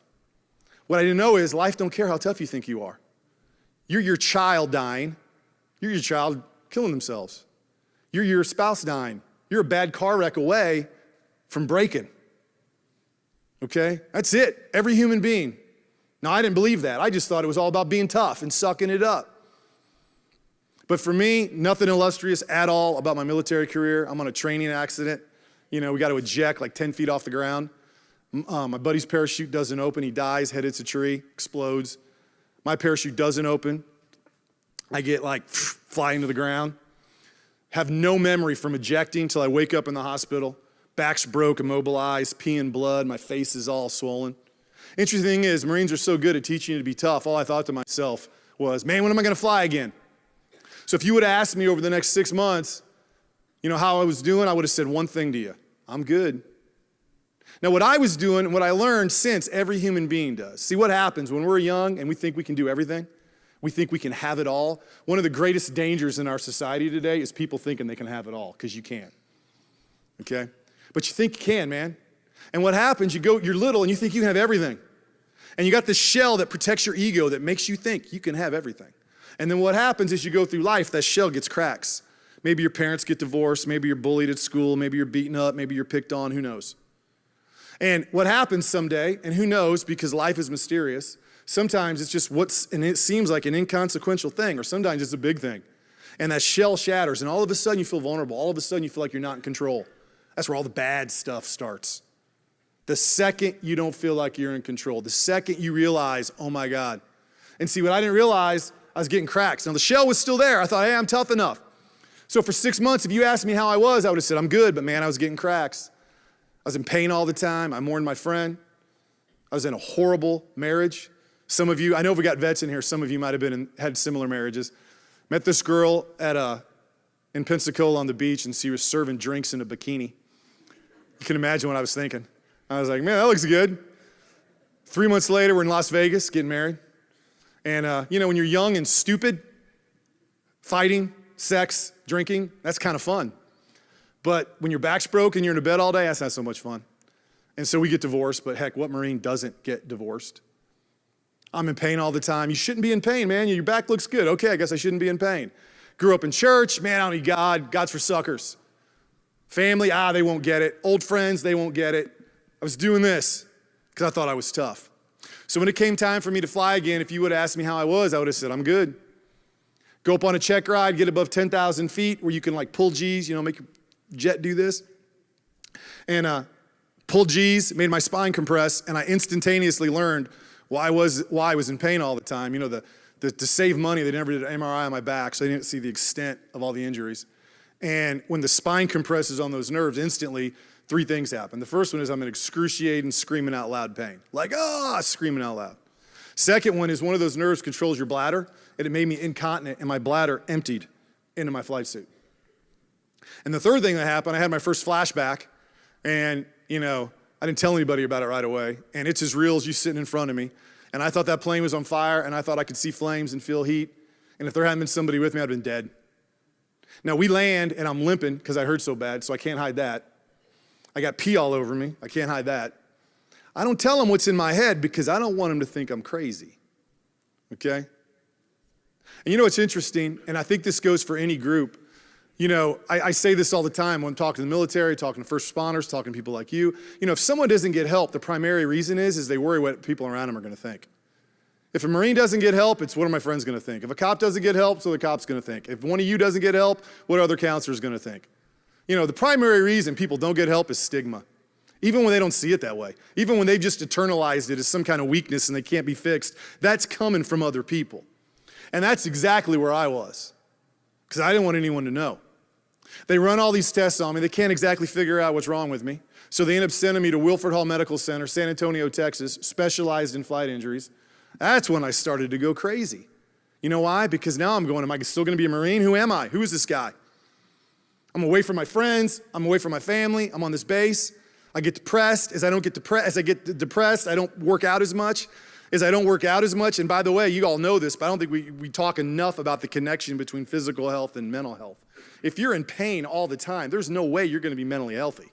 There's no way. There's no way you're bebopping around every day going, life is good, if you're in pain all the time. You can't separate them, okay? And so I get physically out of shape. As I get physically out of shape, I get more pain. As I get in more pain, I get more depressed. I get isolated. I don't talk to anybody. End up with a flight surgeon, thinks he's doing me favors, gives me open scripts to Percocet, Vicodin, and Zoloft. As many as I want. That's in addition to all the drugs the hospital gives me, which makes me feel like a loser. Who needs all these drugs? Got to be a loser. I get more isolated. I get more alone. Now, the interesting thing is, you know, at this point, I'm not thinking about killing myself. I'm just wore out. I'm tired. I'm looking for answers. But I'm not thinking I'm going to kill myself. That's a little bit later. And I'm going down this road, okay? And, you know, one reason I talk a lot about leadership in talks that I do is because, you know, leaders in organizations have a big influence. You know, you go to any fire department, police department, military organization, high stress environment, okay, business, you know, the mental health of that group, if it's high stress, is gonna be taxed. But a leader that winds it tight is gonna make it worse. And, you know, when I was getting ready to the edge, you know, leadership, I don't blame them. I was probably going to go over anyway, but man, they kicked me in the butt. First one was this Air Force psychiatrist. You know, I hadn't told anybody what was going on in my head, but I was like, I saw this guy going around with all these injuries, and so like, well, we better give him a mental health evaluation. And at the time, I can't sleep. I'm depressed. I feel guilty for my friend being dead. And I'm like, you know, maybe I'm going to tell this guy. So I get the call to go talk to him, and I'm like, yeah, I'm going to tell him what's going on. So I get in his office, and I'm thinking, you know, young, naive kid. He's going to, like, put me on the couch, and we're going to talk about life. But it's not. It's all, you know, checklists and worksheets. And so I get in his office, and I don't get to really talk to him. I'm just, like, standing there, and I'm at ease the whole time. And he's going down his little checklist. You know, where are you at? 1 to 10, blah, blah, blah. And he does all that stuff, and he gets done. He doesn't really give me much feedback. And he says, all right, you need to bring this to this Navy clinic across town. I didn't even know there was a Navy clinic. You know, I was there, you know, at this air base. There's a Navy clinic in San Antonio. Yeah, you need to bring it to them. Okay, which was new. The whole time my record stayed there. So I'm driving over, and I'm wondering, you know, what the psychiatrist say about me. So I'm on my way over there, and I open up my medical record, and I see the cover sheet he had written, and it says, severe post-traumatic stress disorder, will probably kill himself in 90 days. And the 90 was underlined. I still have it.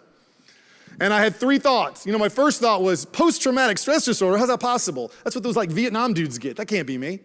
And then I was like, kill myself. Oh my God, I know I was gonna kill myself. And then the third thought I had, and it was the only thought that mattered. Now they know. Now I got that scarlet letter. Forever known as the crazy guy with PTSD. Okay?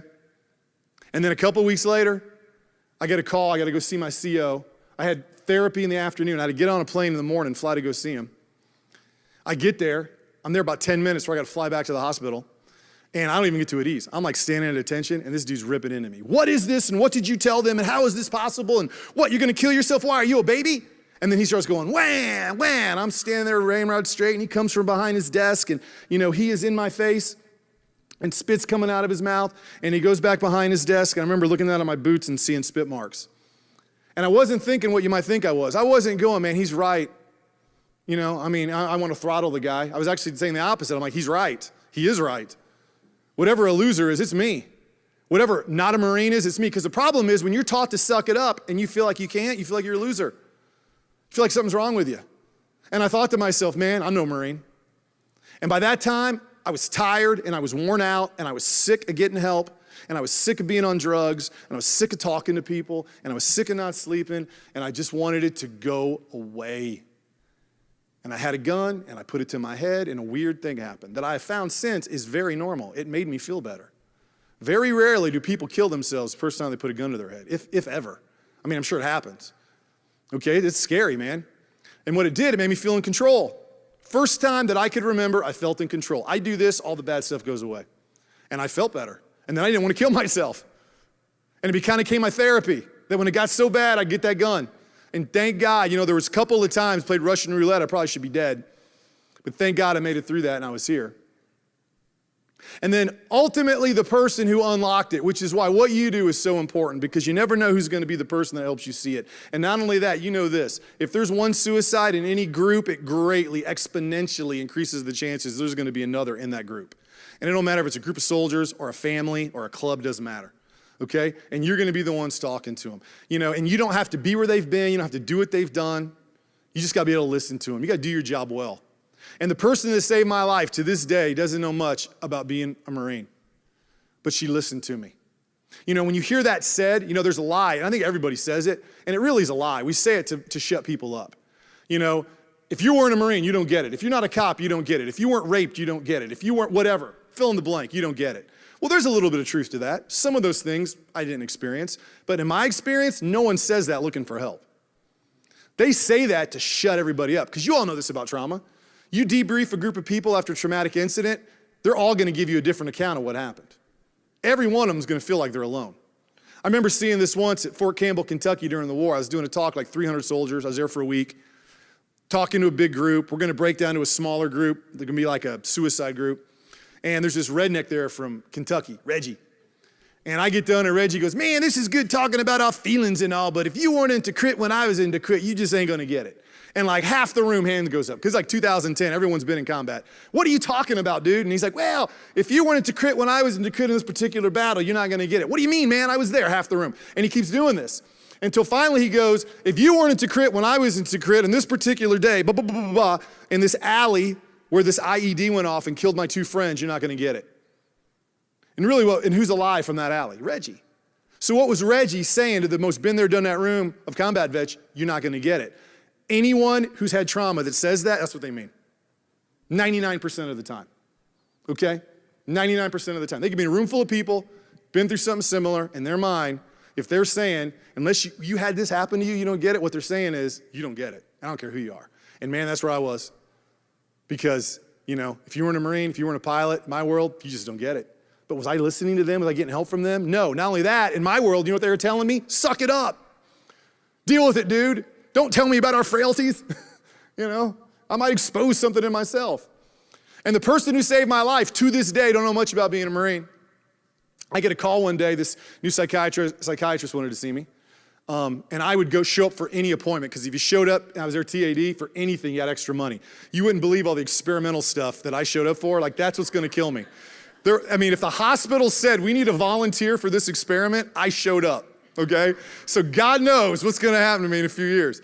But so when the psychiatrist calls, all I'm thinking is, yeah, I can go sit there and listen to her stuff. So I get there, and I'm not even, she's right out of med school, new to the military. So I'm not even in the Air Force, and I walk in and I can tell that like nothing on her uniform is really the right place. And she seemed really old, which now seems really young. If you're this age, trust me, you are a puppy. But she was about 35, which seemed ancient. I was like, oh my God, this old person's talking to me. And, she was kind of heavy. I thought, do they PT in the Air Force? And then, I hate saying it, but she was a woman. She was a woman. And to me, what do you know about me? But she saved my life. It was no Marine. And I've said this to a room of 300 combat wounded Marines, If I would have listened to my buddies, I would have put a bullet in my head, because they would have just told me to suck it up. And I say that to a room of Marines, and what they're doing, they're nodding their head. Yep, dude, that's what we hear. And what she taught me more than anything is who I was not my trauma. I hate labels, by the way. I hate them. That's why we're so divided. Labels do not unite. They divide. Okay? You are PTSD. You are suicide. You are this. Hate it. Now, I know why it's necessary. Okay? But I think we still got to find a way to overcome it. When I do peer groups, I don't care what you got.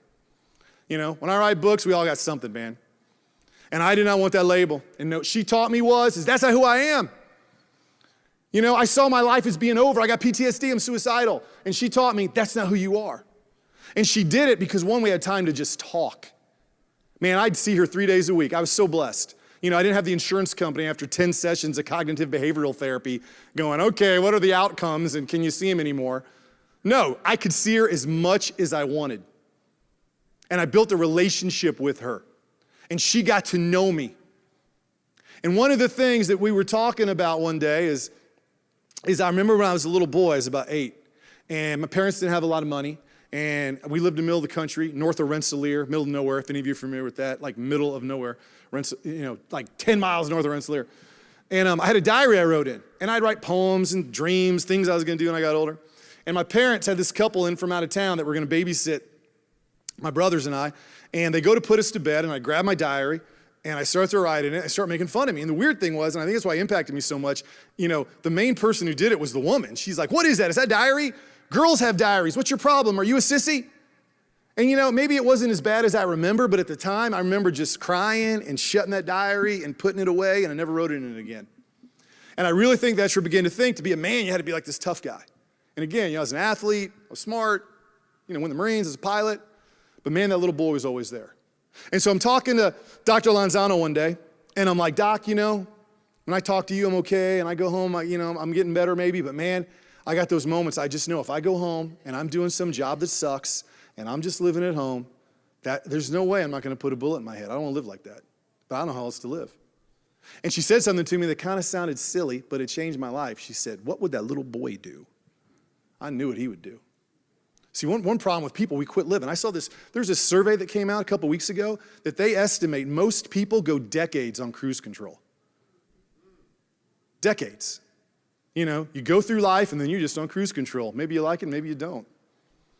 Okay? But that's most people, by the way, I think. That's why we don't take good care of each other. Somebody else actually living freaks us out because we know we're on cruise control. And man, she said that to me and it freaked me out. Because I knew what that little boy'd be doing. He'd be thinking all the possibilities in life. He'd be thinking of all the things he could be doing. And so, man, I immediately remember that little boy. So a couple of nights later, like you tend to do when you got these problems, you do things to make them worse. So I got insomnia, PTSD, I'm suicidal, I'm in pain all the time. And I'm at a coffee shop at like 2 in the morning, smoking and drinking. Although sometimes I wish you could smoke in a coffee shop at 2 in the morning. I guess that'd be bad, but it was fun. But I'm smoking and drinking in this coffee shop at 2 in the morning, feeling sorry for myself. And one of my triggers was the weather. For years after, the right heat and humidity, because the crash was like a real stormy and storm clouds and heat and humidity. For years after, the right heat and humidity just made me feel anxious. And so I'm in this coffee shop and I start feeling that way. And I don't know if it was the drugs or the PTSD or what it was, but I thought a storm was breaking out. And so I'm standing there and I think to myself, okay, what do I do with this? And I think that little boy, and I think of Dr. Lanzano, I go, man, that little boy would probably write something. So I asked the waitress for something to write with. I grabbed a napkin, and I wrote this poem just as fast as I'm going to read it to you. Took a storm to crack the mortar, the stone, the aged clay, the walls I'd built to shield myself from rains I feared to face. Took a storm to clear the rubble, the remnants of my home, to find the lost foundation poured before I dwelt alone. And the waters flow, so today I think I'll swim. And I knew I had a choice. I could look back at all the things I couldn't change that were killing me, or I could realize if I got a gun to my head, what do I got to lose to live? If I'm ever talking to somebody and I know they've like been to the counselor, they've had an attempt, like I'm thinking, man, this person could go tomorrow. I'll pretty much always say the same thing to them. Tell you what, before you kill yourself, call that girl from high school. Go to that beach, you know, go to Alaska, see the eagles. Go to that beach to the Caribbean. You still want to kill yourself? Go for it. And almost 100% of the time, man, you see the switch flip. Yeah, you're right. You know, it's hard to talk about this. People, you got to be frank talking about suicide, in my opinion. What good are you doing? You know another part of that frank talk, why people who are suicidal got to hear there's hope?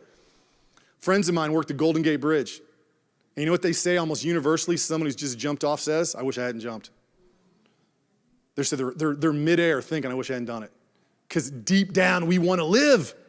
And you can inspire people with that hope. Now, the day I took off, man, I wasn't all better. I don't want to make this all rosy. I like to think of it, the day I got disability discharge, I took off on that bike and I had a devil on one shoulder and an angel on the other shoulder. The devil was telling me, man, go to some place in the middle of nowhere, head off to those mountains where no one's going to find you, take that Makarov 380 out of your tank bag, put a bullet in your head. What a great way to go. And then the angel was saying, ride until you got a reason to live. And I didn't know it at the time. I ended up being gone almost 2 years, 20-some thousand miles. every good thing I got in my life came from that trip. And what it represents to me is not, go on a 2-year motorcycle trip for what ails you, although that would not be a bad idea. It's what it represents to me is you only get better when you face what you fear. You only get better when you face what you fear. That's it. It's the only way. You got to face what you fear. And to do it, what's easier to face what you fear, alone or with a group of people? That is why counseling itself can't solve this problem, because they go home and you're not there. It takes a community of people. It takes people that love you and look after you, and you're not alone. Lonely logic kills people. Alone, a bunch of scary things make sense. And every good thing I got in my life came from that trip. Everybody I know today, the things that I do, all word of mouth, they came from other people that I connected with. And the thing is, I still wake up sometimes in the middle of the night and I'll just have this thought, man, somebody put a bullet in my head. I don't even know where it comes from. I feel overwhelmed with anxiety. And in that moment though, man, I think of my wife laying next to me. I think of my kids. I think of what I get to do, and I go, it's okay. I'm living. It's okay. And it gets me through it. And I think that's what everybody needs. They got to wake up with that reason, that purpose to get up that day. It just can't be enough suicide bad. It's got to be connectedness. It's got to be meaningful. Now, on that trip, I got to meet my wife. I was going through IU, met a girl at a party. Okay, I'm giving you the very short version of this. I met a girl at a party, and she basically agreed to go for the next 3 months on a motorcycle with me. She was going to take the semester off to go to Colorado, and instead, she came with me. God bless her. I can't imagine what her parents were thinking. Now that I've got kids in college, I'm like, what the hell were they thinking? I mean, if my girl told me that, I would be like, what? Who is this guy? But we took off, okay? And again, I met her on this trip. Our second date was this. Our first date was going to Graceland, where when we got there, we were joined by 100 Japanese tourists dressed like Elvis. Kid you not. One of the highlights of my life is going through Graceland with 100 Elvises, all from Japan. But that is us, Grand Canyon of Yellowstone. That's the actual Grand Canyon. That's on the way to Devil's Tower. Now that trip, meeting her, was about, 25 years ago now, 24 years ago. And the result of that is we've been married 24 years and have 9 of those. You heard that correctly. That is us near France Park in Logansport. And don't start the video yet. Before you watch this video, I want to point something out. And this is why I am so I feel like I got to kick people in the butt. Because you know what I was doing right before I met my wife? I was sleeping with a gun in my head. And if you would have said to me, life's a journey, I would have been like, shut up. If you would have said, hey, come to this talk by this dude with a weird name on mental health, I'm like, are you serious, man? See, we got to get way more proactive and way more aggressive reaching people before we find out about them. Reaching out to our neighbor, reaching out to our friends. Because what we have for them is not just not killing themselves, it's life. It's kicking butt, man. Life should be awesome. Now, this is my awesome life. Yours might be totally different. That's okay. It doesn't matter to me. Man, I don't care what awesome is to you. I want you to live it. I don't care if it's by yourself or who it's with or where it's at or what you're doing. And see, when you see mental health like physical fitness, you will think that way. You will not think, look at all these broken people, how do I fix them? You will think, how do I help these people have awesome lives? So this is me singing, playing the guitar, something else I learned to do to get better.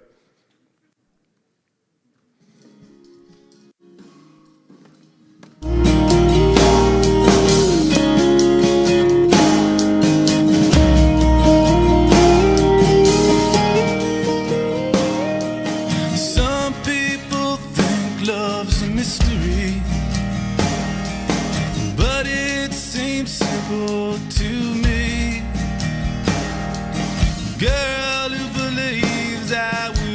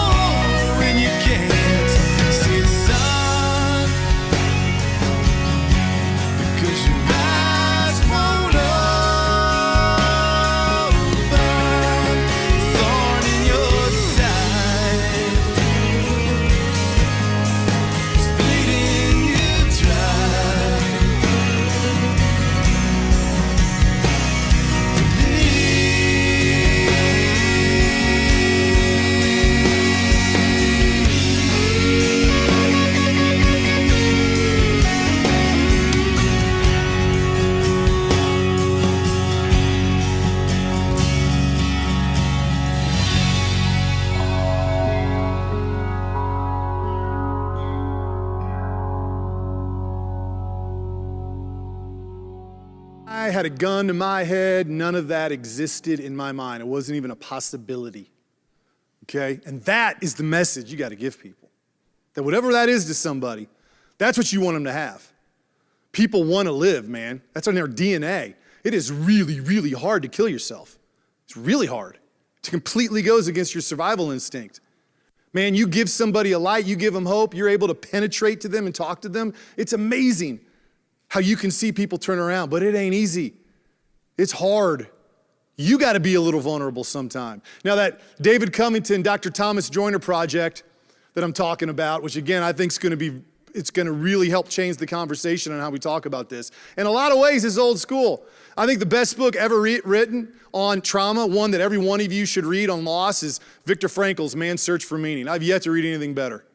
About his experiences in a death camp. Losing his wife, losing his mother, losing his brother. Discovering in that death camp in Auschwitz that in his opinion, the prime factor that made us humans was our desire for meaning.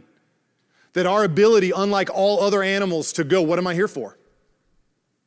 And see, if you got a good answer for that, you won't kill yourself. If you don't have a good answer for that, you might not kill yourself, but you're probably going to be in a bad place. As he put it, a life without meaning leads to despair, which leads to suicide at its most hopeless. When we get to psychiatry by numbers, you get away from that. When we get to psychiatry by relationships and connection, you go towards that. We got to remember that. I'm all for good tools, don't get me wrong.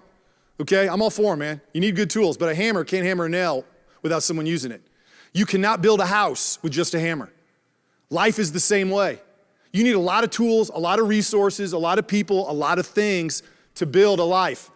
Viktor Frankl had an equation: despair is suffering without meaning. What does that mean? I loved what Viktor Frankl said. You're gonna suffer. One problem with our society today, why I think all the mental health stuff is worse, there's this attitude that like somehow we cannot suffer. I mean, look at Instagram. I mean, people like, alter photos to make themselves look 20 years younger. It's that same vibe. You're gonna suffer. The question is not, are you gonna suffer? The question is, how are you gonna live? Where are you gonna find meaning? We forget that sometimes. Now, my peer support program that I developed, it kind of is based on that. This is kind of my definition of mental health, okay? Every one of you in this room is somewhere on this diagram. Over here is where you don't want to be, okay? Every one of you is where you don't want to be. That is somebody consumed with fear, pain, regret, addiction. They're suicidal. They're just like this. Every person I just described, you know how they feel? They feel like this. That is that addict. All they're thinking about is the next drug, to the point they'll leave their baby, crying in a crib. That's that kid with PTSD that can't leave their basement. That's that woman who was raped that can't walk down the street. Man, it is hard to get out of that box. It's really hard to do it by yourself. Now, up here's where we want to be, okay? Now, imagine every one of you in here has probably known one or two people like this in your life. Imagine somebody, you could go Old Testament on them. I mean, you take everything from them, put them in the desert with nothing. They might not like it, they might not be happy about it, but they'd find some peace with it. Usually we all know like 1, 2 people like that. 100% guarantee this is what their life looks like. The foundation of their life is a clear purpose that I call actionable, okay? They don't just say their faith is important, they live it. They just don't say their kids are important, they live it. That's a tough one today. We say our kids are important and we don't raise them, we don't eat dinner with them, and then they leave the house. How important were they? Not very. That's hard to hear, man. It's true. Okay? And a whole bunch of things in life are that way. But the person all the way up there, man, whatever they say their purpose is, they live it. Man, if they go, I'm gonna lose 20 pounds, that's what they do every day. If they say my kids are the most important things in my life, the way they spend their time, you can see it. It's actionable. The rooms of the house are everything built on that purpose. And the person all the way here, there's nothing missing and there's nothing that doesn't belong. Most of us have got rooms in our house that don't belong, i.e. most of what's on that phone. And most of us are missing rooms, i.e. more time with family, more time with our friends. The person up there, that house tends to be pretty simple because they got the priorities of their purpose. One of my pet peeves is when someone says to me, man, I'm too busy. Never say that to a man with 9 kids. He will have no pity for you. All you will hear is the fly harp playing, okay? You know what you learn when you got 9 kids? Man, it's about priorities. You find out what your priorities are real quick. Life's kind of that same way. And then the roof of the house is the humility to be honest about the house. Now, most of us are somewhere in the middle. I'll sit here and tell you how important my kids are. I'm literally on the tail end of a 3-week trip that started in Nebraska, went to Seattle, went to California, went back to Seattle, went back to Oregon, went to New Mexico, and then I came to Fort Wayne, and I'm tired, man. And when I get home, there's part of me, I don't want to see my kids. And I'm not anti-suck it up, by the way. Sometimes you got to suck it up, but you got to learn how to unpack it. And I'm going to go home, and I'm going to have a choice. Do I remember that they're more important than you are? And sometimes you got to suck it up. And do I tell them the stories? And do I sit and listen to them? Or do I go, can you wait? We all do a lot of can you wait, don't we? Okay? And you go up and down the ladder. And we're all there, man. And see, when I'm working with small groups, I'll tell them, what's your house look like? You know what most suicidal people have for purpose? They don't have one. You know, a common characteristic of a suicidal person is they have no hope for the future. They just look at the day. Today sucks. They don't have a purpose. Their purpose is get through the day. That's it. Okay, that's what it is. And why that analogy to me is so important is because this to me is pretty much all mental health conditions that develop. We all got a room, we put all our junk. Okay? A friend of mine told me a long time ago, he's like, everybody has got junk in their trunk. Or another way I heard from the state fire marshal in Michigan, he said, everyone's got something they ain't never telling anybody else. And what happens, we all got that room, we put all our junk, okay? And then it's mysterious because we're human beings and we try to keep it locked up and we try to deal with it and ignore it or whatever. And then what can happen, because life's a mystery, we get too much in that room or we get one really big thing and the whole room goes boom. And then the room becomes a house. See, that used to be somebody's life. That used to be someone's house. Now all it is that pain and that darkness and that shame and that regret and whatever it is. And what I found over the years, somebody gets all the way there, there is one way they get better. They rebuild the whole house. Anyone I've ever met who is a hardcore addict, survived a suicide attempt, 100% of the time, the ones I meet, and you meet them and they go, life's awesome, they rebuilt their life. Every time, man. And what does it take to have a great life? You need all kinds of things. You need a group of friends, you need a counselor, you need hobbies, you need your physical health, and usually all that's been destroyed. That's what it takes. You need help. You need to tell people you need help. Okay? You need to spread the word that suicide could be anybody. It can impact any family. That it's getting worse, not better, and it's getting worse because we're disintegrating. But see, you are just the people to do that. That's why I couldn't wait to be here. Because you're the ones out there doing it, man. Everyone else complains. Everyone else, points fingers. You're doing it. You are just the ones to do it, but we need more of you. Now, a couple of things. Just a couple lessons I'll end with, and then I'll put up my contact info, and then I'll open up for any questions. So one, as a community, the kind of thing you can help do that to me are like absolutely essential, okay, if we're gonna make an impact like we want. One, build avenues for connection, okay? Groups, mental health groups don't always play well together. I know that from the vet space. We have too many veteran nonprofits, honestly, okay? There should be less. Should be more concentrated, more focused. Vets don't know where to go. They get too many choices. They don't communicate well together. What I wish every community had, where do I go to build an awesome life? See, if mental health was seen that way, you'd have a lot more people taking advantage of it. And that's really what a great counselor does. It makes you believe you can rebuild your life. The second one, anti-stigma, is really pro-living and relationship building. Again, we got to show people that mental health makes you stronger, not weaker. It's just like working out and going to the gym. And just like a spotter makes you stronger, relationships are the spotter for mental health. You're in the gym and you're going for a 365 max, and there's no spotter there and you don't quite get it up. Now that spotter helps you. How much help are they giving you? Not much. They might put a pound on that bar. When you get done, you did all the work. You're high-fiving. You're like, yeah, let's go. Let's do it again. See, relationships have the same kind of power for mental health. If I'm connected, if I listen to you, one quick thing, I always wonder what I'm going to mention in the talk, and I'll be done in like 2 minutes. We'll have time for questions. I love what my uncle said. My uncle is one of my heroes. He's a retired 06 full bird colonel from the Army. He's been a licensed therapist for like 30 years, and he became a pastor when he was 17. And I asked him a couple years ago, end of his career, and I meant more like, honestly, like professionally, clinically, as a mental health professional, why do people come to you? And I was thinking, is it marriage problems? Is it PTSD? What is it? And he looked at me, very thoughtful guy, and thought to himself, he says, People come to me because they want to be known. Most people aren't known, and they're just lonely. And life is not a good place when you're lonely. And I thought about it, I'm like, man, he's so right. Now think about it in your own terms. When's the last time anyone cared about you? And when I mean cared about you, I mean they literally sat in front of you and said, where'd you grow up? Tell me about your kids. What are your dreams? What are your failures? Most human beings can't remember. And you know what that means? Nobody knows you. Nobody. And you know it. It's a lonely place, okay? And relationship building is mental health preventative action. And then the last thing, and I really mean this, again, I wish you could see it. I was telling, the guys from the IDVA earlier, I wish you could see in my brain all the suicide prevention stuff I've been to. All the things the Army's done, all the things the VA's done, okay? They always miss the biggest thing. Man, if you don't build social support, you're gonna have very little impact. Nothing much is gonna change. Okay, if you aren't building social support, you are preventing very little.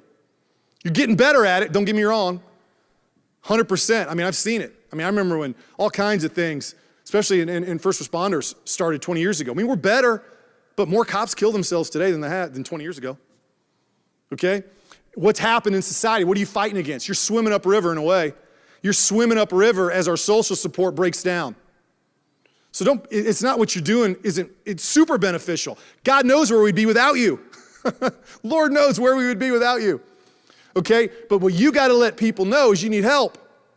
And you need help by people being more connected, which is exactly what you do. So it shouldn't be a new message to you. It's just your message is for everybody. Hold of me. Any questions? So Leon, we have one here virtually. Sure. Where did you learn that most people who put a firearm to their head don't follow through with the attempt? Oh, Dr. Roy Baumeister, reading Thomas Joyner's book. There's a bunch of places that say that. It's very rare your first suicide attempt you do it. Usually you got to work your way up because it's fear. I'm not saying it doesn't happen, but it's very rare. One, because it's scary. It's also why, by the way, firearms, you talk about it so much, because once you've gotten used to doing it, it's easy to go from that to suicide. And that would be any attempt. Anything else? Questions? I covered it all. Nothing controversial. I do. Okay, sure. You know what causes 9 kids, don't you? And you know what causes a happy marriage? Lots of the thing that causes the 9 kids.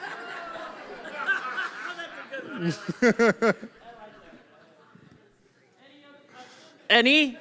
Please join me in thanking Mr. Green. Yeah, well, she had a question. She had a question.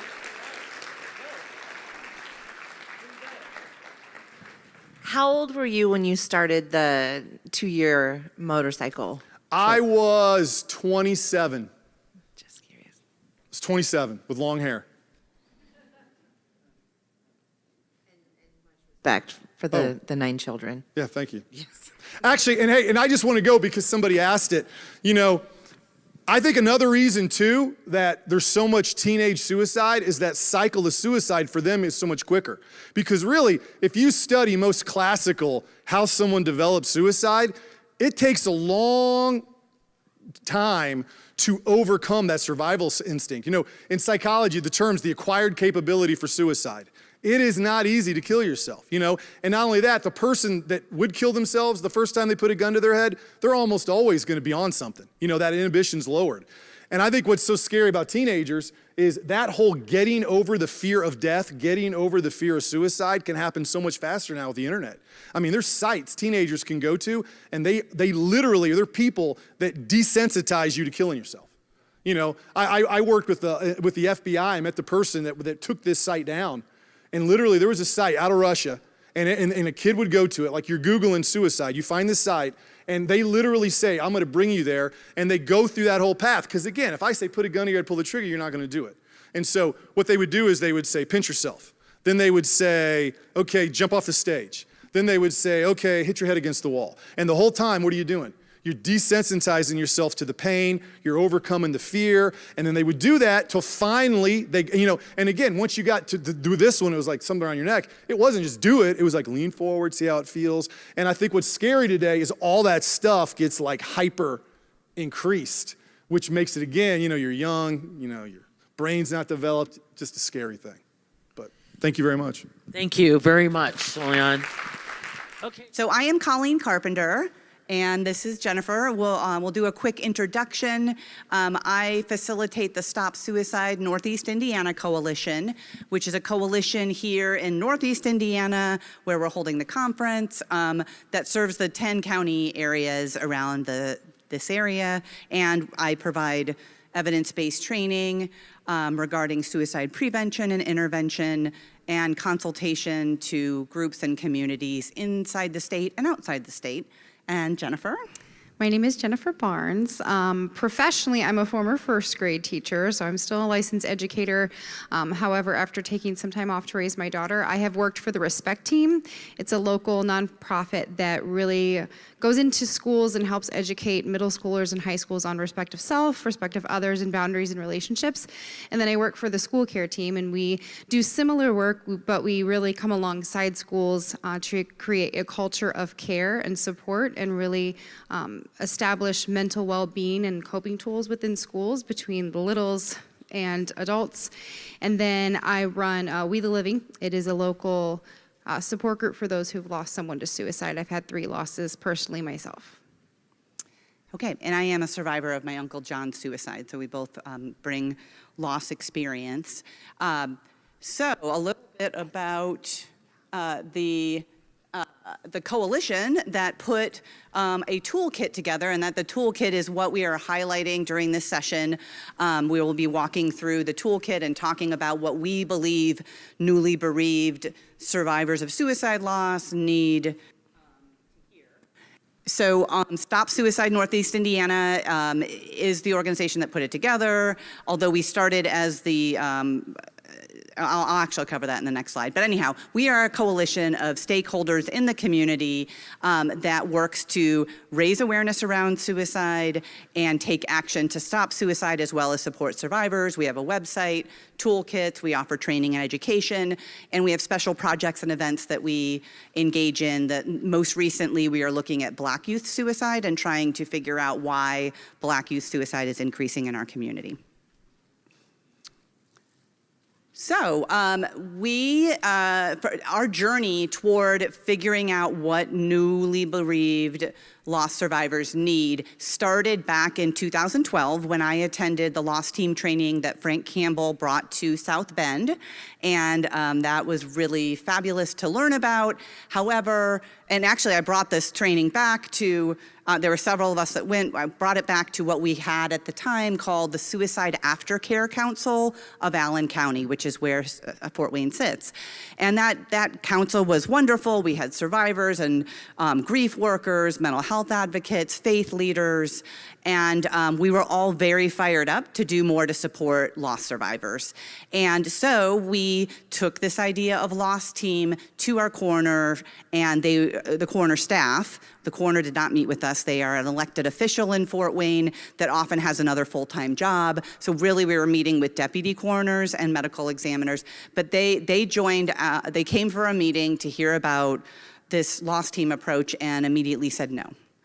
And their response for no, we're not doing a loss team, was that they knew their people living in our county and that they had their own support systems through family and through churches.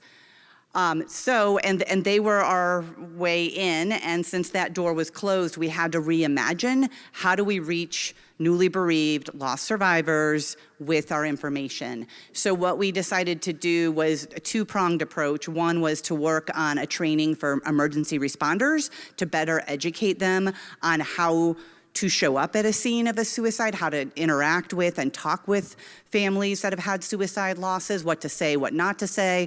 That had its own journey. We're not talking about that during this workshop, but we also decided we must put materials together focused on what we really feel loss survivors need to know right at the moment that they learn about their loss. Since we couldn't get in there as a loss team and provide immediate emotional support and connection to resources, how could we pull together information beyond just throwing together a bunch of photocopies in a folder and help support that family? So really the impact of suicide loss, I know some of you are actual loss survivors in the room, so I don't even have to explain to you what a loss survivor goes to, but I know that some of you are not, and you're here for that education piece. So as a loss survivor, they're not only grieving, which in itself is a full-time job, right? But they're also grieving how their loved one died. And then you have the impact of the stigma. In most social circles, you can't really openly talk about your loss. You know, for me, if my father had died of a heart attack, I probably would have felt a lot more comfortable kind of opening up about that loss, but I was a 17-year-old. I came back to school and immediately had that stigma. People would say like, oh, so I heard your dad killed himself. Why did he do that? You know, I had all these people ask me the why question, and most suicide loss survivors don't have the answer. I mean, we're always going to probably be having that why there. So this is just kind of a good representation of what it looks like after a suicide loss, what the survivor's going through, all these types of things, the shock, the anxiety. Honestly, once the shock starts to wear off and you start to kind of come to terms with what's happened, you're probably a month or a few months into your loss already anyways, and life's kind of already gone on, unfortunately. There's a lot of things that you miss when you're grieving, let alone when you're going through all of this. There's that shame. You might have your own suicidal thoughts. Again, regret, you're probably going to pinpoint every single negative thing you ever said to that person. You're going to find some reason why it was your fault, which is not accurate, but our brains just do that because we're logical and we want a logical answer. You have anger, you have sadness, and then sometimes in those moments, those brief moments in those early days where you can be happy, you usually, bless you, you usually have moments where then you're upset because you were happy. So it goes right back into that guilt, and then you just get back on that train and just up and down. So again, physically, so that was all mental. This is like the physical aspect of grief is hard work. So imagine working out 24 hours a day mentally, and that's basically what grief is. And then that's going to impact you physically. So some of the things like, she's asking, you know, holy crap, is this forgetfulness, dementia? Those things happen where you just forget things that maybe even things that are just part of your normal day-to-day routines. But sometimes you gain weight. Sometimes you feel like just getting through the day, again, physically is so draining. You're exhausted. And sometimes that sleep is not even going to help the exhaustion because when you're sleeping, you are grieving subconsciously. You're going through all of that stuff. You're processing while you're sleeping. So you wake up exhausted. Sometimes you just have the physical symptoms like fibromyalgia. You could have a lot of body aches, pains. You just struggle so much because your brain is trying to process something that's very difficult for any human being to comprehend. And so processing information can be really challenging. I don't know if any of you as loss survivors were given a book or anything like that. There are fantastic books and resources. However, I know I remember reading a chapter and then just putting the book down and being like, I literally can't remember one thing that I just read. I'd have to reread, I'd highlight. I remember coming to college shortly after my father's suicide, and I remembered sitting in class and I would leave class and think, I don't remember anything that I just learned. So we really wanted to make sure when we were doing these toolkits to give the information in a very small, summarized version, very easy to read, and something that could be pulled out, you could look at it, but then you could put that tab away and deal with it again later. We wanted it to be something that's only gonna take 4 or 5 minutes to read each kind of tab, each pull out. It'll make more sense when you visually see it here in a moment, but it's not gonna take hours to go through.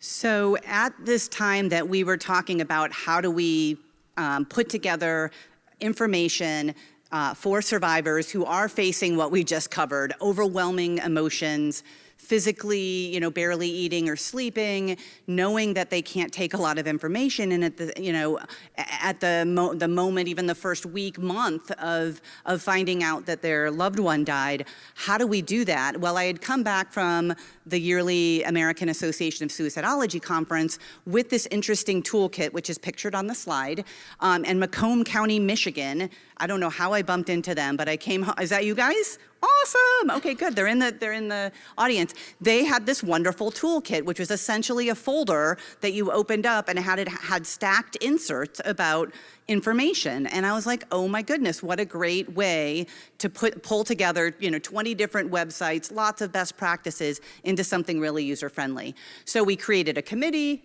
We mapped out the topics we felt that the newly bereaved would really need to hear about. We reviewed so many resources. We'll show you some of the key ones. We wrote, we talked to a printing shop and they said you have room for 10 inserts, 5 on each side. And we wrote basically 10 sets of information. You'll see them in a minute. But then, of course, we had to rewrite because as a committee, we have different ideas, different perspectives, agreements, disagreements, stylistically writing different ways. It actually sounds a little chaotic, but it wasn't. We had a really committed group of people who all had the same goal. And then we leaned on the executive director of Mental Health America to do some fundraising while we were getting this all together so that when it was ready to go, we could print and get these out to families. So our idea was, if there was this chaotic, experience going on for families with emotions and barely being able to drink and sleep and eat and take in any information, as Rafia said yesterday, she went deaf. Like, she was literally hearing nothing from other human beings. So if that is the case, how do we take this jumble of best practices, these 20 websites, these amazing books and booklets that we've read to help suicide loss survivors? How do we take that jumble and make a nice, neat, tool that is explanatory but not overwhelming, because there's so much out there we could be communicating with them. So some of what we reviewed and tried to cull down into usable, digestible pieces of information were some of the stuff that you probably all know about. The American Association of Suicidology has their purple book that they've had for probably 15 or 20 years now. AFSP has their wonderful Surviving a Suicide Loss Guide. The Suicide Awareness Voices of Education, if you haven't been to SAVE's website, they have a really great way of helping people understand how to explain suicide loss to young children. The book Touched by Suicide, which Frank Campbell turned me on to. I love that book. We took information from there. Of course, SPRC, the Suicide Prevention Resource Center, has guides on how to lead memorial and funeral services and financial considerations. And of course, the Lifeline has its own set of important resources. But overall, of course, we wanted stuff that was accurate, that was not triggering, and that really promoted help seeking. So here is our toolkit, and each of you will be getting a copy of this when we're done, because we would like you to listen to us rather than look at it. Here's the cover has a beautiful eucalyptus plant on it, which was very intentional. The woman the graphic designer who created it sat on our committee. She is a professional graphic designer. She lost her husband to suicide, and she writes in the front cover, "The eucalyptus displayed on the front cover is a symbol of protection and healing, and is often given as a get-well gift to show the giver's desire to shield the recipient from harm." So it was very intentional on her part. And then, as you can see, the folder does open, and there are these stacked inserts. And what we're going to do is sort of walk through what we chose and what we found important to communicate right away to a loss survivor.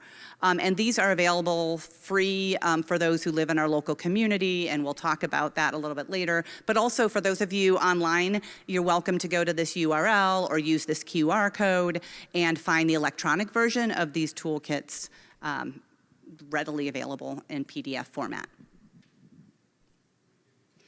And I think the great part of having those is, again, most of these are specific to local. However, some of these questions, I mean, why has this happened? Someone in Texas is going to ask that same question as, you know, here in Fort Wayne. So why has this happened? The language behind this, we wanted to make sure that it was accurate for a loss survivor. I know some of you you went to Mel's Shade's session. Brad Oliver and I spoke about this today. You wanted to make sure that we don't have that word committed, just because committed kind of adds to more stigma, so we didn't want to re-traumatize the suicide loss survivor. So we wanted to make sure that we put that in there. We wanted to make sure that we normalized questions, that this is from almost every loss survivor I've ever spoken to. This question is something that is asked right away, and even asked years later, maybe not as intensely as they questioned it, you know, from day one, but every now and then that why still pops up. We give a little bit of language as to why suicide does occur, how, you know, when emotions go up, our logical thinking goes down. There's some references to why this may happen. And then the stigma and shame, we wanted to touch on that, just so a lot of families tend to walk not knowing if they want to share that their loss was by suicide. And so this is a reminder that it's absolutely important to do that, and then it really adds to the stigma and shame collectively, but within that family circle, wanting to make sure that right off the bat that they know it is going to be hard and difficult to own that it was a suicide, but it's so important. It's vital to state that it was a suicide. The next insert, and that one is like front and center. All of these headings, by the way, we wanted to make it sort of trauma informed. All of them are big and bold, so that way it is not imperative that the loss survivor read every insert. We wanted them to be able to grab something that's about a paragraph, because that's as much as you're probably going to take, or two, and we wanted them to not have to hunt and peck, but be immediately aware of what these inserts might tell them, and that way they can choose to read one or none or whatever. So the next one is grief and coping, and some of the things that we highlight in this, and it is a bit longer because grief is hard to summarize in one little insert, right? But common emotions that happen for all of us who are facing a suicide loss in our lives, that they're not alone, that there are many ways to find support, and where some of those might be, that you are gonna have a new normal. You may not want this new normal. It may be hard to even envision what that new normal looks like, but you will have and be developing a new normal. That emotions will vary. There are times when they're really strong, there's times when they're not, that your emotions will shift minute by minute sometimes, and then that self-care is so crucial for getting sort of back to this new normal. So those are some of the things that we highlight on this insert.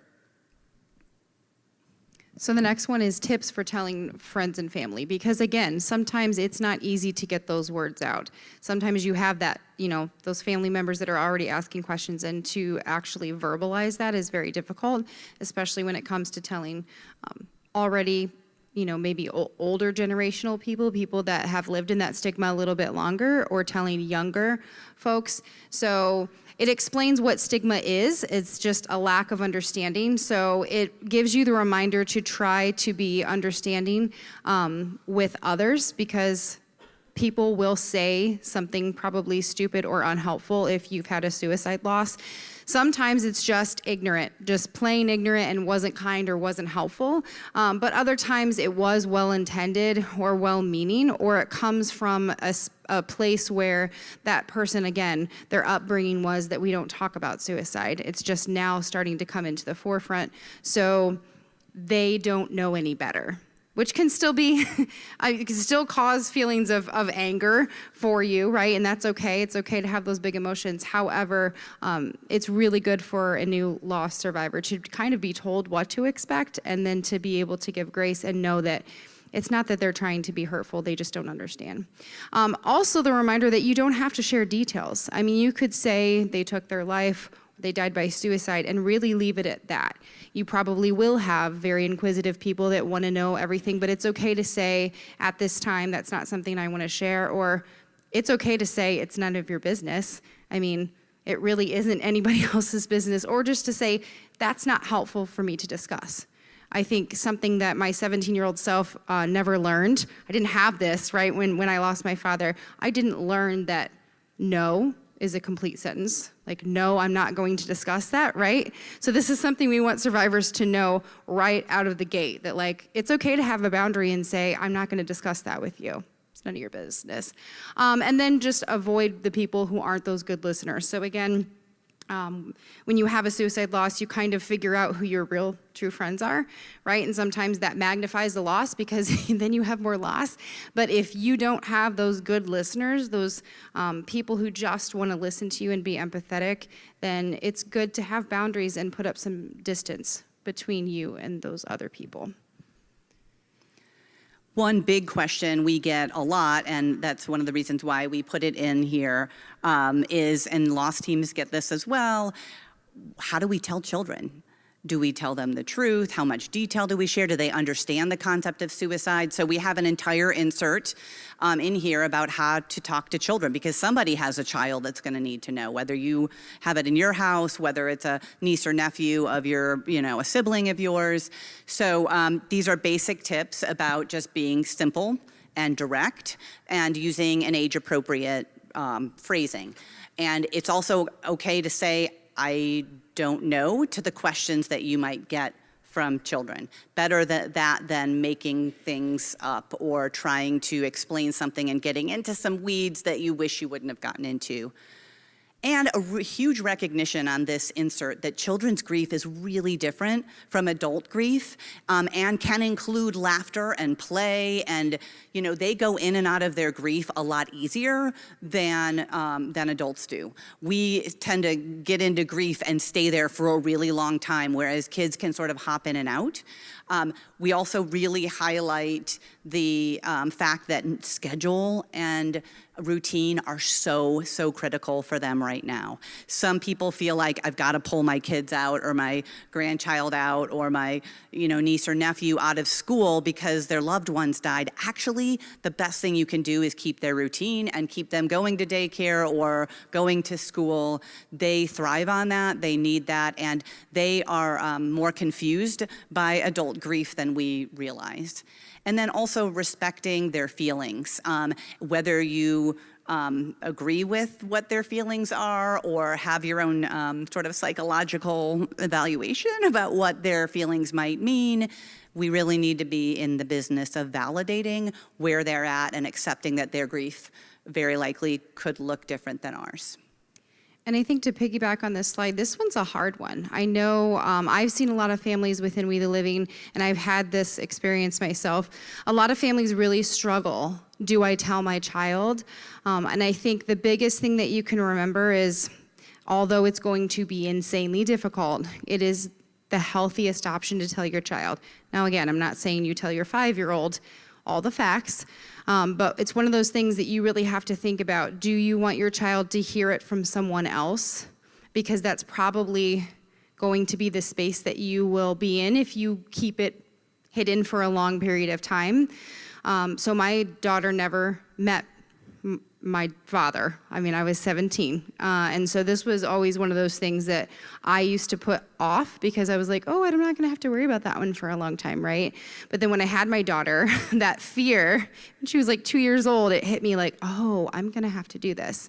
And so when Colleen said kind of using age appropriate, I just kind of started, whenever she would ask, she started asking very young, she's an only child, very mature for her age. I just simply said, Grandpa's brain was sick. And he lacked control over his brain, and he had something called mental illness. And then that was enough for her. And then as the years progressed, she's asked. So now she's 10. She does fully know that he took his life. She has asked how, and I simply said he used a gun, and that was it, because she didn't ask anymore. And then that was enough to stop and curb the conversation. But she also knows that as a 10-year-old, that I said, we're gonna have conversations over the rest of your life. You can ask other questions when you feel the need to have another question. But for right now, she seems good with that answer, and that's it. So just knowing that you also don't have to, when you sit down with a child, you don't have to lay it all out right then and there. You can just give small snippets of information that is accurate and comfortable for you and that child, and then kind of elaborate on that conversation as the years progress. Thank you. And that's you. Thank you. How to help someone after a suicide loss. So for those of you who have not had a loss, this obviously would be a great insert for you. I think the great part for being a loss survivor is that if I had had this, I could have just handed it to some of my friends and family, and they'd be able to understand some of the things I was going through. So I love the talk with or help them in the same way as other deaths. So that's probably the biggest thing with that stigma is, I think somebody said it's the no casserole. Leslie, that was you, right? Yes, Lutheran Foundation, that's it, that's what it was, Marcia. So absolutely, that a lot of times we see different deaths being portrayed. The care that you would give the people left behind is different than a suicide loss survivor. So I think reading that, if I was trying to help somebody through it, would be really impactful. Knowing that they might need to tell their story over and over. Sometimes people think that's really morbid. I know for me, I had a core group of like 4 girls who just would listen to me say the same thing over and over for a while. Like I was trying to explain everything that happened that day. And I've since gone back and thanked them because I'm sure I traumatized them because they were high school students themselves. But I was trying to relive that day to figure out, did that really happen? Like I know it happened and I know I witnessed it in my stance. However, that really helped my brain to process. Sometimes people are verbal processors and it's the best way for them to be able to get that out. There is no one right way to grieve. Hands down, biggest piece of advice to any griever, that there's no right way. As long as you are not hurting yourself, hurting others, and you're being healthy, you're not reaching to drugs and alcohol and things like that, it's okay to grieve in whatever way you want. And so I think just having that reminder. Don't try to provide answers to unanswerable questions. Don't sit.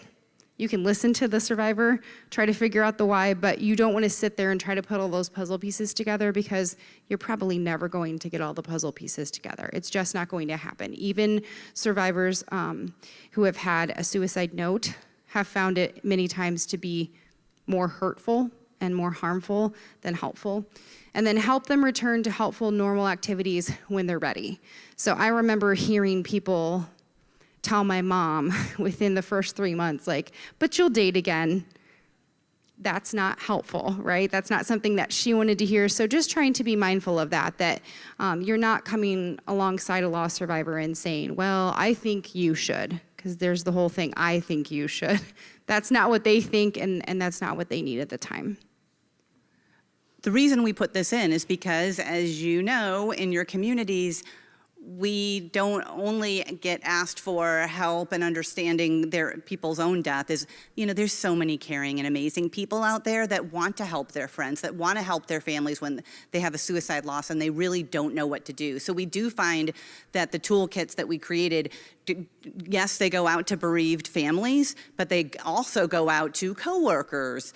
They go out to best friends. They go all sorts of places to not the family that had the loss, but folks that want to support them. And we find that, they read, they're better able to take in information. They often read the whole thing right away and learn a heck of a lot about what their loved one is facing, which is fabulous. So, of course, one of the things that we really have to face when we have an immediate suicide loss is, how do I handle the memorial service? Do I have a memorial if it was a youth at their school or with their youth group at church or whatever? What do I say during the funeral service? Do I name it as a suicide?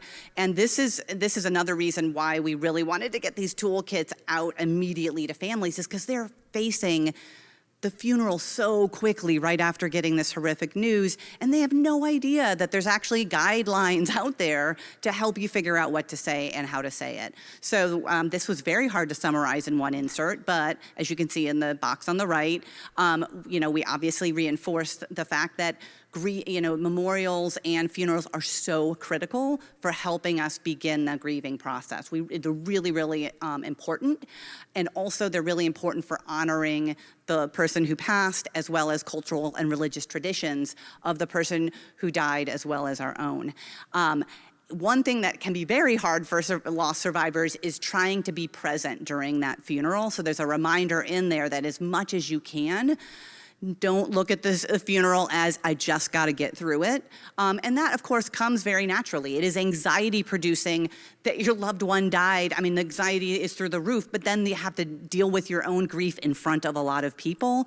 Funerals are really tough places, right? They're social places, and grieving is hard enough, but to do it with or in front of a whole bunch of people is hard. And so this reminder may fall on deaf ears, but ideally being as present as you can at the funeral so that you can really get the full benefit of really remembering and honoring that person who died.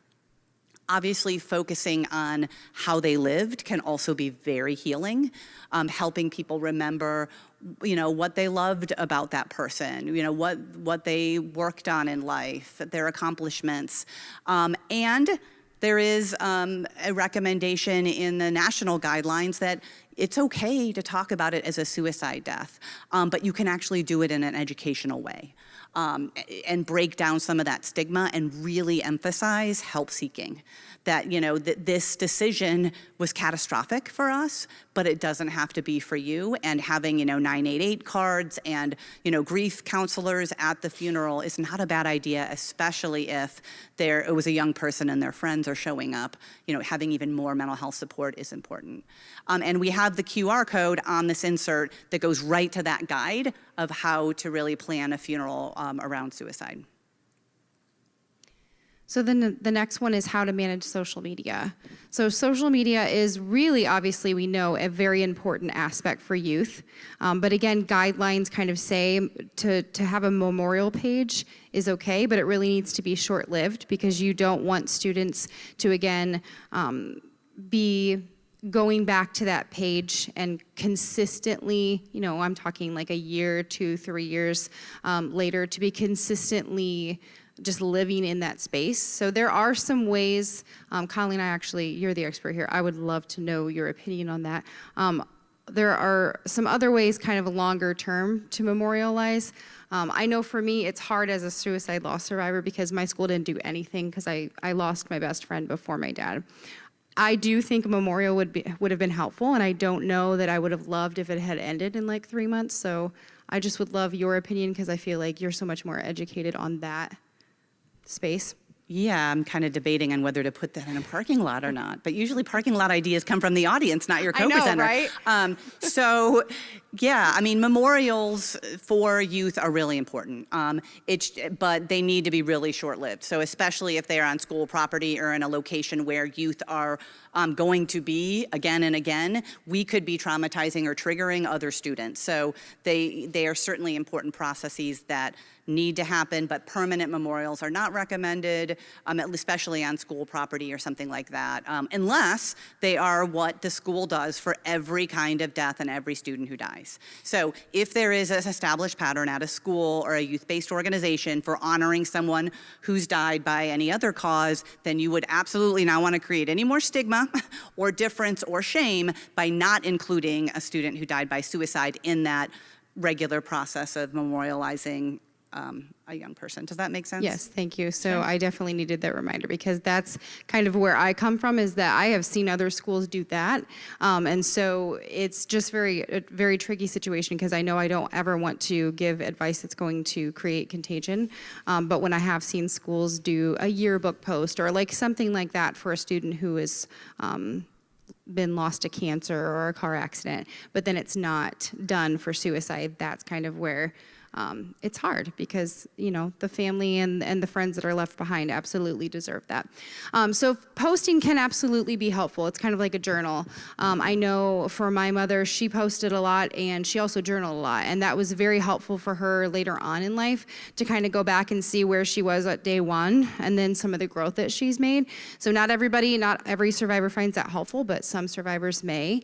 And so again, if that memorial page is removed, maybe turning that to journaling or having a space in your phone. I know I have a friend who just has in her notes app, it just says mom for her, and she will just message her mom in her notes app. So in her mind, it's still messaging mom, but really what she's doing is just journaling that grief. And then just watching youth post carefully. Obviously, if this happens in a school setting, watching the language, watching the wording, making sure that if you think that another youth is in crisis, that you absolutely jump in and help them. Obviously, if you're not in the mental state to do that because you've had the loss, then intervening someone who can is crucial. Financial concerns after a loss is another focus of our toolkit. The biggest message initially is just don't just push them all. I mean, something has to go off to the side when you've had this traumatic news, but you can't continually ignore money issues. Also, if you're going to be talking with someone about financial concerns as the bereaved, you really need a friend or family member with you to take notes about what the recommendations are. Because again, you're not taking in information very well at all at this point in the period following the news. So have a family or friend take notes for you. Seeking a financial counselor is recommended, and we have a source for that, a 1-800 number for that. There can be financial help with the burial. A lot of bereaved folks do not know that. At least in our area, we can turn to what we call a township trustee, and they will help with burial costs. And we also are lucky we have a free lawyers program in our area. So if they feel like they need help with, say, most of the bank accounts were in their husband's name and their husband just suicided, how to get access to those things, that might take more than just the bank, who knows? So leaning into a free lawyer if they don't have the means to be able to call one. And the American Foundation for Suicide Prevention also has a very short guide. I believe it's called Surviving a Suicide, and then it says like financial loss instructions or something like that. So they do have something now that they've put together and created to make things a little bit more streamlined.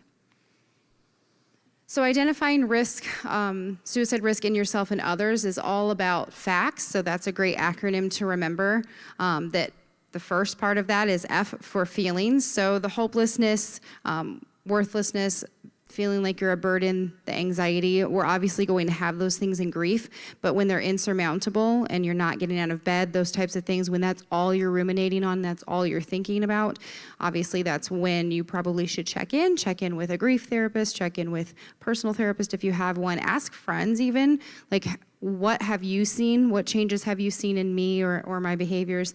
Actions, if someone is looking for a means to suicide, so gun, pills, all those things, maybe just driving a little bit more erratically and reckless, maybe engaging in drug use when they didn't, maybe their alcohol use has upticked some of those things. Changes with your attitude, mood, sleep. Obviously, if you're not sleeping, you're not going to be logically or rationally kind of moving through anything. It's easy for me to say, right? I remember in those early days, it's very difficult to sleep at all, but maybe after a month of that, checking in with a doctor, is there something like melatonin, is there something natural I could try, or maybe you do want to try a medication, because when you don't sleep well, you're already putting yourself at risk at any time. I mean, you get behind the wheel or anything, if you haven't slept, sometimes that can be a little bit drunk driving. It's not good. Then threats. So if somebody obviously is writing a threat down or if they're speaking about it, you want to take every single threat as truth. And then situations. So maybe they're struggling at school excessively. Maybe they've had a lot more personal loss. Maybe they just lost their job due to all of this. So you just want to make sure that this would be a great one, again, to give to people who are coming alongside a suicide loss survivor. But if you are the survivor and you have teens at home or you have other family members impacted by the suicide, it's just a great way to check in. And then our last insert is resources, right? So we have local resources listed for our community. We're lucky we have a grief center that provides free grief support individually, even in your own home. And we have a children's grief center. We have 2 survivor of suicide loss support groups, which is huge. We feel really lucky, at least for Indiana. I'm not sure there's any other city that can say that. And then, of course, we have materials for survivors, as you can see in the middle section there. Alliance of Hope that was brought up earlier in the conference is super fabulous, but of course AFSP and other national organizations have wonderful survivor resources. And then at the bottom of our resources listing are sort of larger, bigger picture national resources like the new 988 crisis lifeline number, which although this is an older one, we just printed them last year and 988 wasn't live. But even Families for Depression Awareness, if you haven't been on their website, it's fabulous. SAVE and the crisis text line. So we really want to make sure that people have resources so that if they want to connect with grief or a mental health provider or even prevention or crisis resources, that they're there.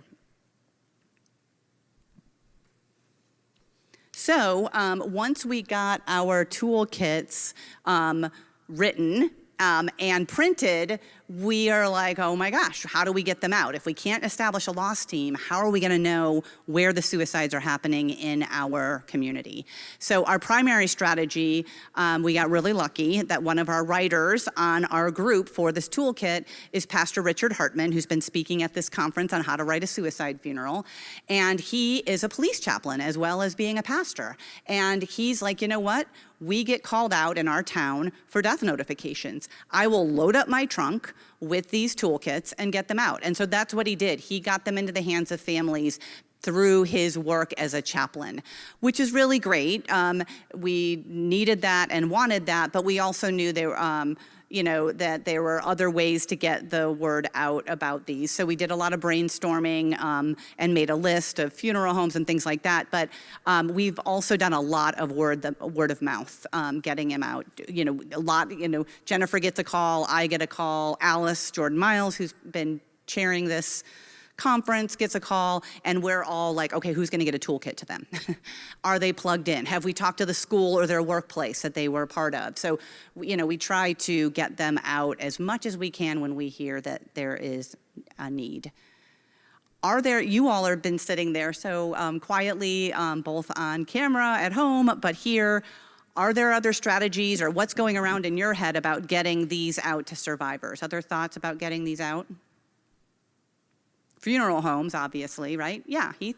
So in my community, so I'm from Boston, so I'm from a large metropolitan area, and I know that we work with barbershops, we work with hair salons, we work with people who do nails, we work with massage therapists, people who are doing alternative kinds of healings. I find like anybody who has contact with other human beings on a regular basis, those are the people. Great. So Heath, for those of you online, said barbers, beauty salons, nail techs, natural healers, massage therapists, anybody who serves another person could absolutely have these on hand. And we do make sure to get, the mental health providers in our community.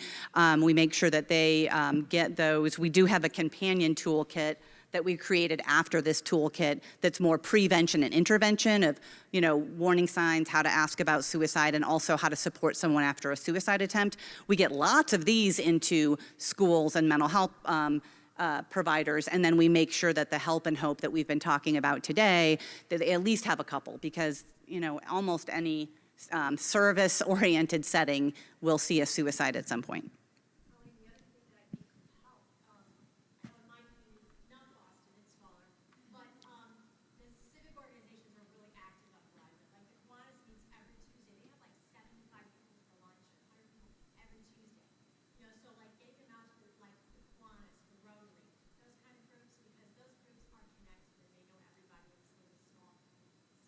So for the online folks, Kiwanis, Lions Club, the folks that are getting together and having their weekly meetings, it's a great idea. I'm going to actually go talk to the Kiwanis in November, so thank you for that. Yeah. We work with our coroner's office, and so they have packets that they can give if we're not able to go on scene, and then also hospitals and churches or other faith organizations, and then, like she said, kind of community-based organizations, so like food banks and things like that. Nice. Okay, so at a table here for the online folks, working with corners so that if the lost team's not able to go out, they can get, packets, and also hospitals and food banks. Yes, thank you. Gosh, I thought I had it all in my head and it went right out. So thank you for those ideas. The good news is, thanks to Alice's work, we are finally going to get a lost team off of the ground here in Fort Wayne. So these toolkits will become part of the bag that of goodies that we take to them. And so we won't have to have a folder with lots and lots of photocopies because we've already sort of condensed what we want them to have.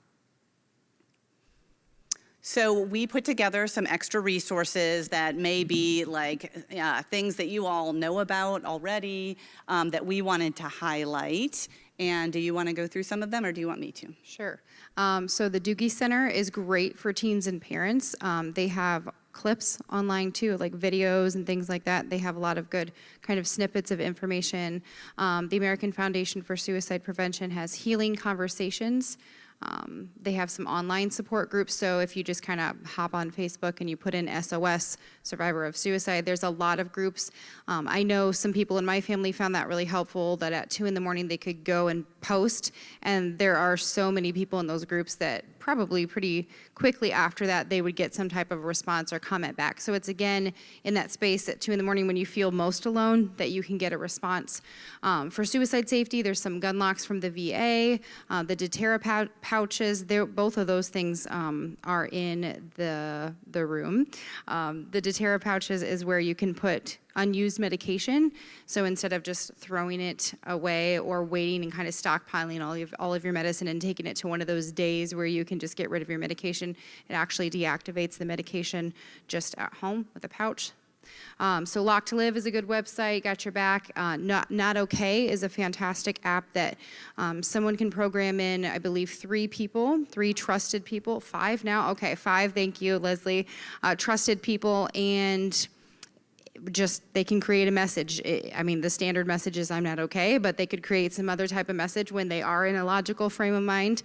And instead of just having to sit there and text a friend that they're not okay, they just push the button in the app and their coordinates go out to the friends, those people that they trust, with the GPS. And so it kind of keeps the location at the center of all of that communication and contact. So let's say my friend Becky gets the message first, then she can respond and it goes to everyone else. So if Becky says like, I'm on my way to Jennifer, then those people know, okay, Becky's gonna be there, and then we can just kind of hold tight for more information. And then alternatives to suicide support groups. You want to talk on that one? Yeah, those in Indiana, we're starting to launch those. They are just wonderful support groups run by peers to really validate, accept, and connect people to other folks who are going through similar journeys, but also just that recognition, as Silouan Green was talking about, how important connection to another human being is. So it's to build that open connection that's validating. They have a very different approach to mental health. They do not hospitalize anyone against their will. They're about empowerment and giving control back to people who are struggling. And so those are wonderful spaces for people to feel accepted and in connection with others. So Families for Depression Awareness. Sources of Strength is a program that my team, the school care team, actually Shane Presley and Tina Woldridge are in another session, I believe, right after this. Nope, right now, aren't they? Or no, it starts at 3. Thank you. I'm so appreciative. Thank you, Becky. They are in the next session talking about sources of strength. So if you want more information, that's an upstream prevention program, and it's really teaching students of all ages, but predominantly middle and high school students, that they have sources of strength within them. Eight of them, we all do. And if we're lacking in one, that's okay. You have other ones, and then how can we, if the one you're lacking in, how can we build up those sources of strength? So they would be the ones to listen to for that next. So some other apps: Long Walks, Journaling, Calm app, Wisdo, Finch for anxiety, and then another thing that my team offers, the school care team, offers WRAP classes. So that's Wellness Recovery Action Planning. We can do that within schools. We are doing that within several high schools here in Fort Wayne. And we can do that out in the community. And it really is just coming alongside people, providing hope, teaching them how to have boundaries, how to deal with personal responsibility, advocating for themselves, educating and getting education about who they are as people, what is helpful to their mental health, what is unhelpful, what are ways to cope, those types of things. And those are great programs, again, for more upstream prevention. And we were talking about WRAP classes related to suicide loss, and we don't think that WRAP classes would probably be very effective in the first 6 months of loss. Like, I think that's more of a down the way sort of wellness technique, that if they're feeling like they're in a prolonged grief, that they want to learn some more tools about handling their grief and their mental health that they could learn from.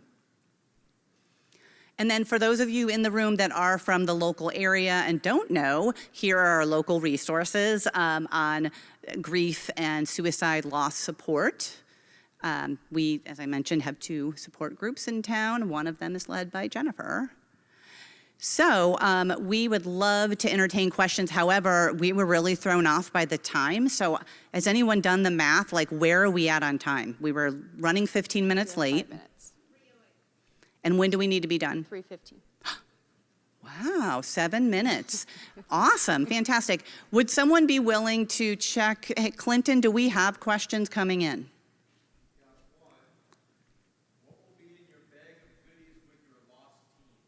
Ooh, wonderful question. What will be in our bag of goodies with our lost team? This is when we need Mel Shade and we don't have her. Water, peppermints. Definitely Frank Campbell suggested those 2 things.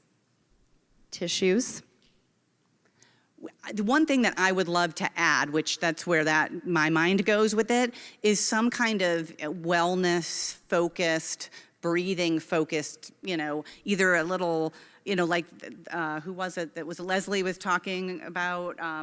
Either a stress ball, but who was it that had the keychain today? Barb, yeah. So Barb and her keychain, but something that is, remembering to breathe, centering activity. That's what I would like to see in our bags because it's not in our toolkits. That'd be great. All right, so Jan is willing to take a mic around. Who has a question? Yeah.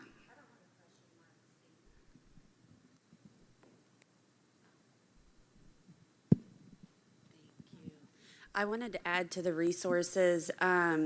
We just recently added in our bags for scenes coloring books and fidget toys for kids if they're on scene to keep them preoccupied. And then stuffed animals that they can hug onto. Also, blankets are important. In case it's cold and the family can't go into the home and they're stuck in the garage or outside because it's 2 a.m. and the neighbors are sleeping and they can't go over there. So those are good, helpful resources too for families. Awesome, thank you so much. And I love, if you don't know, there is a Lost Team listserv, and those are the kinds of questions we throw out there on the Lost Team listserv is, hey, what do you all put in your Lost Team bags? And we would have gotten that fabulous answer, so thank you. Other questions? If there are none, I would be happy to hand out, Jennifer and I, would you guys like a toolkit? Some of you may already have them. I'm seeing some nodding. Great, okay. Thank you guys so much. We so appreciate you being here for ours. I know there were a lot of choices, and our information's on the slide, and you will get a copy of the slides according to Alice. So we will get those out to you, and I'll fix that at least one spelling error I saw before I send them out. Thank you. Alice had reached out to talk to me, and I'm like, okay, how do I want to tell a story? And I think throughout this whole weekend, knowing that no matter what story we listen to, we learn something every single time. And so I wanted to make sure that I told the story as real as I lived it, and I didn't live it as a clinician, that I lived it as a mom. So I will say bear with me because honestly, this is the first time that I've publicly told this story. I've told it like in interviews and things like that. And so it's a little bit of a different space. But again, I'm just honored, and I thank you guys so much for having me here, for the Lost Team Network, again, for inviting me. And really, before I get too far, I just want to thank my morning mentor, Shannon Ortiz, who's the founder of Light After Loss, for giving me this phrase, navigating the new. And she has done a great deal to help me navigate the first 2 years of my new life as I know it after my daughter passed away in April of 2020.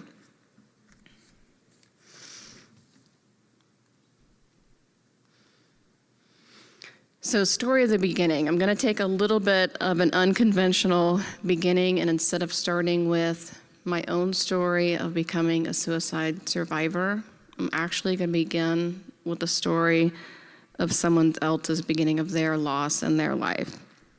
And that is the story of my mom. And the reason why I start there is because I started to learn about loss by watching my mother, and it greatly influenced how I would navigate my own journey through loss many, many years later.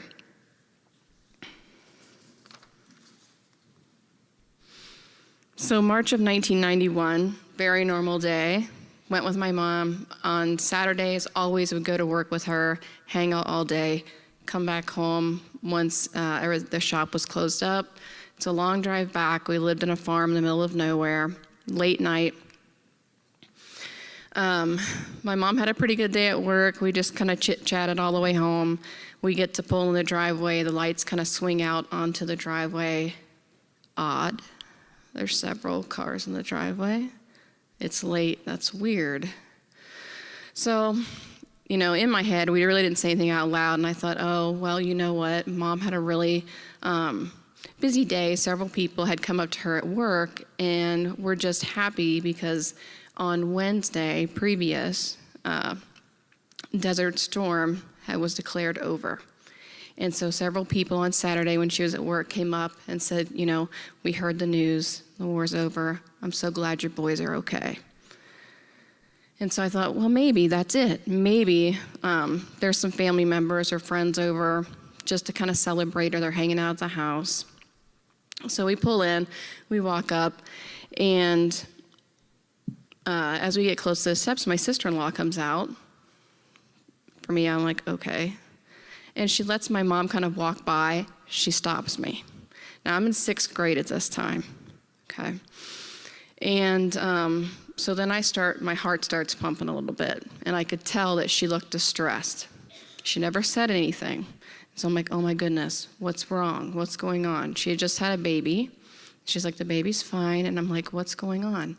And my mom went in the house, and she was just trying to stop me without saying anything. And I wasn't really having it. And I kept pressing her, and she just would shake her head at me. And then in the distance, from inside the house, I heard the most primal yell that I'd ever heard in my life. I've never heard anything like that of my mother. And so at that point, it didn't matter what my sister-in-law said. I was done with our conversation, and I went running and sprinting into the house. When I got in the house, all I could see was my mom on the floor and people surrounding her, and I had no idea what was going on. And so I kind of just took the scene in. I'm listening to my mom kind of mutter some words in between the crying and then other people talking, and I realized, oh, my brother had been killed in action. Unfortunately, the ceasefire was called on a Wednesday, 2 hours after his death. We weren't notified until many days later. But I didn't really know anything beyond that. I kind of sat back and just watched the scene play out, left my mom alone, let my aunts and my dad kind of stay with her. I would say maybe an hour later, 2 men showed up at our door, dressed in suits, and sorry for your loss, ma'am. And then they kind of walked away. and then that was it. So at that point, I kind of retreated, went back to my room, and was just like, I'm just going to be out of the way because I don't know what else to do. So the next morning, I get up, and everything was really different. So I'm the last of 9 kids. My parents are much older. They were children during the wrap-up of World War II. So how they lived life was definitely quite different than a lot of my peers. So next morning I get up, my mom, all emotion was gone. She was just functioning. She had breakfast made, she had coffee, like all the normal things she would have done, she was doing. And so no questions were asked. She didn't talk about it. I didn't either. And I just was trying to figure out, what to do from here. So my 6th grade brain, just back up, stay out of the way. I went to school on Monday. I went in, talked to my teacher, said, hey, is there any way that you could get all of the 6th grade in a group and I'll just tell them what happened? And they were just like, are you sure? And I'm like, yeah, because I just don't want to keep going over the story. And they said, okay. So I presented the story to the 6th grade group. And then that was pretty much it. I saw the counselor for about 5 minutes. They deemed that everything was okay. I went on, and from there I didn't really talk to anybody. Going back to the house, talking to my mom here and there, I know that my mom really never showed emotion or talked to my family about her feelings. She mentioned offhand one day that she'd went to see a therapist. She didn't like it. They made her cry. That was uncomfortable. She didn't want that to happen again. Okay. So it was interesting. It was a lot of years of that. However, if you see this picture here, all the way on the other side, many years later, much later, almost a lifetime later, my mom got to the other side of post-traumatic wisdom. But it wasn't until she started talking to mothers who buried their children, killed in action, they're called Gold Star mothers, that she really began to heal, that she found a connection safe enough to talk. And she became a mom to a lot of soldiers, and that became her life's work. And I think that the healing, gave her strength for that, but it took a very long time. And like I said, my mother changed after that day. She wasn't the same mom for me again. Good and bad, pros and cons to everything really, but definitely very different. And it wasn't until much later in her life, into her 70s, that we actually really talked too much about it. And through the years, I had attended lots of memorial services, dedications, and things like that. My mom would tear up, but I would cry. I did cry for my brother. I cried for his family, and I was sad. Something really profound happened unexpectedly to me. Many years later, in 2004, I had just adopted my daughter, my oldest daughter, and I was holding her at like 4 a.m., and I'm like feeding her a bottle, and it hit me. Like nothing had ever hit me before. This realization to me, oh my goodness. And I thought of my mom at 4 a.m. feeding my daughter a bottle. And it struck me, now life has delivered me an understanding of what my mother lost. She never would have been able to explain that to me then. I probably never would have been able to really take it in and understand it either. But in those early mornings, I definitely shed a few tears from my mom, because I couldn't imagine losing a person that I was sharing these type of moments with, right? These bonding moments, I couldn't imagine it. And now life has given me such a great gift, and I'm able to understand a little bit about the loss of someone else. So we're gonna go way forward. Now, like I said, we're gonna bounce a little bit everywhere, so I apologize. But so 2020, big leap. Everyone's life is affected on a global scale. all of us really had fear and uncertainty about what was going on. With a little bit of humor, I can tell you, when lockdown kind of occurred, we were one of the first school systems to actually go in lockdown. I am actually from Kentucky. I live in Kentucky. My wife and I got a very big crash course in what it's going to be like to homeschool 8 kids. And so we live in a very rural area, no e-learning. We got delivered like boxes of packets. But it was okay, right? Because we felt like the world is uncertain and there's a lot of fear, but we're all together, so everything's going to be okay. I can kind of shelter a little bit, and I'm with my people, and they're with me, and we got this. We can do this. And we touched a little bit on connection, social supports. And I think a lot of, with COVID, we're still learning. I know that I am for sure. But I had no idea what COVID looked like from my kids' eyes. I knew what COVID looked like from mine, right? But I didn't have a good understanding. All I could see was, we're together, we got this, right? Oop. Maybe. Yeah, let's see if we can.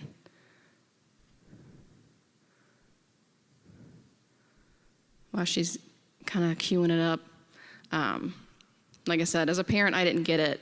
A lot of my kids did. My kids, I feel like, knew a lot more about the effects of COVID that I hadn't even taken in yet. So I'm going to play this little video here.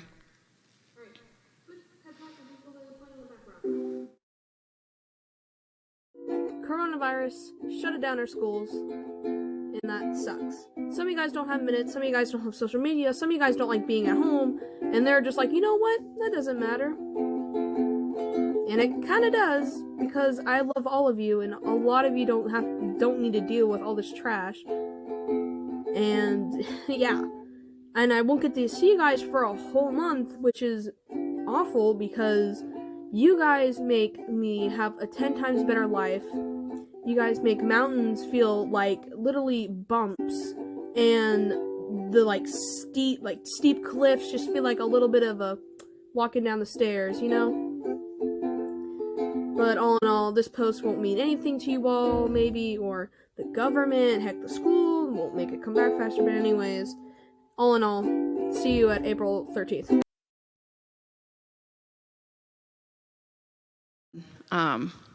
A lot of insight there for a 15-year-old.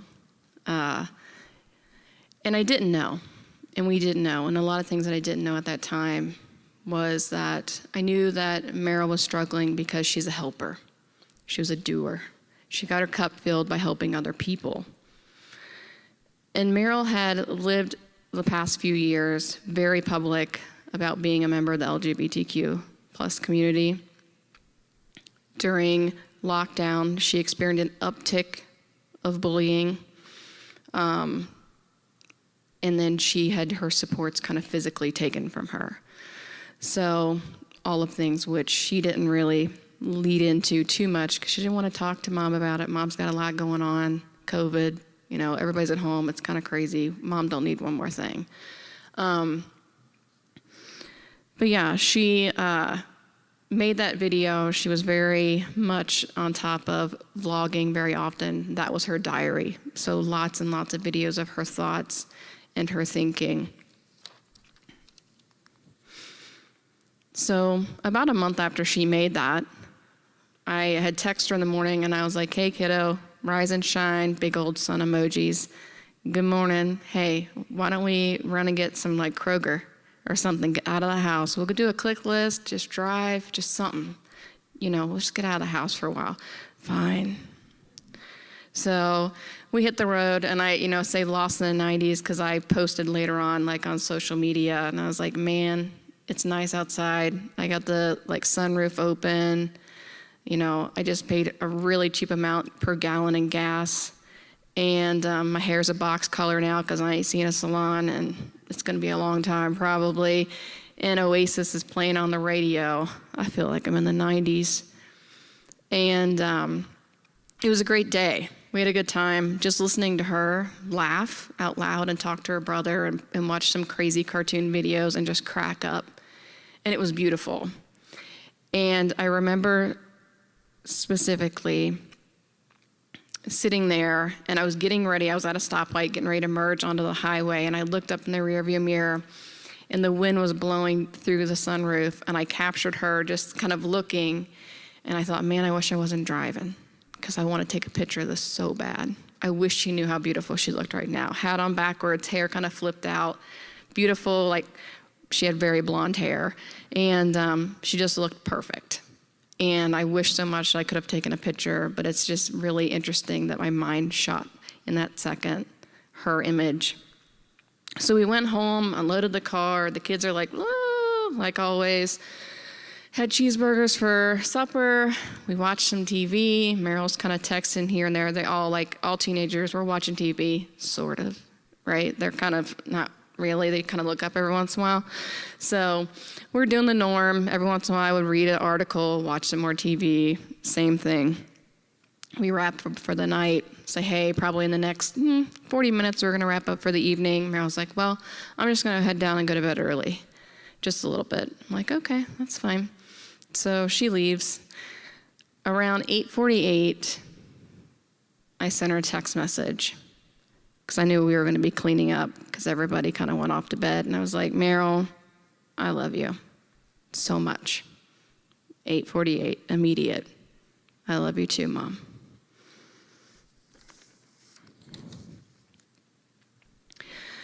The next morning, April 19th, started out like any other day. I'm a big ritual person.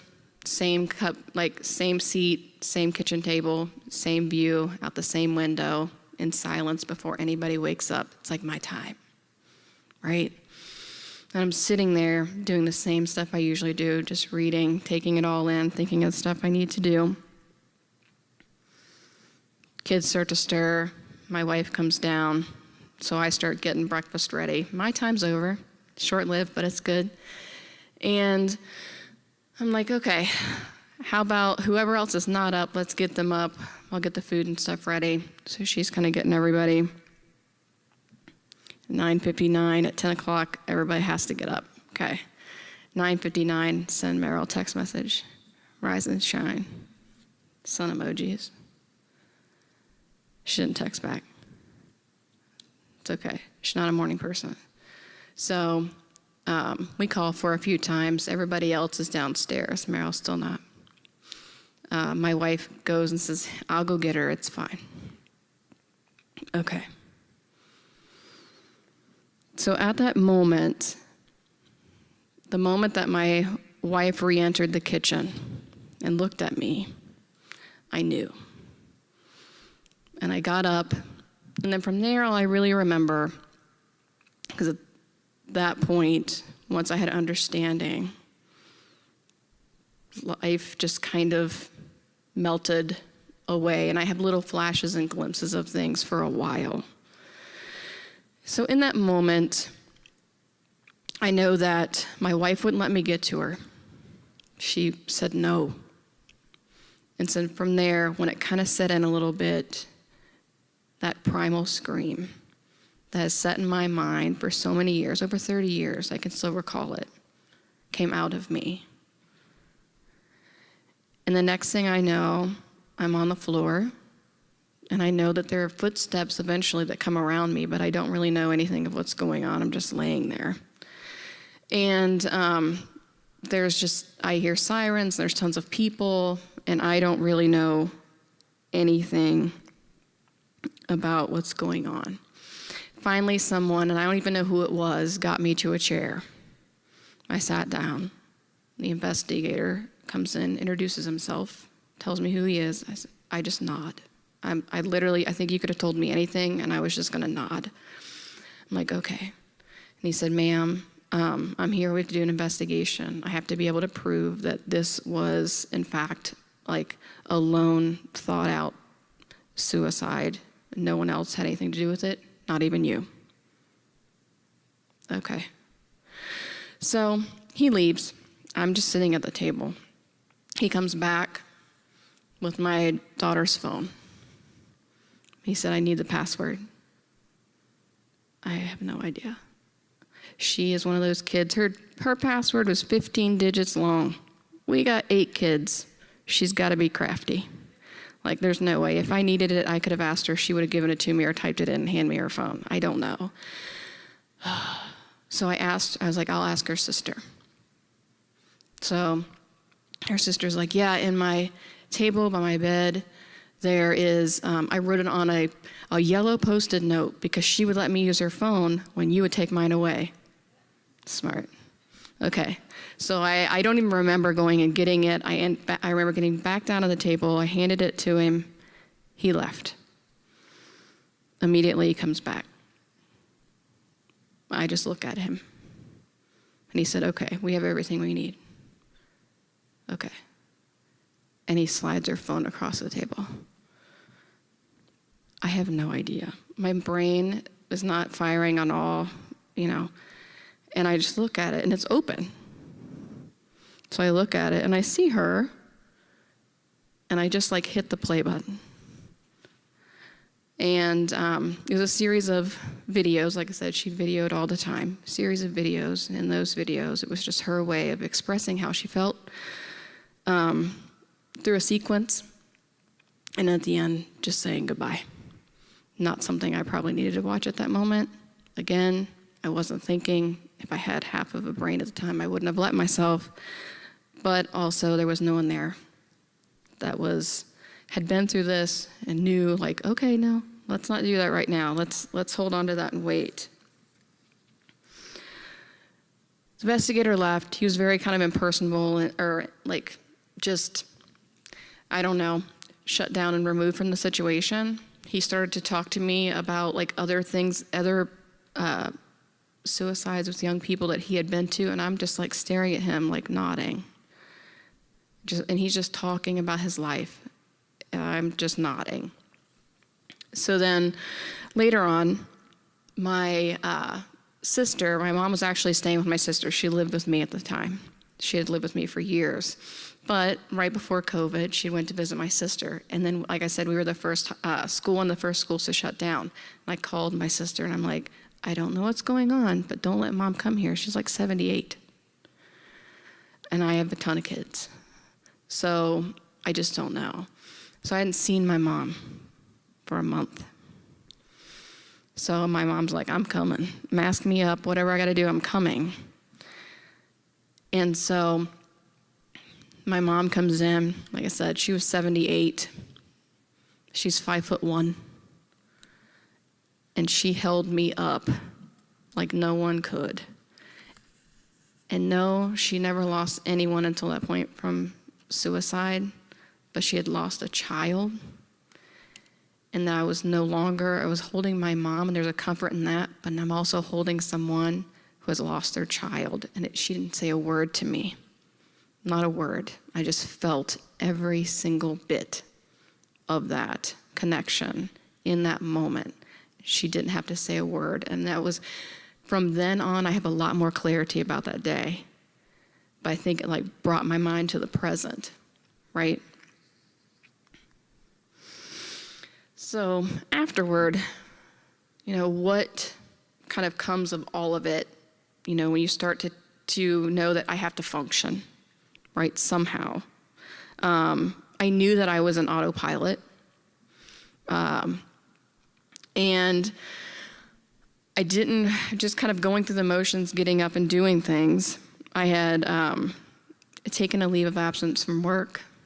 I was a clinician. I didn't even know what that was going to look like anymore. And also, everything about my life really was completely changed and different. And I think, this idea of just defining what trauma is, just shattering that most basic thought about life, and that life is good, people are safe, life is safe, right, is shattered. And so the way my ins and outs of life were shattered. My role as a clinician was shattered. My caseload at work Like what I did for a living was full of teenagers who were either homicidal, suicidal, or both. And so it's partnered with that and the fact that I'm lost at being a parent right now.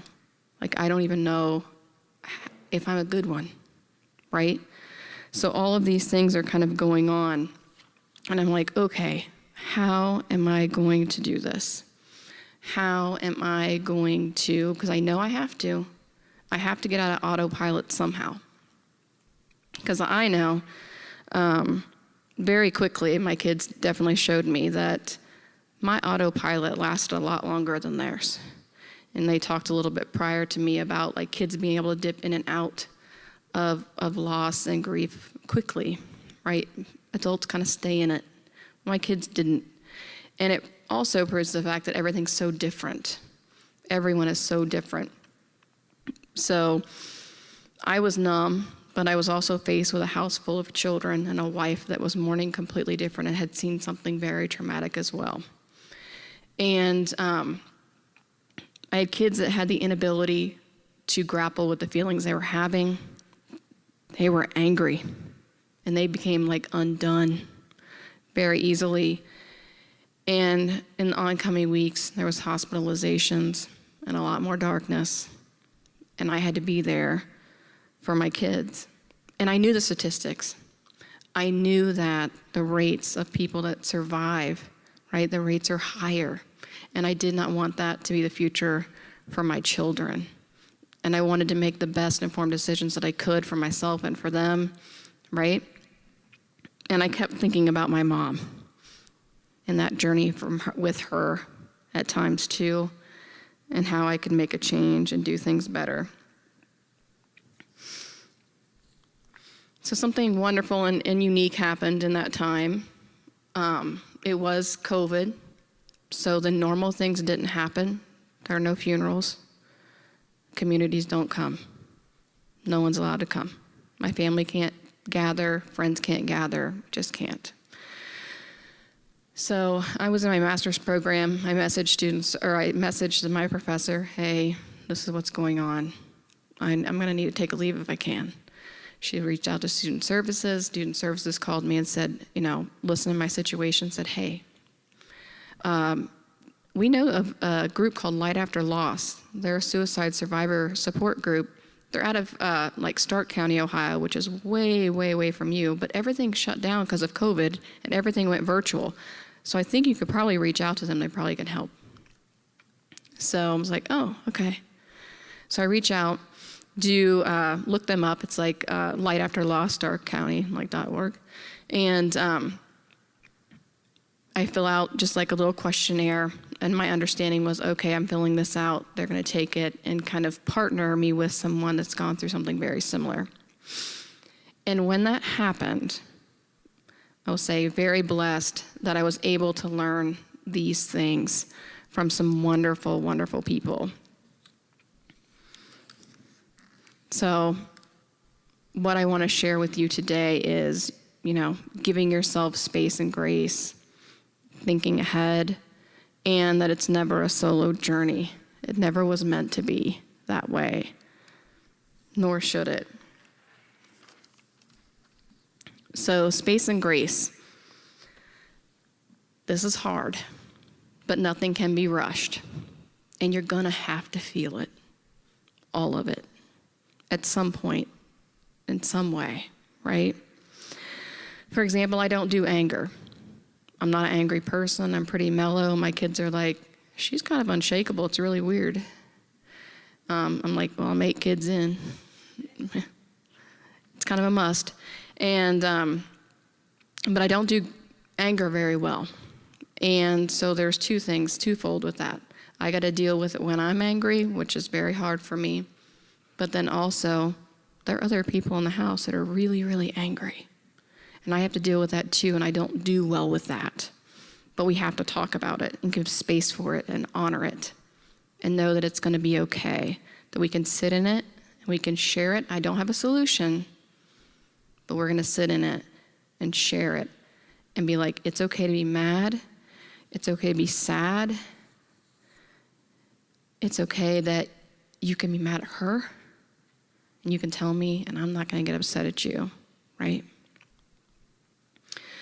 So for some time, we all know, and they say, pain cures, or time cures things. But I think that over time, it's just time to process, and it gives us space to process things. And that we learn, we've talked about a lot about how it's not linear, right? It's all over the place. It comes up when things are unexpected. I didn't expect to think about that in that moment, but I did, and now I'm mad. And that's probably not what I should be feeling at, Thanksgiving or whatever. So, or at a softball game, watching my kid play. And it's frustrating, but you have to honor it. You have to, because it's your feelings. It's our feelings, right? Again, everything that I kind of say, you're practicing it with someone, and you're also saying it for yourself. So what I'm telling my kids, I'm also telling myself, and what I'm telling myself, I'm also telling my kids. And over again about self-compassion. And I'm sure my kids got tired of hearing space and grace from me, but it just keeps on rolling out. I still do it. So another big thing that was really hard for me is, my teenagers, all the kids in my house but one were teenagers. And they knew that, cognitively, they knew, I couldn't make this go away. I couldn't fix it. I wanted to. I so badly wanted to. I wanted it all to go away for them. But I knew that I couldn't. And kids are just trying to make sense of it just like you are. Adults are a little different. They don't ask some hard questions. They kind of step back a little bit. Kids do not. Kids are very upfront. My kids ask me definitely some crazy questions about it. No fear about asking me. But it hurt me and it made me fearful to tell them I didn't know the answer. But I had to be honest too and be like, I don't know the answer, and I'm going to be really honest with you right now. I probably never will. And that's okay. It's going to have to be okay because there's no way I can change that. So we're just going to talk about it, right?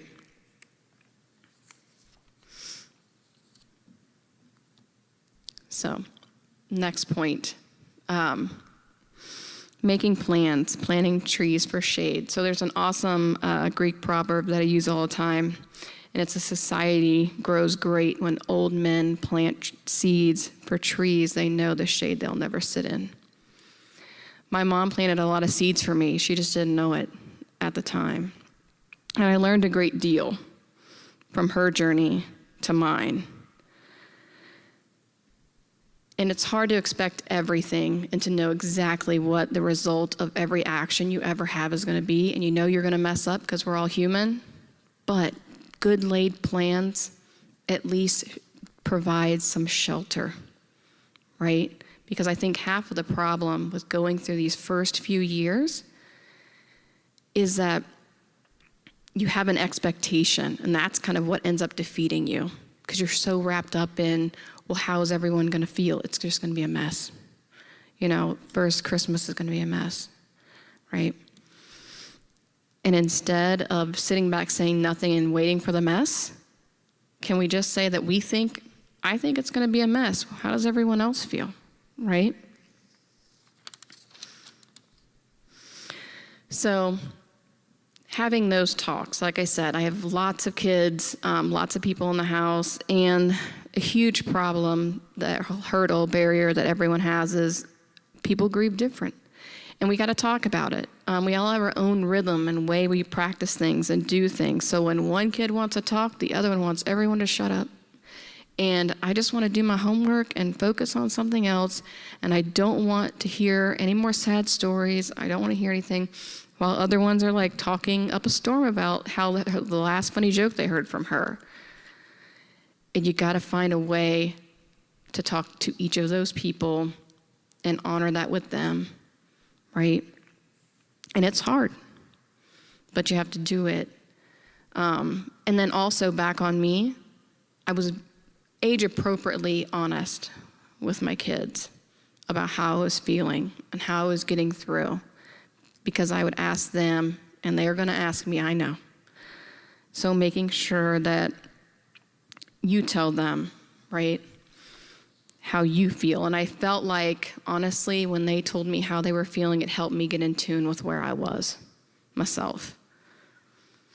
So how we do that, we had lots and lots of conversations around the kitchen table all the time. I'm sure that, some kids probably got sick of it. The ones that were sitting back going, okay, we've had a little too much sharing. I don't want to share anymore. That's okay. You don't have to share all the time. But we had to have some real conversations because I wanted everyone to be prepared. So like I said, Christmas is coming. Those first holidays. I would say for me, the first round of holidays, I was still numb. Second round, not so numb. But for my kids, they were not numb pretty early on. So we'd plan for those things. What do you want Christmas to look like? Do you want her ornaments on the tree? Do you want us to hang up a stocking or do you not? What matters to you? What doesn't matter? What's a no-go, right? And it's really super important to talk about those things. And for each thing, anniversaries, birthdays, holidays, all of those things, what do you expect? What do you want? So that there's no, surprises and things, the best that you can, right? We're not going to be able to estimate completely like how we're going to feel that day, but we're going to try to plan the best we can. Small steps are better than no steps, right? I kind of talk to my kids a lot about that and just being really honest overall about my feelings and being very transparent about it. I don't want to be irritable and my kids ever think that it's about them. I'm going to be honest and tell you why I'm irritable, right? The best that I can. Like I said, very age appropriate. So let your kids, they're going to experience grief differently. Let them talk about it and know that there's no normal way. And I tell you, every time I said that to one of my kids, I was saying it to myself just as much. I needed to remind myself too. Remind them it's okay to cry, be angry, be sad, be tired, be overwhelmed. I am too. Challenge ideas that they're responsible. That was a huge thing, right? And going through each of those with all the kids and myself over and over. Because again, still, that's the thing. I'm telling myself that too. Brainstorm with your kids. What are ways you can honor her, right? What's going to work best if, some of the kids wanted to have a birthday party. They wanted candles. They wanted a cake. They wanted to be able to sing. Some kids, that day, can we do this? I think we should eat sushi because she would like that. And then, another kid, I want to write a note and take it to her. Those type of things. And also, for me, something that I know was hard was it's going to be okay to laugh and have fun. You know what? We can't all sit around at Christmas and cry. We're going to sing songs and we're going to dance and we're going to laugh and we're going to enjoy the lights, right? And it's okay if we have moments where we cry in those things, and that's all right. But we have to be able to live still and enjoy things and enjoy each other. And we're going to figure it out. We're going to do it in our own way, and we're going to do it together. And then finally, knowing that it was never meant to be a solo venture. And I think you hear that time and time again throughout everything. Connection is key, and it's a catalyst for healing, always. So we talk about, postvention and interventions. And so postvention was a term originated from 1968. And talking about just having care for bereaved survivors and how it was so important to destigmatize things, strengthen prevention efforts so that people didn't feel so isolated and alone, right, in their loss, something that we're still looking into and improving to this day, reasons why that we're here talking about it. And so when I think about that, for myself, well, actually, for my mom, for example, when she was able to talk to other mothers, that healing started. And then her work started that purpose from pain started for her. And that's when that healing, the real true healing for her happened through service. Same for me. When I met members of Light After Loss, it was in that time that true healing and coming out of some of that numbness and just saying, okay, I really have to sit in this and honor it in me is so very important. And I think back, and I didn't have a loss team to come, and I listened to stories, many stories of people on that day when that happened, and they didn't have that, and I've listened to stories where they do, and I can't help but think about, man, I wish, because there was definitely some re-traumatization in that day afterward. But I will say that about 1.5 years after Mel passed away, I got a phone call from a coworker. And like I said, there's no loss team in our area. And she said a coworker of mine's son had just passed away, had taken his life that morning. And I asked, where's she at? And she was staying with her other daughter. And I went there. And she, I said, hey, I kind of was like, I'm going to probably come if you don't want me to, but I just want to let somebody know that I'm coming. And she said, please. So I came and I saw her and I walked over to her and I couldn't help but think she's laying on the floor. And I just laid next to her. And that didn't have to say anything at all. Nothing. Just tears and holding in that moment for her and letting her know that I was there and that she didn't have to say anything. She didn't need to do anything for me. We're both helpers. We're really bad about, wanting to help when we're in pain because, it doesn't matter. We're going to still do it. And I'm like, I don't need you to talk. Just be.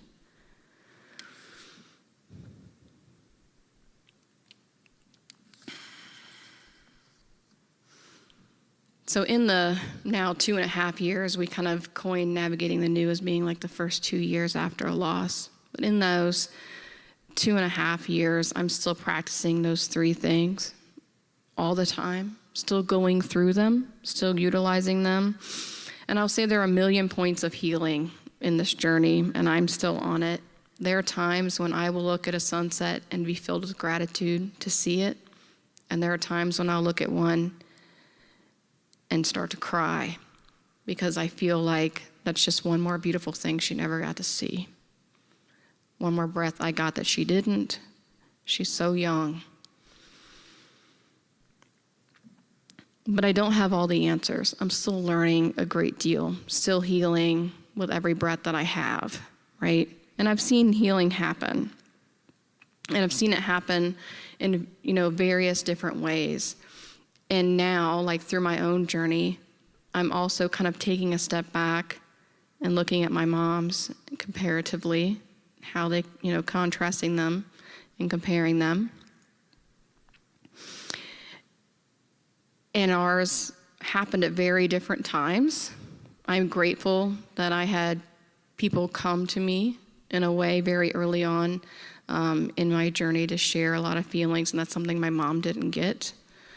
For a very long time, but we did eventually, both of us kind of work our way through, and I'm, like I said, still working my way through.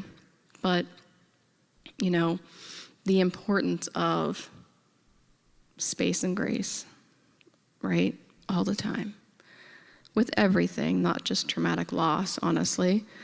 Yep, can't be prepared for everything, but we can try to lay some really good plans, provide some shade and support, right, for us and the ones that are going to come after us. Super important. And then finally, we're not meant to really do much of life alone. We just aren't. We really need to reach out and, have that social connection. We're just hardwired for it, and that's the only way that I can really put it. It's what brings healing to broken hearts and broken minds that are struggling in the end.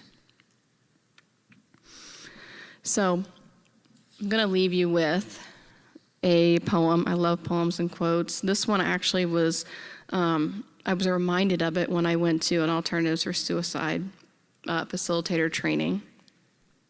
And it speaks a lot to space and grace and connection. So it's called Guest House. This being human is a guest house. Every morning, a new arrival, a joy, a depression, a meanness, some momentary awareness comes as an unexpected visitor. Welcome and entertain them all, even if they're a crowd of sorrows who violently sweep your house empty of its furniture. Still, treat each guest honorably. He may be clearing out for some new delight. The dark thought, the shame, the malice. Meet them at the door laughing and invite them in. Be grateful for whoever comes because each has been sent as a guide from beyond. Again, I thank you for your time and thank you for letting me share my story.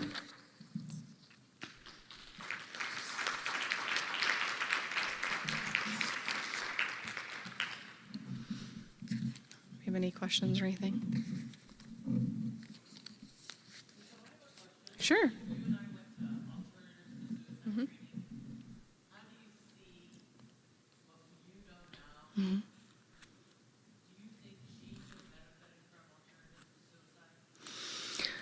Mm-hmm. Yes. So there had been times, I think, for Meryl that, you know, she had struggled a great deal with depression and anxiety, had a lot of discrimination and marginalization in the area that we lived in. And so if she talked to a counselor, you know, I'd gotten calls and it's just kind of like, we're going down through this checklist. Meryl knew the checklist. But Meryl was very cognizant of, but you're not changing the problem. No one's changing the problem. They're just telling me I have a problem. I understand I'm sad, but I feel like you're spending all your energy not helping me with the problem. And so, you know, did she have the normal like line of treatment? Yes. Was there success in that treatment? There was some. Again, you know, COVID, something that we probably couldn't anticipate. But again, you know, it took away some of those natural supports that you talk about, right? With alternatives to suicide. And we talk about the core reasons why. Because, you know, in the training earlier when we were discussing it, you know, talking about one of the most profound things that they said during that training was, what part of your life do you want to die? You don't want to die. But what part of life do you wish were dead? And I don't think anyone gave that enough energy and time for her to explain. And it kind of left her feeling like it wasn't as valid and that she was wrong in her thinking and she was allowing something possibly to harm her more than everyone thought it should, and she should just kind of get over it. So I think that in that way, throughout her life, it could have definitely been something very healing for her. So I don't know if I answered your question that well. Yeah, absolutely.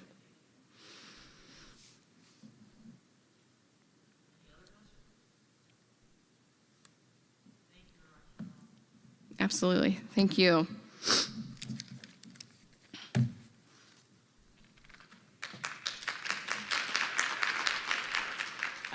First of all, I want to thank you all for coming, staying at 447 on the second day after 2 heavy days that we've had. Like I said yesterday morning, this has been a dream of mine for 15 years. And now that Indiana has a grant to implement a statewide loss network, by 2025, we will have 27 loss teams across the state serving all 92 counties. I know, and this is just the beginning. So I want to, again, thank our sponsors. I want to specifically thank Marcia Hoff from the Lutheran Foundation, because not only is she a dear friend of mine, but she's my mentor. And I'm just so appreciative that she supported me these last 2 days. And I just want you to know I appreciate you.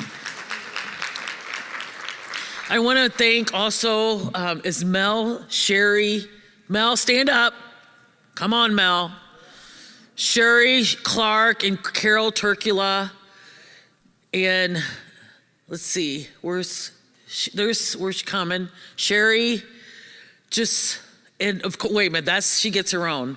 Planning, Cheryl and Sherry and Mel, they had to deal with this crazy here. And I know I'm up here, but I'm telling you, they were back there. And they made this possible.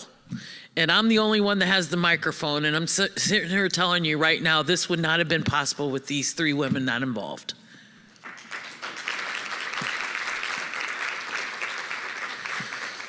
And then, of course, I have to thank Hannah. I got to thank Noah. Noah, wave your hand over there. Noah's streaming all our buddies over there. Hannah has worked with me on numerous occasions, and I know she goes home and says, I'll never do that again. Hannah, I appreciate you. Thank you so much. Frank, there's no words. And you know how much I appreciate you, not only from the state of Indiana, but across this country. We thank you for your work, your diligence, and your passion. And, oh, by the way, Frank lost a pin. And it's a very, very, very special pin to him. And if for some reason you may have hugged him, you never know. It might have got on something that you were wearing or something. Please, because it means the world to him. Can you describe it real quick?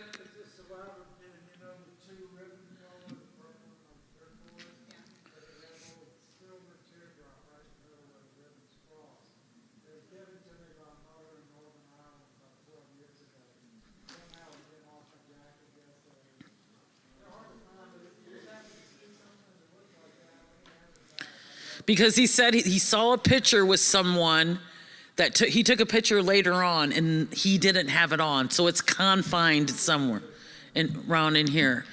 So last but definitely not least, this Libney girl. Come here, young lady. Libney is, I'm also a professor on campus. And this young lady here, come on up. When I teach, when I have students that look like me, I tend to reach out to them, because I remember when I was in college, the only people that looked like me were custodians. And I say that respectfully because I know that I'm not just there to teach them, but I'm also there to set an example for them. But I must say, this young lady has taught me so much this semester, because she has been, I wish I could afford her, because she's like almost #1 in our department, in our class. She's first generation. She works very hard. She has the heart of gold, and her commitment and passion to helping people is just unbelievable. And I learned so much from her. She teaches me so much kindness and grace. And she just looks at me like, Miss Miles, don't sweat the small stuff. And I just want you to know I appreciate you. I appreciate you too. Okay. So she's graduating, so if anybody needs to find a job or needs somebody, okay, but thank you very much. God bless you and safe travels. Thank you. And don't forget to fill out your evaluations. You will receive an email by Monday with an evaluation with your CEUs and your certificate of attendance. Then it will then return to you a link in which you will find all the PowerPoints of the conference, including the keynote speakers. So thank you very much. Thank you. Thank you. Thanks. Thank you. Oh, yes. October 23rd to the 25th. It's in at the Hilton in Easton. Right, Easton? Yeah, Hannah says I've seen that slide many times. Yeah, so we'll see you next year.